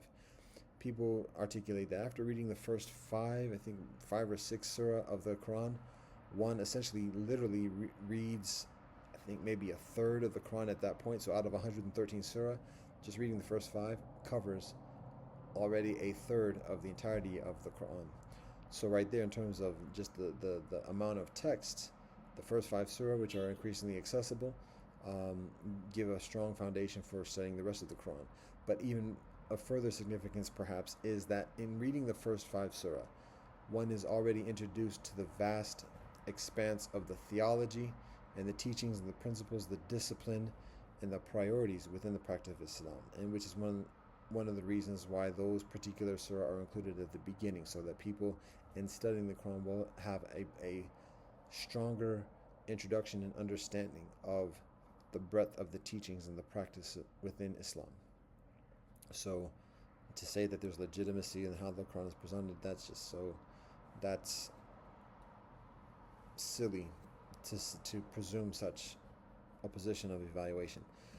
That being said, there is legitimacy within studying and practicing, discussing the Quran in the chronological sequence, particularly because it provides a strengthened intuitive sense of how the message is revealed over a lifetime, and in relationship to the temporal experiences, the trials and tribulations that the Prophet Muhammad ﷺ and the Ummah experience as the Quran is being revealed through the years. So anyways, that's pretty much it in terms of the Quran. That's what we study to this day. Those are the scriptures. Torah, Bhagavad Gita, Dignikai, Dhammapada, Gospels, Quran, Dao Te Ching. Tobari Gokadao is the acronym that is established before we adjust it in the chronological sequence of when the scriptures are revealed. In addition to those specific scriptures, the additional ones that we also include as part of the regular canon are the Upanishads, specifically the Chandogya, Lunya, and Mengzi. Those are the scriptures that we read every week and complete a full reading of each year. That's the foundation, spiritual path. Getting back to what I was saying about almost 4 hours ago, that's my purpose in life for the past 25 years, is to do that, to learn that, to do it regularly, to do it proficiently and regularly. And I do. And when I do, I spend a lot of time by myself, because that type of knowledge, that type of energy, it's difficult to coexist for others, even to like vibe with it for a long duration. It's amazing in the short term as it's conveyed to us through the years. People are enamored and charmed by the energy, by the healing, by the truth and the light. When I share it as best as I can, just by vibing and sharing whatever else. But then it can be heavy, it can be much, it can be intense, it can be very restrictive, because the way that this is shared is through a very strict discipline. As I said before, learning what not to do within each community. No alcohol or intoxicants, effectively. No meat amidst the aggregate of the rules. Veganism. No sex outside of marriage. No lying, no stealing. Righteous living. A very strict lifestyle. And any person may do like 90% of that, but then like, oh no, but I got to do that. And okay, that's fine, that's you. But it's difficult to stay in company for somebody who does it, to stay in company with us, because then there's like a guilty conscience. And it's not necessarily, we don't have to say anything, but just the fact that a person knows that we don't do that, and that we don't have to say anything, we don't have to preach anything, we don't have to like warn anybody per se. But there's just a sense of like judgmentalism. It's all like, I don't feel I can be myself, like knowing that person doesn't do it as well. And so it's difficult for people to be around our company, our energy, our light for an extending duration. It becomes heavy, and then it becomes, I don't feel it. There's like there's a certain amount of resentment, to be honest, and so it can be difficult to deal with on a daily basis. So in the meanwhile, we spend a lot of time like this, dolo style. And what we recognize for this past 25 years of my life, from age 25 to 50, which is where we at now, um, part of what I forego is social relationship, family, friends, and additionally, um, still positive standing by and large. Some of it tenuous, but by and large, still positive standing. But just because we have different priorities and our daily routines and everything are somewhat different from each other, we kind of migrate, meander into a little bit of a distant directions. We still connect at some points, but in terms of day-to-day interaction, social relationship, and additionally, we're kind of like in different things. So it is what it is. It's part of the consequence. The big thing, I mean, family is significant, friends are significant, but what the big sacrifice, for lack of a better word, uh, the big foregoing for the past 25 years is not being in marriage, not being in a relationship, not being in intimacy with a woman over the past 25 years. Because if it's difficult for kinfolk to be in company with me for an extended period of time, how about a wife who, if not living the exact same principles, has to live something that's very commensurate and compatible with? Um, Challenging. So I'm still in that path of looking for this. And it's something I cannot do by myself. So that's humbling. Wow, we had this for 4 hours. But there's a purpose for the past 25 years for me living this life. Again, I've learned it. I found it. I found this path. I found it's just such an amazing transformational way of life because it's exactly what the earth is yearning for.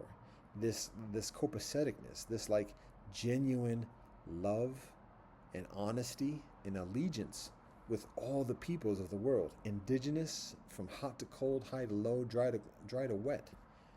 Allegiance, genuine allegiance, not just blah blah blah, not just oh spend money here, spend money there, give to a charity, help out the children and needy. No, it's allegiance. We rolling with kinfolk from the different hoods of the world, from the village to the pillage. Udi, even that, even that. We are in solidarity with the entire earth, and it's a beautiful, amazing, miraculous, humbling, beautiful, beautiful, beautiful experience. But it takes a lot of discipline and a lot of work. So I learn it personally, myself learn it. I meet kinfolk who are on it too, in similar ways, in different ways, and otherwise. Um, that's my purpose in the past 25 years, to learn it. I had to forge, I had to trudge through the wilderness to find path, to recognize path, to return to path. It's nasty, like I said, torture, nasty business, blood, sweat, tears, and even further things you don't want to hear about. To be able to do this, to be able to find it from obscurity, from ignorance, from cloudiness, find it. Takes years. And then in finding it, okay, now what do we do? Keep doing it. Do it again. Every year, do it.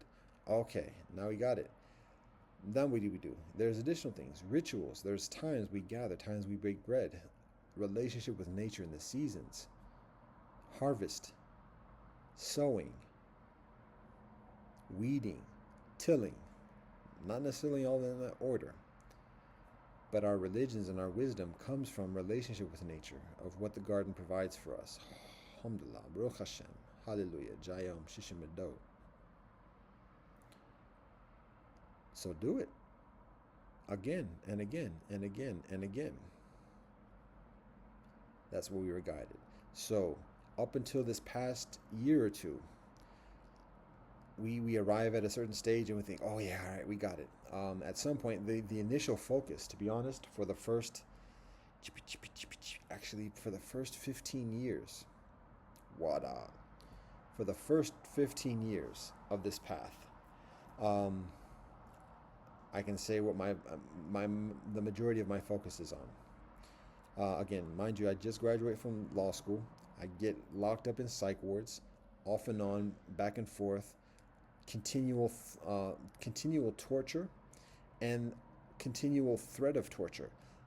pimpology molestation to the point of being continually drugged and molested and having difficulty even just maintaining the integrity of my own body.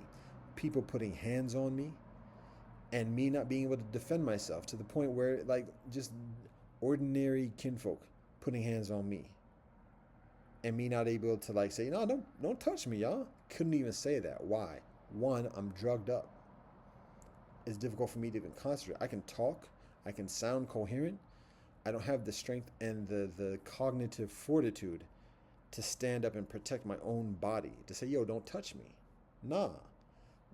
Because beyond the drunkenness and the difficulty of concentrating, what I know is when I say that, guess what happens? Boop, boop, boop. Yeah, he's being discooperative. He's being disruptive. Yeah, call him up. And then it becomes the bad cop situation. I've never charged with a crime.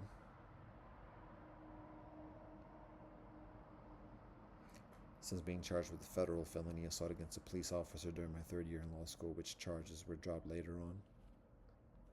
Since then, never charged with a criminal offense. However, continually, repeatedly locked up, tortured, molested, raped,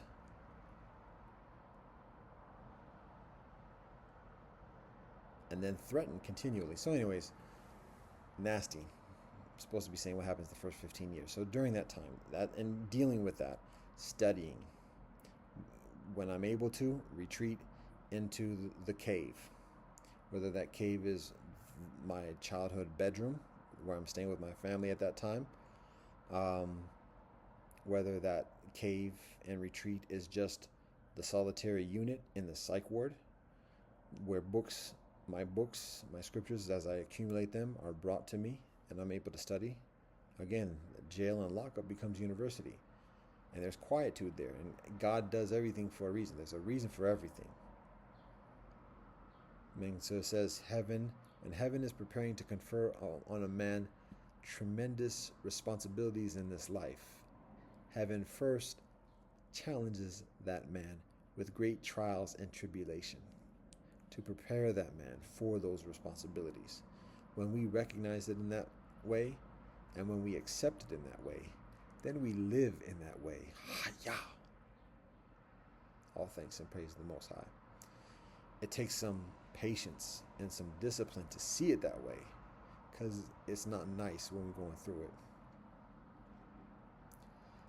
But when we do, and when we emerge, we get our head up out of the water at some point, then we can shout out and share for kinfolk who are going through it at this moment. That's part of the riches, because can't nobody say it, and us kinfolk done seen it, lived it. So it takes patience, it takes some wisdom, it takes discipline, and ongoing to be reconciled with it and to learn it. But that's what we see as purpose. So what do I do in those first 15 years amidst those challenges? We have to be on the verge of tears, and we have to be on the verge of laughter continually in order to feel life and to be real with others. We have to be on the verge of tears. It has to be easy for us to cry when we experience pain, whether it's because of ourselves and we experience what others experience. We have to be on the verge of laughter, just like recognizing and calling our own selves out, and additionally, for us to be able to feel and relate with others. So, it is what it is. What do I do in those first 15 years amidst those conditions? Again, retreat into the sanctuary and study the books that I just mentioned, and that is a significant majority of what I do, because like I said, I'm not talking to nobody on this continent, because I know everybody is a citizen.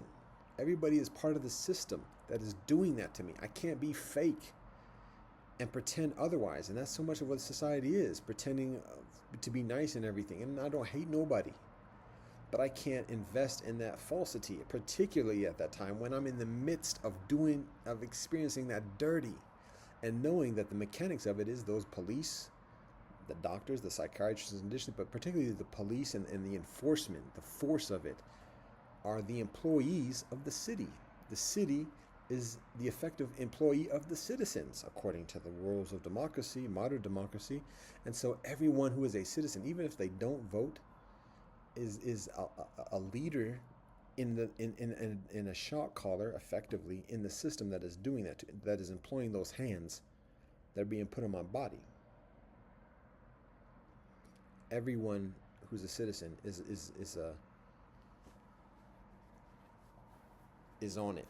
And because of that, I can't pretend anyways. I don't want to hate. I can't hate. That's against the rules.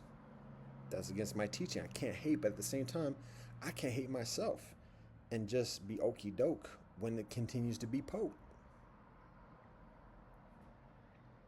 So I wasn't talking to nobody at that time. So what was I doing? 15 years studying, delving into that, and searching for community, searching particularly online, particularly people outside of the United States, anybody who's doing something along the lines of building bridges, and additionally, in a disciplined and religiously literate and intentional way, recognizing that the law that supports and inspires that type of bridge building exists beyond any law that man creates. Hear me now. The law that inspires and guides and supports the bridges amidst civilization are beyond any law that man creates. So it requires a literacy. People have to be literate of what those laws are. There's very little motivation in the United States 25 years ago. Even there's probably actually further motivation at this moment, because a lot of people are also seeing the limitations of the U.S. But particularly 25 years ago, there's very little motivation for people to search for, to study, to listen to any laws outside the United States, because many people are experiencing prosperity and comfort. Don't question what's going on or whatever else. So many people in the United States don't have the motivation for doing that. But anyways, what was I doing? Studying Dolo, searching for community, particularly online, and like trying to reason with people. I'm still trying to think like there's some semblance of credibility within society, and trying to like reason with people, with leadership, even with ordinary kinfolk, even loved ones, my friends and family, trying to reason and learn how to reason with a spiritual literacy, and without as much anger that tends to be divisive and antagonistic and hostile, or at least seen as hostile, but to articulate what I'm learning and what I'm experiencing and what we should be striving for. So studying, searching and reasoning for community, but then also planning and drawing out a blueprint for community, actual physical village community, the political charter of cooperation within a community, the comprehensive needs of infrastructure within the community, living as intentional community, learning the words intentional community, finding examples and current endeavors of intentional community, finding the Global Eco Village Network, the Fellowship of Intentional Communities, in these different circles around the world that are on the mindset. Not of them all of them are like obviously religious or whatever, but just that fact of other people searching for a comprehensive way of life that is proficiently attuned with people's principles, evidencing that and then building with that. That is what I searched for in those first 15 years, and all of that.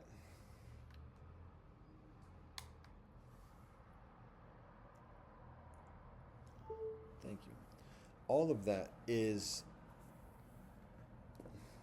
translates into a number of different things. So for the first part of those first 15 years, I spent much of it by myself. And if I wasn't by myself, and if I wasn't by myself in my family house, Um, then I was in lockup. If I wasn't in lockup or in my family house, then I was going to the library to catch the internet and to do research. The books were not available, particularly at the library, so I had to find those books, go to bookstores, order it online, or whatever else. Those are basic. That's all I pretty much did for the first 7 years, 6, 7 years. I would visit with family when my family would gather together, but I lost touch with a lot of my friends. Um, my friends are on the grind now, and like it's a liability to talk with anybody who's not a viable, lucrative socioeconomic problem. And I don't want to speak condescendingly or whatever, but just like we progressed in different paths. Friends still love and no hate, but sometimes frustration of like how can kinfolk just be up in this and know me in life, but it is what it is. So somewhat further distance from friends, communication with a few friends here and there, but much of my social interaction was just with my family. Um, and other than that, studying at home, studying in the lockup, and studying at the library. That's what I would do. And research at the library. And write, do a lot of writing and trying to like, I had a lot of training in terms of arguing and describing things, but it was very much in a secular mindset. So I was getting into that realm of reconciling the anger that I was experiencing, continuing to utilize the training of rhetoric that I had a significant training in, of law and reasoning, and then applying and processing the spiritual guidance that I was receiving at that time through studying and living, experiencing it. Talk about the persecution of Muhammad sallallahu alaihi wasallam. Talk about the persecution of Moshe Rabbeinu. Talk about the persecution of Jesus. Talk about the effective persecution of Siddhartha Gautama by his own parents through the inundation of temptation. All of that, I'm living it at that time. Particularly, we each are in certain degrees. So um, that's what I'm doing when I'm writing, is bringing those elements together to provide, to one, to process it for myself, but then also to provide some guidance for those who have some kind of interest. And sometimes it can be cringe to look at things that we wrote 10, 20 years ago, whatever, when we have that age and distance. But patience and like, I'll do. It's a decent, might not necessarily be the first thing I read if that's presented to me at this moment. But I see some elements. I see the evidence of the progression, and additionally, its value in and of itself. If I were to do it again, I would most likely do it in a somewhat of a different way. But that's the beginning. And so I started beginning writing things, finding the things that are first primarily relevant. That's when I begin the endeavor of scriptural reasoning, of looking at a topic, whether it's health, whether it's womanhood, whether that's relationship, whether that's the battlefield, looking at these different topics and then sharing what I've learned at that time after just a few years of study, what the traditional teachings are from the different traditions about those topics, and just plainly presenting it as it is. Sometimes I provide commentary about my understanding of what is being taught here, provide some context because it would just be a passage. But that's when I began over 20 years ago, this exercise of scriptural reasoning and this craft and this vocation, because that's my specialty at this point, is scriptural reasoning. It's comparatively unique on this earth at this moment. But what I recognize is that much of what I was sharing, much of what I was learning is much, I don't want to say ahead of the time of the moment, but essentially that's what it is. It's not being greater than or less than, but just much of the world isn't ready for that, at least 25 years ago, particularly. And so because of that, it's a matter of just like learning and continuing to hone my knowledge and get further comfortable and proficient within it, but then also to share kind of like breadcrumbs for others to like follow when others are ready, if not at this moment, in the next generation, next few generations, or 100 years, 1,000 years from now, to give a pathway of where I've progressed and how others who are in a similar experience of secularism, elitism, and those kind of experiences, how to progress into this path of further transcendent balance, reconciliation, purpose, and continuity, even lightweight prosperity and marriage, which was where we're getting to with this one, that I am on the path of by the grace of the Most High. So that's what I focus on: studies, occasionally gathering with family, occasional communication here and there with friends, and then writing, notes taking. I've got stacks of notebooks, papers and papers and pound papers. Um, and eventually, that's the first 7 years. After a while, I start and I find some people online, and I find some online communities, discussion groups, in addition to that, provides much valuable relationship, even when it's just online chat groups or whatever else. It's just like, okay, there are people out here. There is some type of intelligence that is on the same kind of vibe. It has knowledge that I'm still learning. So it's very valuable. And I find a number of the groups around the earth. I learned about the Parliament of the World's Religions. And so now I'm becoming further social at that time, after about, to be honest, about 5 to 6 years. And so by that seventh year, that eighth year, I attend a first conference that is convened by the Interfaith Youth Corps in Chicago. And that's the first time of me interacting with people outside of my immediate family, outside of being done dirty by the Dandadas. That's my first time being in a normal kind of social setting with people outside of my family. And it was trippy. And then plus, I'm like older now. I was in my 30s at that point. So now I'm a young adult, and most of the people attending it are young 20 somethings, late teenagers. So now I'm feeling ooh, but that's what's accessible. That's what I know about. And so there's legitimacy. There's an invitation. It's an open invitation for the public. All adults are welcome. So I attend, and it's a trippy experience. It's somewhat of a cringe experience of experiencing, like, it's like going through puberty again, except at the age of 18. It's like going to middle school again at the age of 18. After like one's first year of college, like maybe a Happy Gilmore type thing or whatever, if that's the film. But just like being an 18-year-old, having been at university for a semester or whatever, and then saying, oh no, you got to go back and get your middle school. You got to graduate from middle school again. It's like, oh. I'm just saying that in terms of the age difference and the awkwardness that comes when interacting with sistren, and additionally, and then having these new spiritual guidances about how to interact with. Anyways, I'm getting details about that. So that was about 7 years, 5 or 6 years into that experience, and I become increasingly social. And from that, there's a positive experience overall, and I become further active with a number of different interfaith organizations in the North American Interfaith Network. I receive some stipends to attend the conferences after that. I attend the Parliament of the World's Religions. Actually, that's the next conference that I attend. Basically, I get involved with the Heights Interfaith Council and local interfaith groups in the Cuyahoga area. Interact Cleveland is big during that time in terms of the interfaith scene. So I get further active and involved on a regular basis, not full time, but a regular basis, with other organizations here locally as well as internationally. And they're just step by step, because I'm still being drugged. I'm still, and that's one of the reasons why I'm able to do it, because this conventional leadership has some comfort about me being able to interact and still being extremely self-conscious about what I say about myself. And additionally, just I had by that point a lot of learning. I had completed a lot of learning in the traditional religion, so I had a lot of credibility aside from my conventional credentials. I had a lot of credibility in terms of religious literacy, which is valuable in the interfaith realm. Plus, I'm black, white and otherwise, but I'm seen as black. I'm not going to play that trope. I'm black, white, brown, yellow, whatever.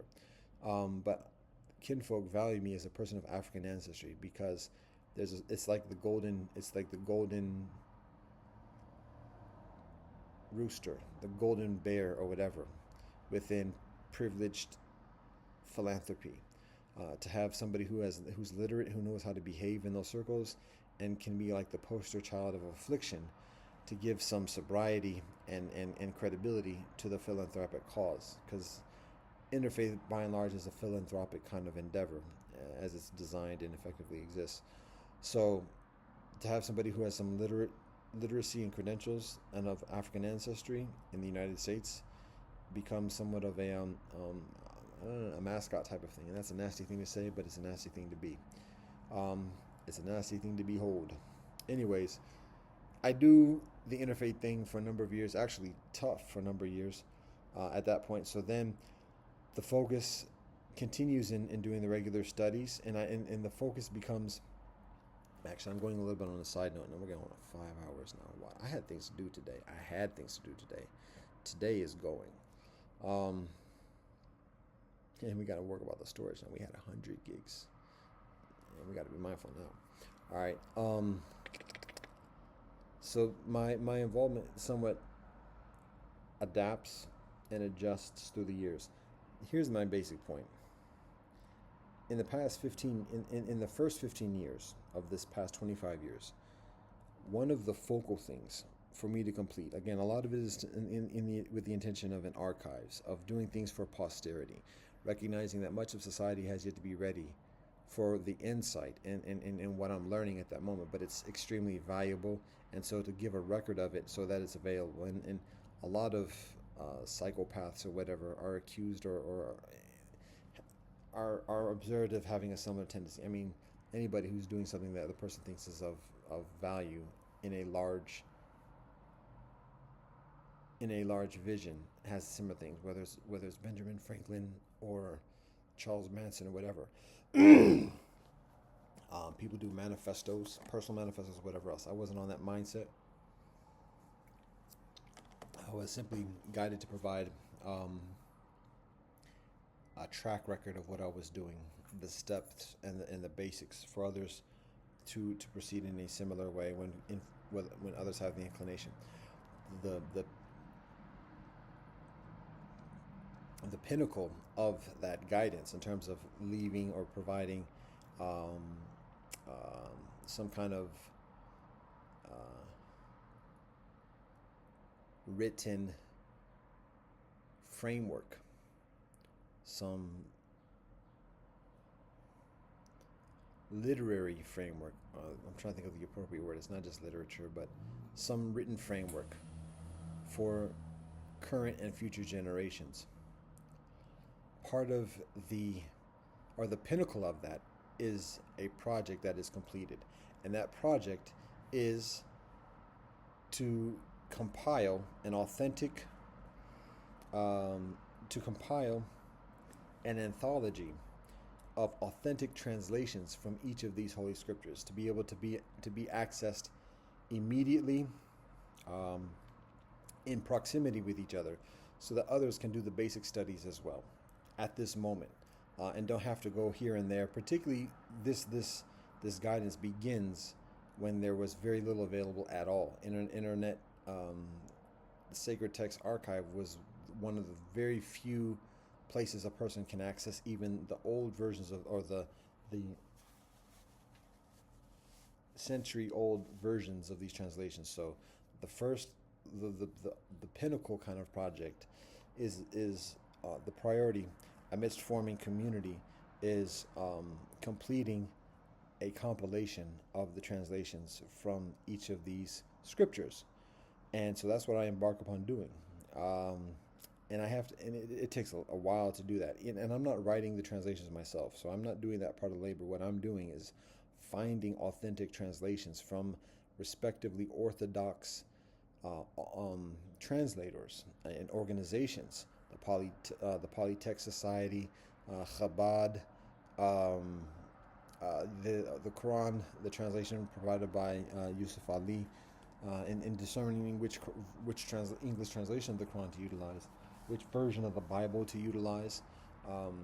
We utilize the New International Version, but we actually study from the Revised Standard Version.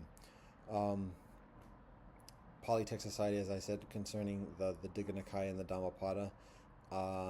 Regarding the Bhagavad Gita, we eventually arrive at a translation provided by a student of Swami Vivekananda, and Swami Nikalanda. That's an approximate rendering of the pronunciation of his name. But it's a practitioner, a learned practitioner, and clergy, a Swami from the Swami Vivekananda lineage, who's providing English translation, which is very valuable. The same thing with the Upanishads. So, in the Tao Te Ching, we find Chinese professors and traditional Chinese translations that are provided from traditional Chinese institutions. So it's not just a Westerner per se, from that perspective. I mean, we build from that and respect Arthur Whaley, Derek.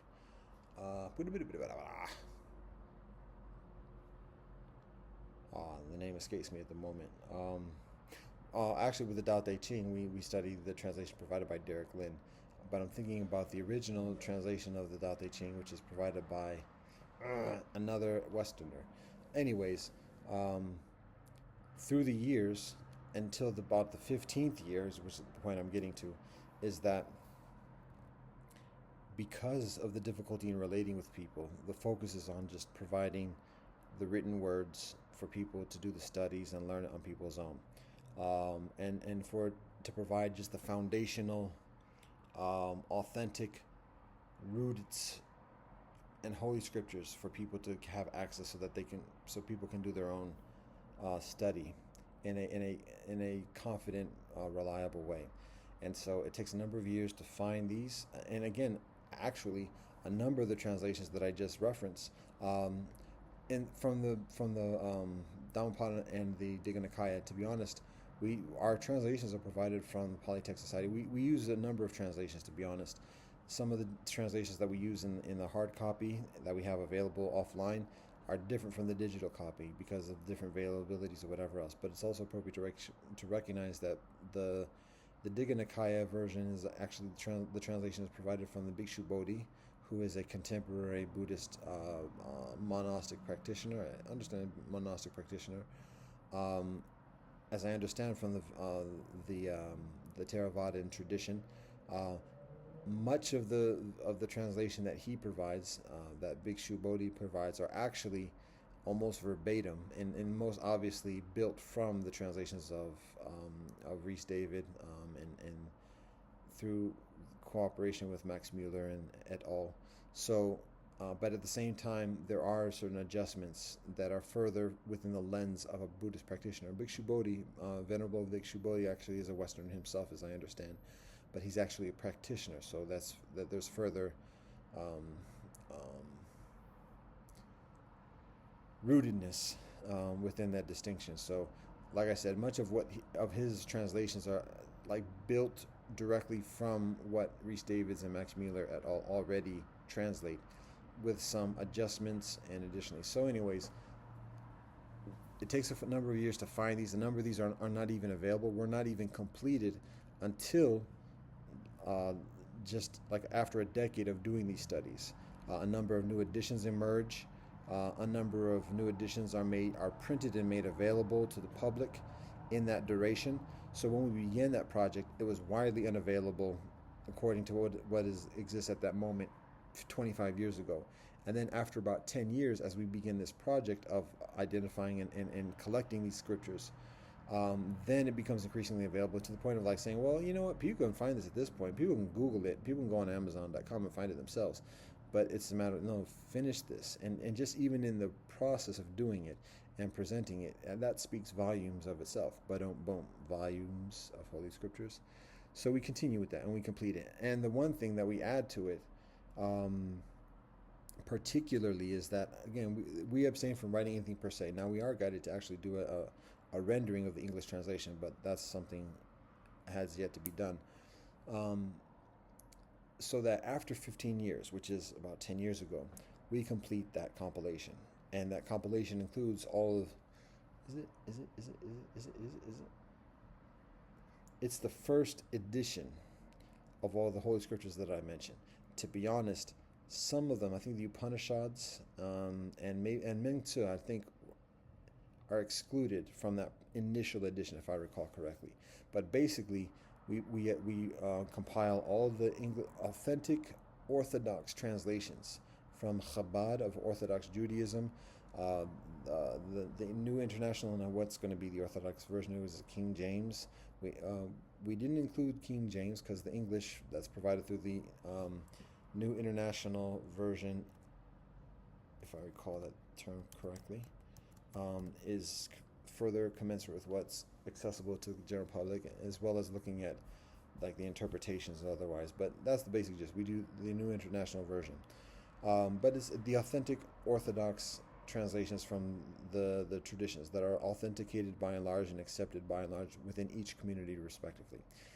In addition to that, what we also include is the original language of each of these Holy Scriptures. So it includes the Hebrew text of the Torah.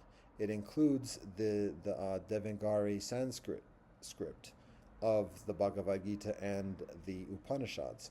It includes the Chinese characters of the Tao Te Ching, Lin Yu, and Ming Tzu, as well as the Doctrine of the Mean and the Great Learning.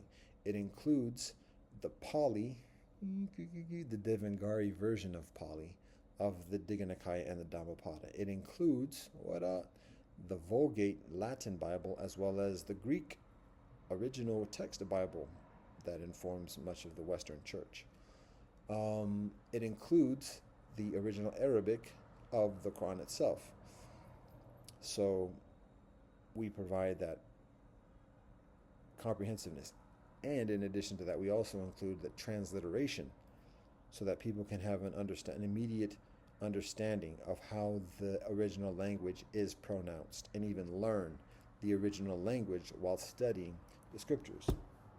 So that is what we complete 15 years ago. That was a huge project. Again, we abstain from writing anything specifically ourselves. It's just going through the process of compiling it, finding it, compiling it. And even just to do that, we have to live it. We have to, the access, it's not a matter of having money and just buying it. We have to live the life in order to have the access. And so that is what we do. And that's part of what is learned in the lessons that are gleaned in that process. So this is an example of how we use it in our weekly studies. This is this week's studies. This is just a passage from each of the traditions, but this is what we do. These are the passages that are cited here, and then this is the original language. This is just a weather report of what our nature experiences in the garden this week. And then this is the transliteration, that is the pronunciation of the original language that we see on the other page, and then this is the English translation of each of those passages. So it's a practical thing. We do this on a regular basis. We've been doing it for years and years and years. We complete that compilation 15 years ago, and when we complete that compilation, that's a huge foundation. So with that, now succeeding generations can build. And rather than going through those 10, 15 years of trials and tribulations to get that access to that knowledge, kinfolk can connect directly. Now, there's always going to be trials and tribulations, but we help to provide some support for kinfolk to find access and guidance and relationship through the trials and tribulations of finding spiritual path, particularly in this collective earth sense. So we complete that 10 years ago, 15 years, after 15 years in this trod. And so in doing that, again, the idea is to provide something for posterity, and preparation for future generations, progeny. When completing that, then it's like, okay, now what?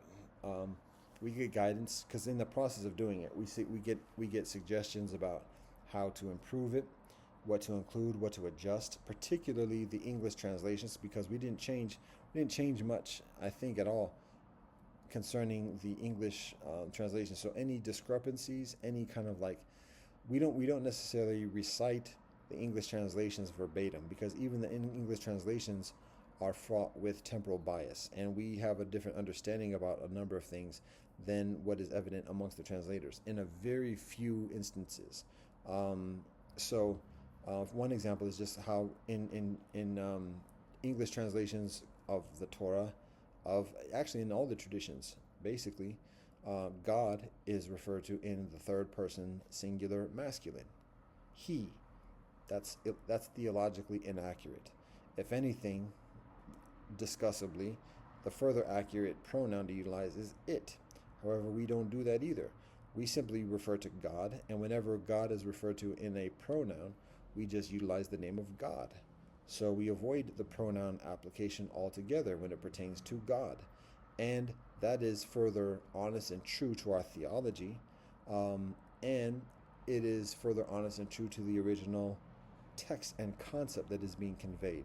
So, and that's very distracting otherwise when we read the Quran and we hear Allah being referred to as He and His. This is not a feminist rebellion kind of thing or whatever. It's just a truth thing.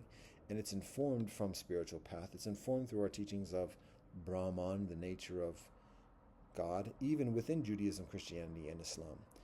And so that's an example of when I mentioned like maybe some of the slight variances or whatever that we adjust in the translation that we share from those translators that I mentioned.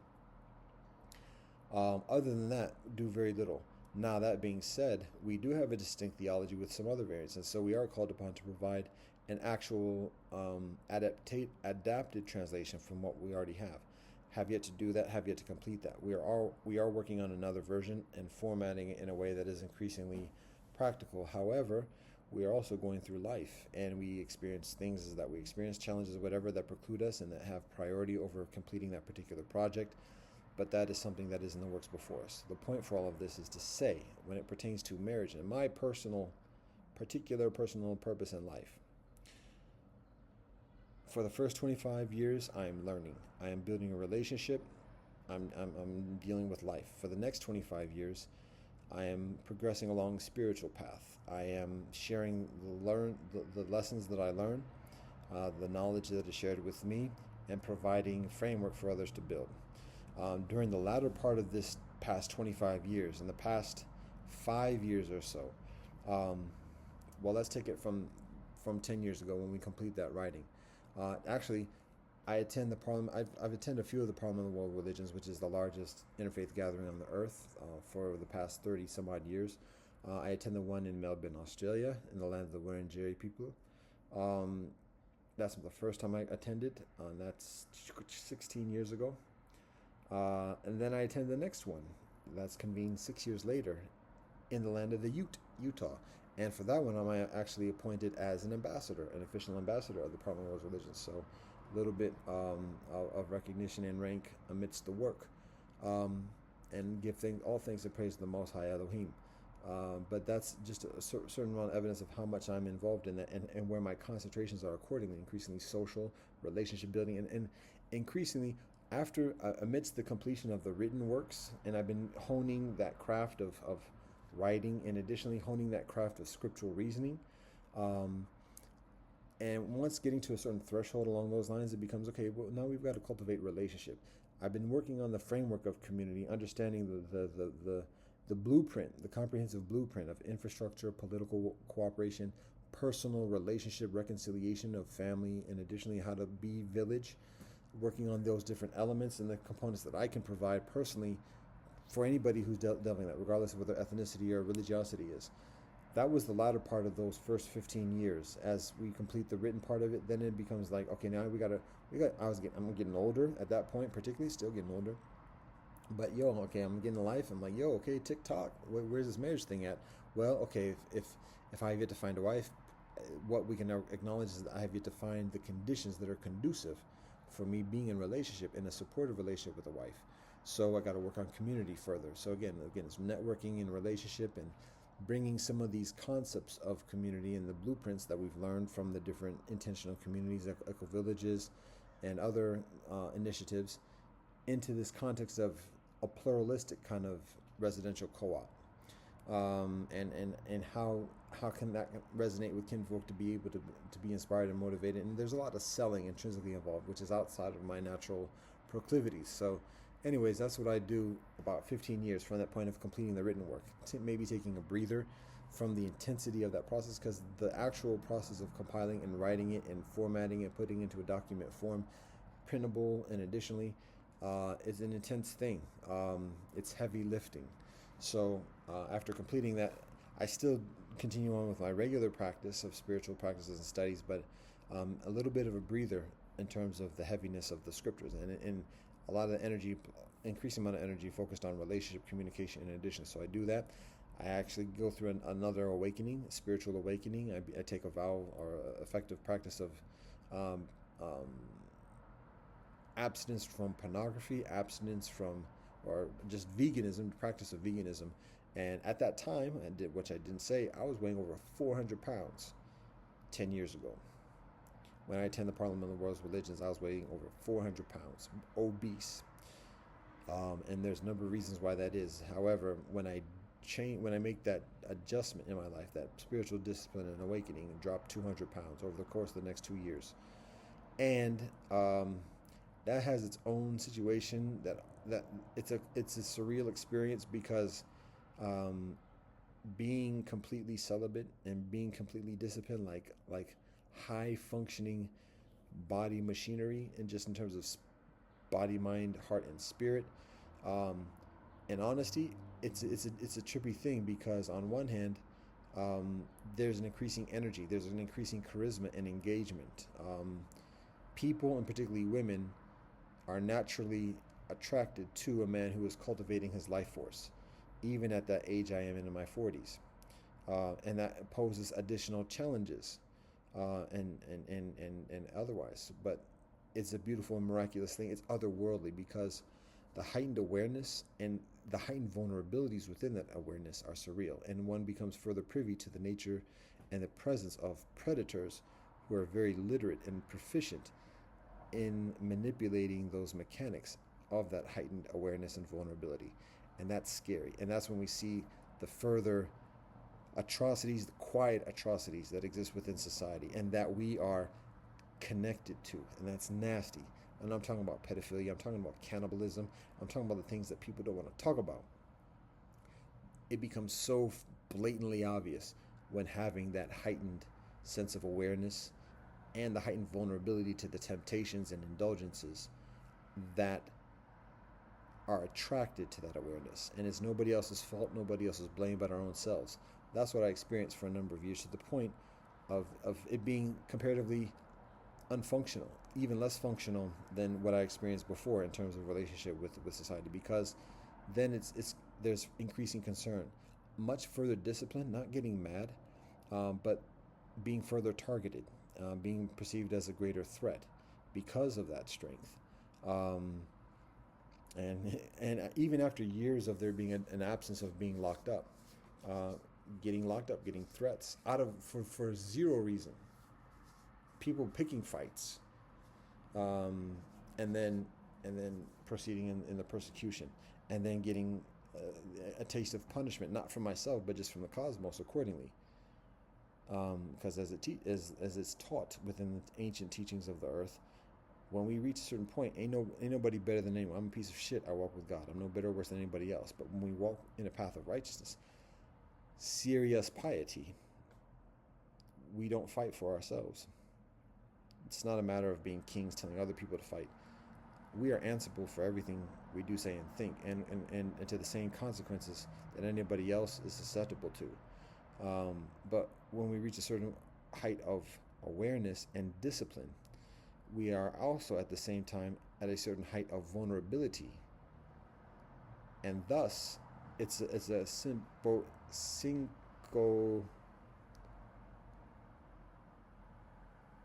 sympathetic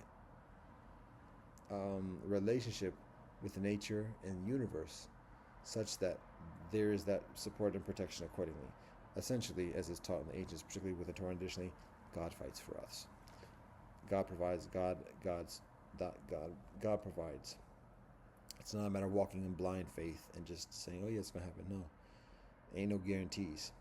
But that's what we recognize. So that it helps us to have some patience, where we don't feel we have to respond to antagonisms or aggressions or hostilities with similar ignorance. We got to stand on our own too when need be.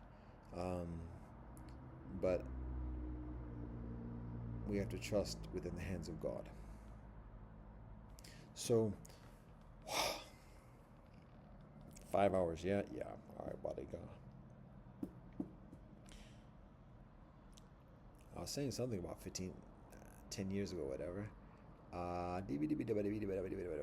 Building community, heightened awareness. Okay, so that was happening in the past 10 years. I was progressing that, and that affects my endeavor for being in a relationship with a woman, how that's understood, by myself, how that's understood by other women tangibly. I communicate with a number of women during that time, and it gets to be somewhat intense, somewhat a lot of challenge of communication and crossing of wires. And additionally, so even with that heightened awareness, particularly as it pertains to endeavoring to relate with others, it still can be trippy, and still requires even further humility and middle ground and compromise. So that's the continuing lesson. So experience that, and it becomes an increasing priority, particularly as I age. In the past 10 years, the the endeavor of marriage becomes an increasing priority. And my point is that I'm getting to is this. Within the past 5 years, I go to Denmark for political asylum, get forcefully deported back here, begin intentionally, directly, officially trod within Rastafari. I've been doing it for even before I begin my official spiritual path. I begin my conversation and reasoning with Rastafari when I'm in Africa, in Zimbabwe, officially. So that's over 25 years ago, before I began the spiritual path formally.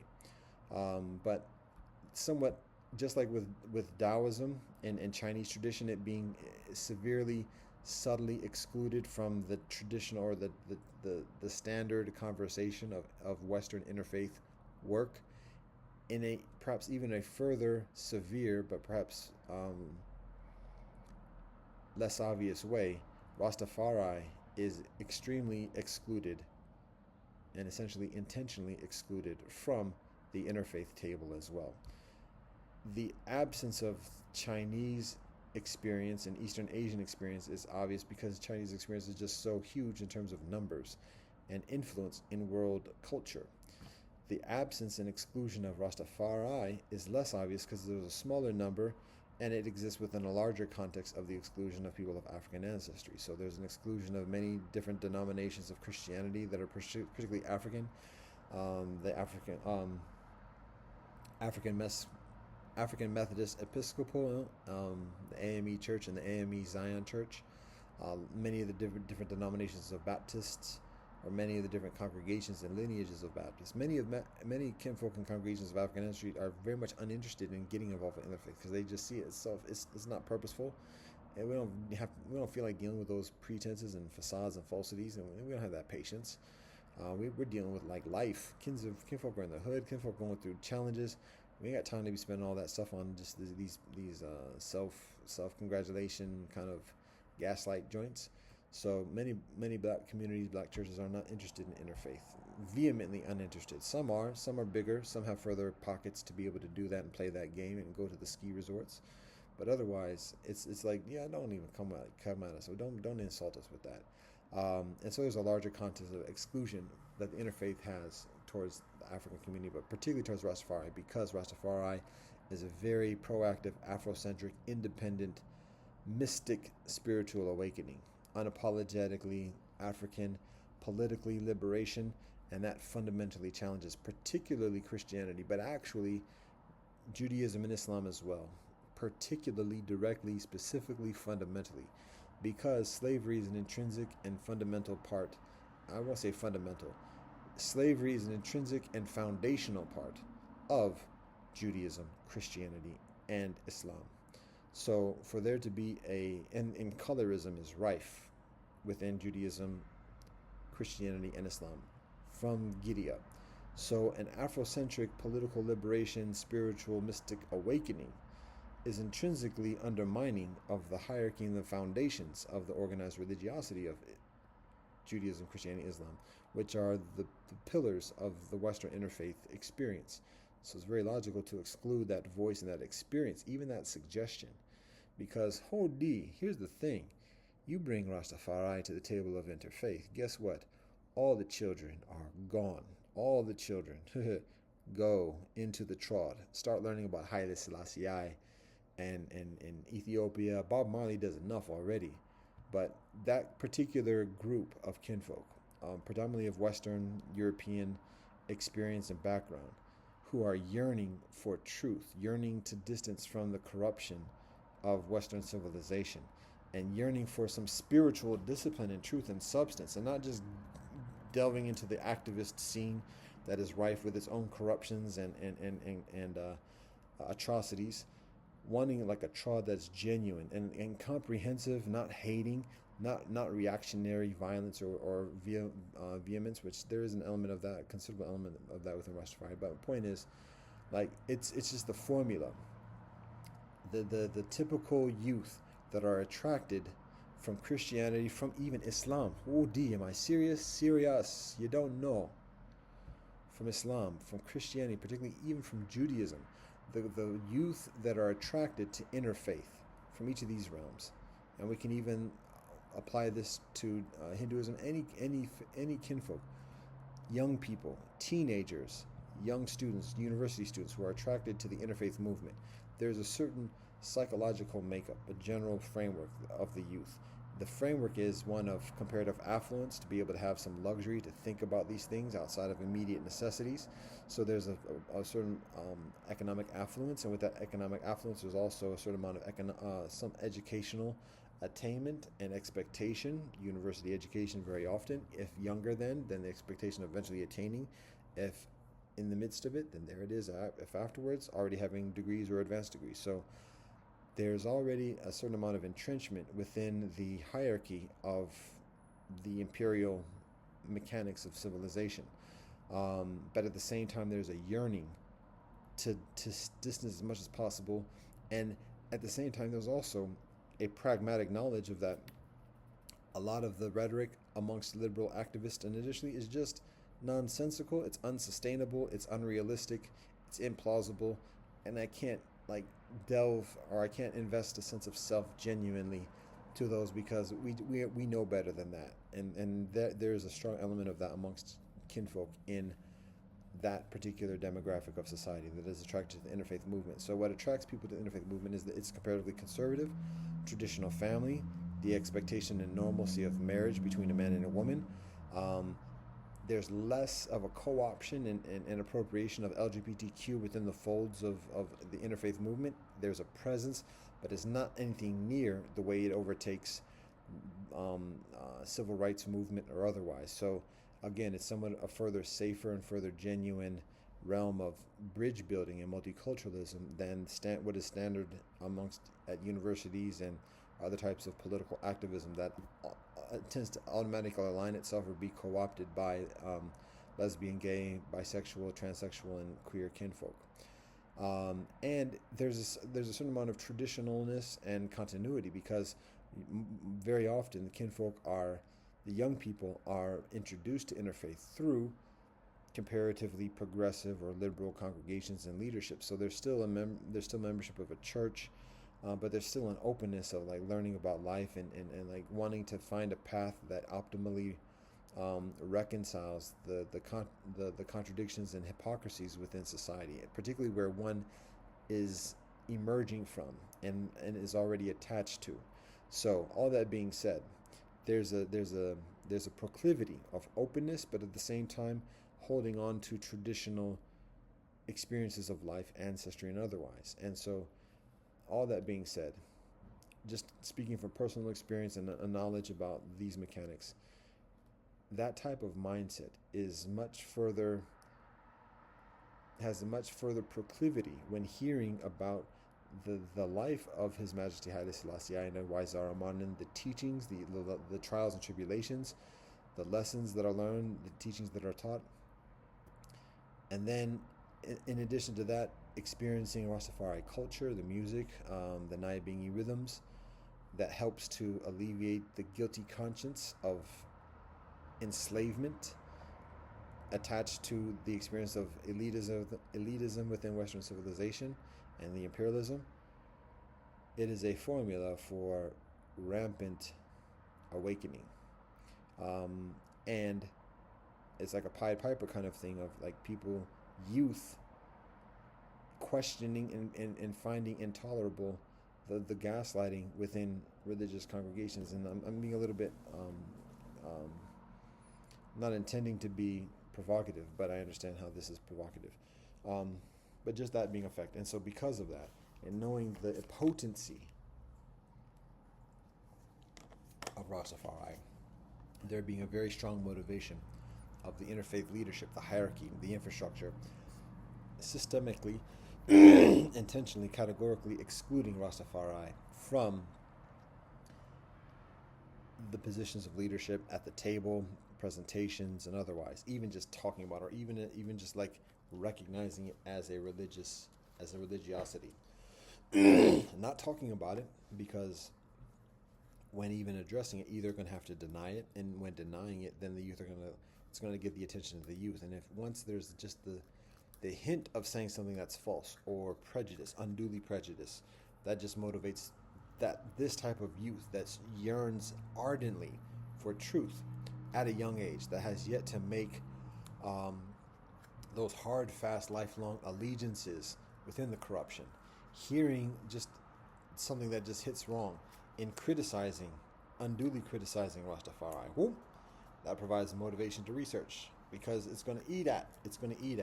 And again, it has a particular proclivity towards the youth of the interfaith movement, because other types of youth have less of a proclivity towards the truth. Much of the youth is already corrupt and in the pocket of its elders, so it has little interest in looking at the actuality of civilization and history and truth of path. It's either corrupt in being aligned with the imperialism, or it's corrupt and rebelling against the imperialism, and then delving itself into drugs and alcohol and sex and other types of indulgences and indiscretion. So one way or the other, much of the other youth are just corrupted to a certain degree to ignore truth, and less motivated to even adjust life path to stay in proximity with truth, and instead just get resigned to just saying, well, we'll make the best of what we got, and deal with it accordingly. So interfaith youth particularly show a further proclivity towards staying in proximity, optimal proximity with truth, and being willing to adjust life path. Being an interfaith movement is not the most lucrative of career choices.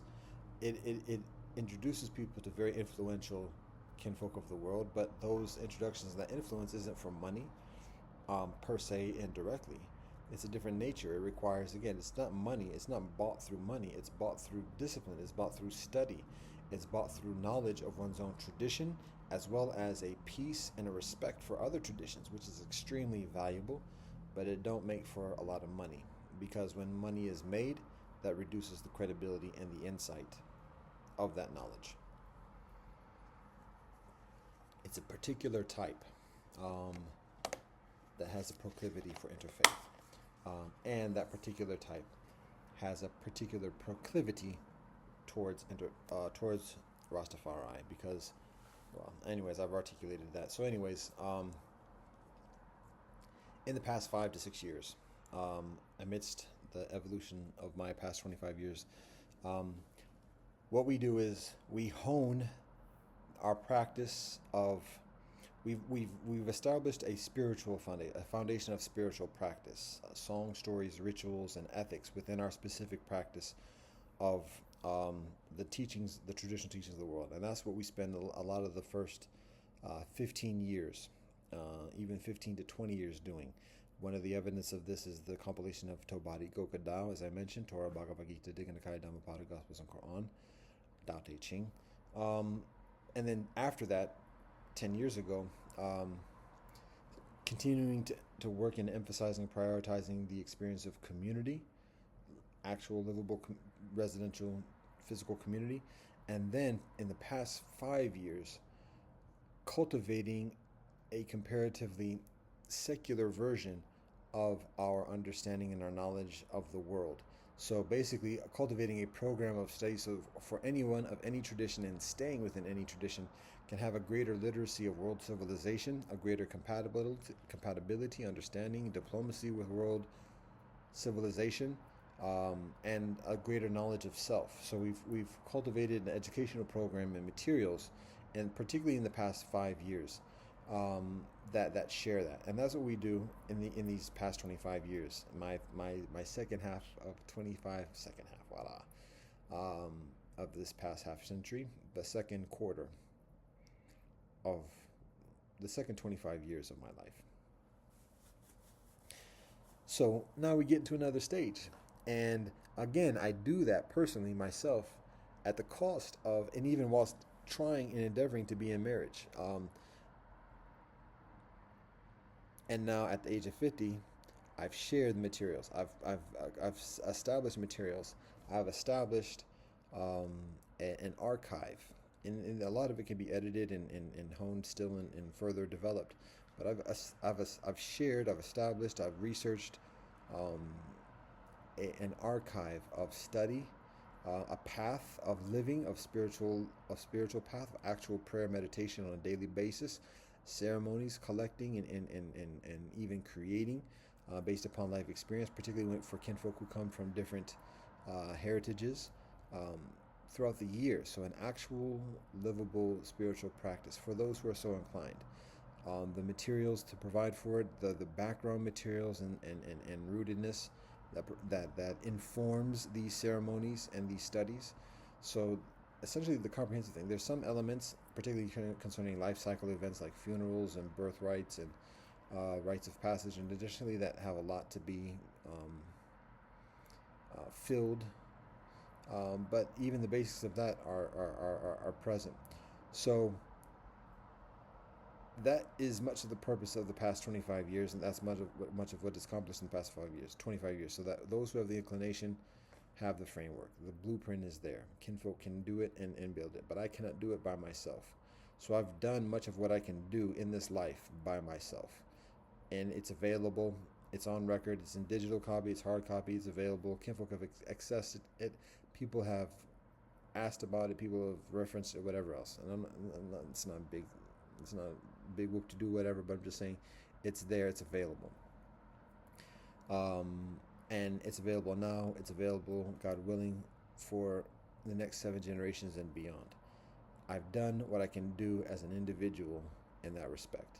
Now, from this point, looking on to the next 25 years, to the age of me being 75, marriage is an increasing priority because I've foregone that. Even when I've tried, I've invested in entrenched myself in conditions which are very challenging to cultivate relationship, particularly based upon what women are accustomed to, what women expect, what women are taught about in terms of having an ordinary conventional relationship. So it is what it is, and there's been blessings, but that's one of the challenges. And what is recognized is that obviously I can't be married by myself, and I don't make children by myself, and I am guided to do that. I am commanded to do that. And I'm at a later stage of life to do that, such that doing it is an increasing priority. So that rather than doing revised editions and starting new projects and initiating new networking things or whatever else like that, my overwhelming priority, aside from just maintaining basic spiritual practice and healing that basic spiritual practice, is being married.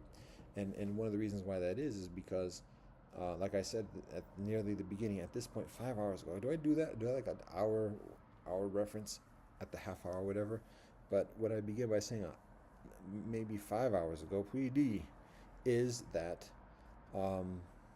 it's one thing to be able to do this dolo, to just live on one's own, be secluded and removed from society, and additionally, but that's not how life perpetuates itself in this earthly, universal, temporal samsara. Life perpetuates itself through relationship, through reconciling of two distinct beings joining together and supporting each other in partnership, and through that partnership and intimacy, bringing a new being into this life and teaching that new being the ways of this life, continuing in relationship with the other beings that surround. That is how the wisdom is effectively conveyed. Even the Buddha has children. Jesus is in relationship with his family, and there's a continuity in that respect. So Jesus affirms the relationship between a man and a woman, and the union of a man and a woman becoming new flesh. So this is how we are guided. And this is how we best serve this generation of the earth and today, as well as future generations, is through continuing to live in this life, continuing to live with this wisdom, and continuing to live this life, live this wisdom as a marital couple, as a family, going through the regular, ordinary days in and days out of household life, and how this is done amidst the continuing trials and tribulations with the wisdom and guidance that we learn and that we live and we practice since the past 25 years and even further. So that's the priority, that's the guidance at this moment, beyond all the genius ideas and brilliant ideas and the new and the beautiful opportunities of building upon what's established, and the clever this and the clever that. I've shared what I could share as an individual at this point.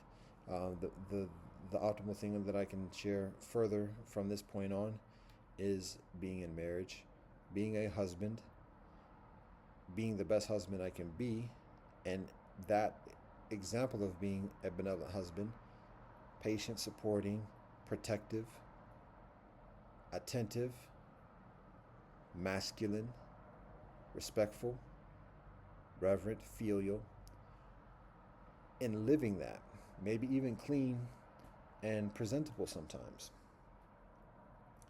In living that providing further encouragement for ordinary men in this generation and future generations who are living through that, who are prioritizing that, to also look at the discipline that I continue maintaining, the guidance, the stories, the narratives, the principles, the ethics that guide me in this experience of being a righteous man and a righteous husband, and that guide me, God willing, as a righteous man, a righteous husband, and a righteous father. That is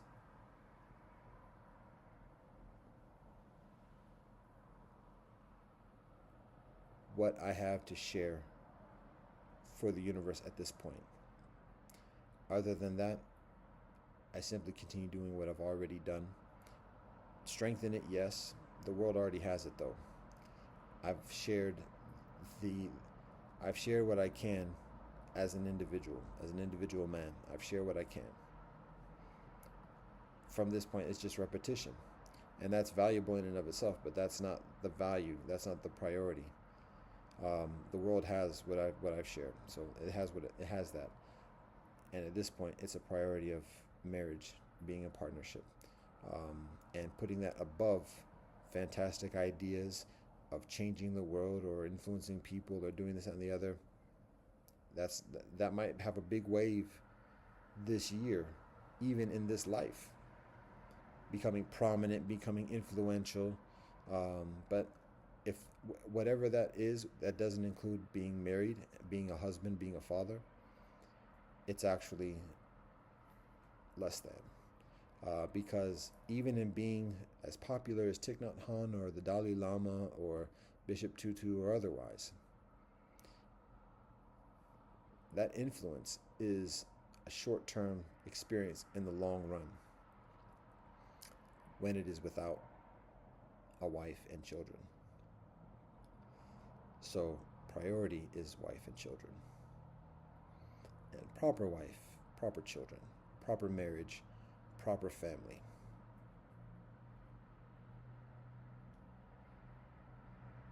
And I can't do that by myself. I don't like saying can't. It's something that's beyond myself. That's humbling. It's also tenacious because how? Middle ground, shared purpose, patience, patience, patience, practice, routine, alignment, communication, patience, patience, patience, respect, routine, regularity, patience, patience, patience, and maybe even 6 hours. Eh, let's keep it at that. That's much of what I have to share at this point. Um, so again, as we look into the next 25 years, God willing, that's what the priority is. There are a lot of further ideas, a lot of ideas of building from where we are right now. There's a lot of temptation in terms of opportunities and reaching out and this and the other. I mean, we've already been enveloped in so many grifts and so many selling out for scraps and this and the other. It's just very little motivation. Even when young kinfolk come enthusiastic, we've done our best to respond and support youth. But at this point, it's like, yo, there's a requirement of commitment. Like, it's not just matter. We've shared we've shared everything we can. And what we recognize is that if we share it in the same way, continuing, we're actually detracting from what we've already shared, from what's been shared with us, and what kinfolk need. Because at some point, we share things, but at some point, kinfolk got to do the work, kinfolk's own selves. And we provide support, and we can answer questions as kinfolk do the work and show evidence of doing the work. But if we just spoon feed things, like that's like the brethren pulling up the rice in order to let the rice grow. The rice has to grow on its own. We can provide the conditions. If the rice needs something, then we provide it accordingly. But the rice got to grow on its own. So when it comes to a lot of these ideas and these brilliant things, this, that, and the other, what we recognize is that that's a beautiful idea for our students. That's a beautiful idea for the next generation of leadership to do. We've done what we do in this life. At this point, it is family, it is marriage, it is children, and it's providing the basics for wife and children. Big ideas. We're still in the community. We share where we're at. We follow through with what we commit ourselves already to. So we follow through with that, but we temper how much we put ourselves out there at this point. Marriage and family. Children.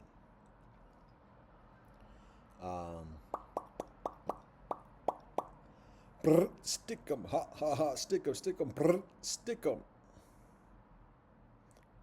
That's from the 80s. It's hip hop. The beatbox.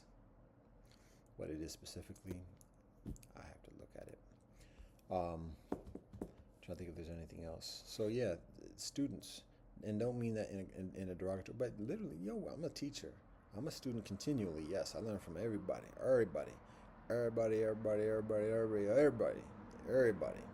Learn from. I'm a teacher too, and I have a substantial amount to teach, to share, and there is a respect and a deference within that, and that's the nature of it, and a lot of what is shared with me, the vision and the ideas and everything else like that, it's for the next generation to take responsibility for. And the next generation got its own ideas and whatever else. And I, even in sharing these ideas of brilliance and the solutions for civilization today, just having that information in and of itself is insufficient, because kinfolk need discipline to carry these ideas and this guidance, this blueprint through fruition. And to have that discipline, gots to be a student, because it's not readily available at your local neighborhood market per se. So you got to go through the mechanics of respect and recognition, deference, high teacher, respect teacher. And I'm not trying to rule things. That's how I learn. That's how I study. And to be honest, I'm very proactive and I'm very independent in my process of education. I'm very humble and very respectful and very deferential to my formal professors through my formal education, and in the past 25 years, and my continuing teachers in a serious sense. Very respectful to my elders, very deferential. And that's, I think, very difficult for a lot of the youth of today in the past, in the recent generations, just to think that notion of just having automatic deference to somebody who's older or whatever, just because they're older. It's not just that's not necessarily a matter just because somebody's older. One, yes, anybody who's older, automatic deference doesn't mean you have to respect or do everything a person says.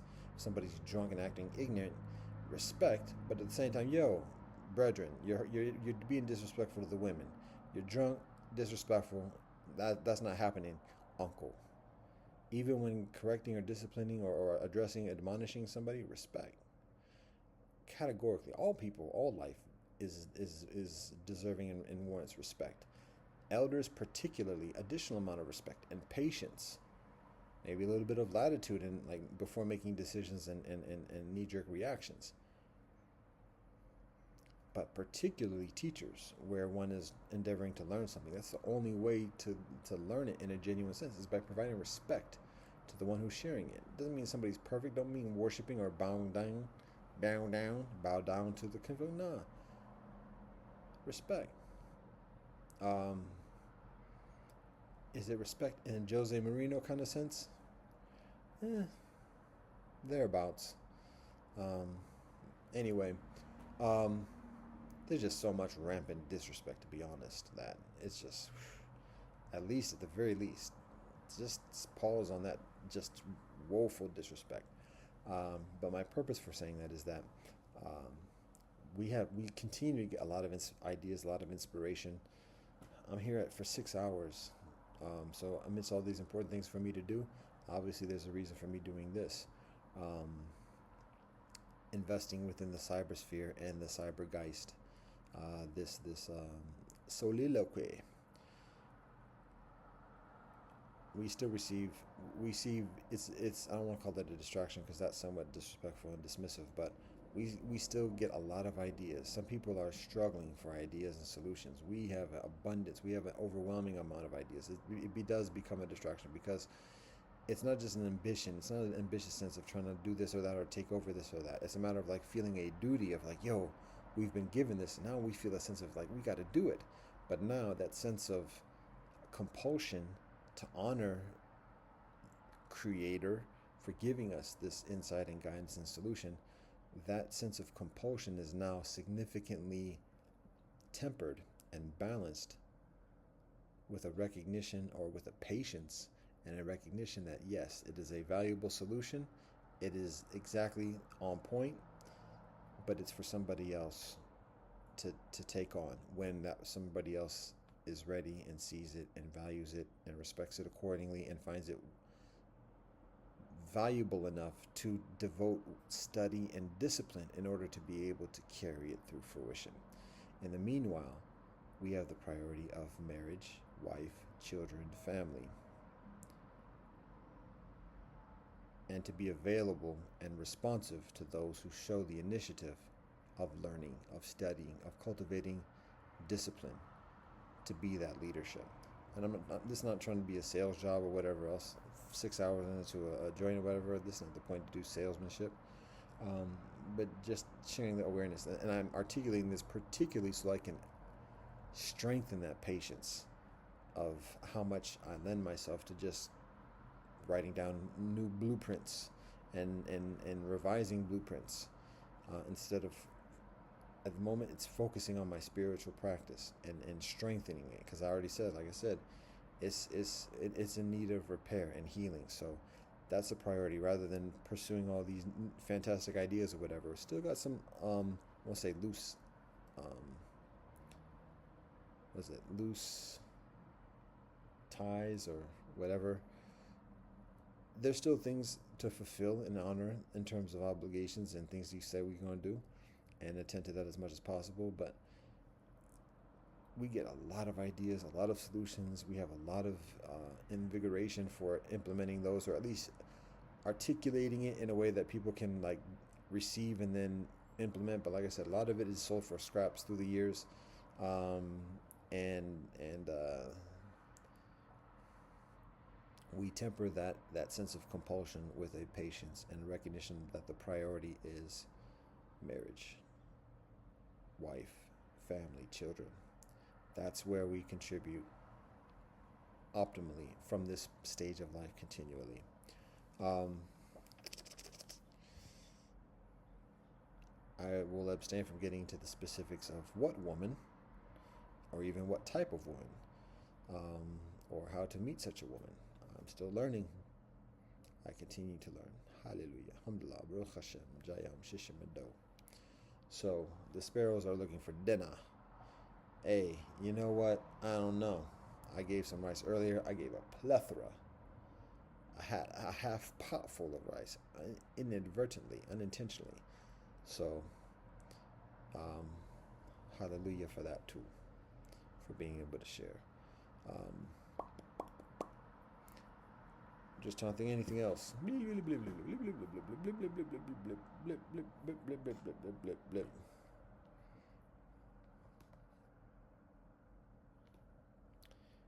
We give all thanks and praise to the Most High Elohim, known by many names and beyond all names. Rastafari, all our relations. Blessed love and peace.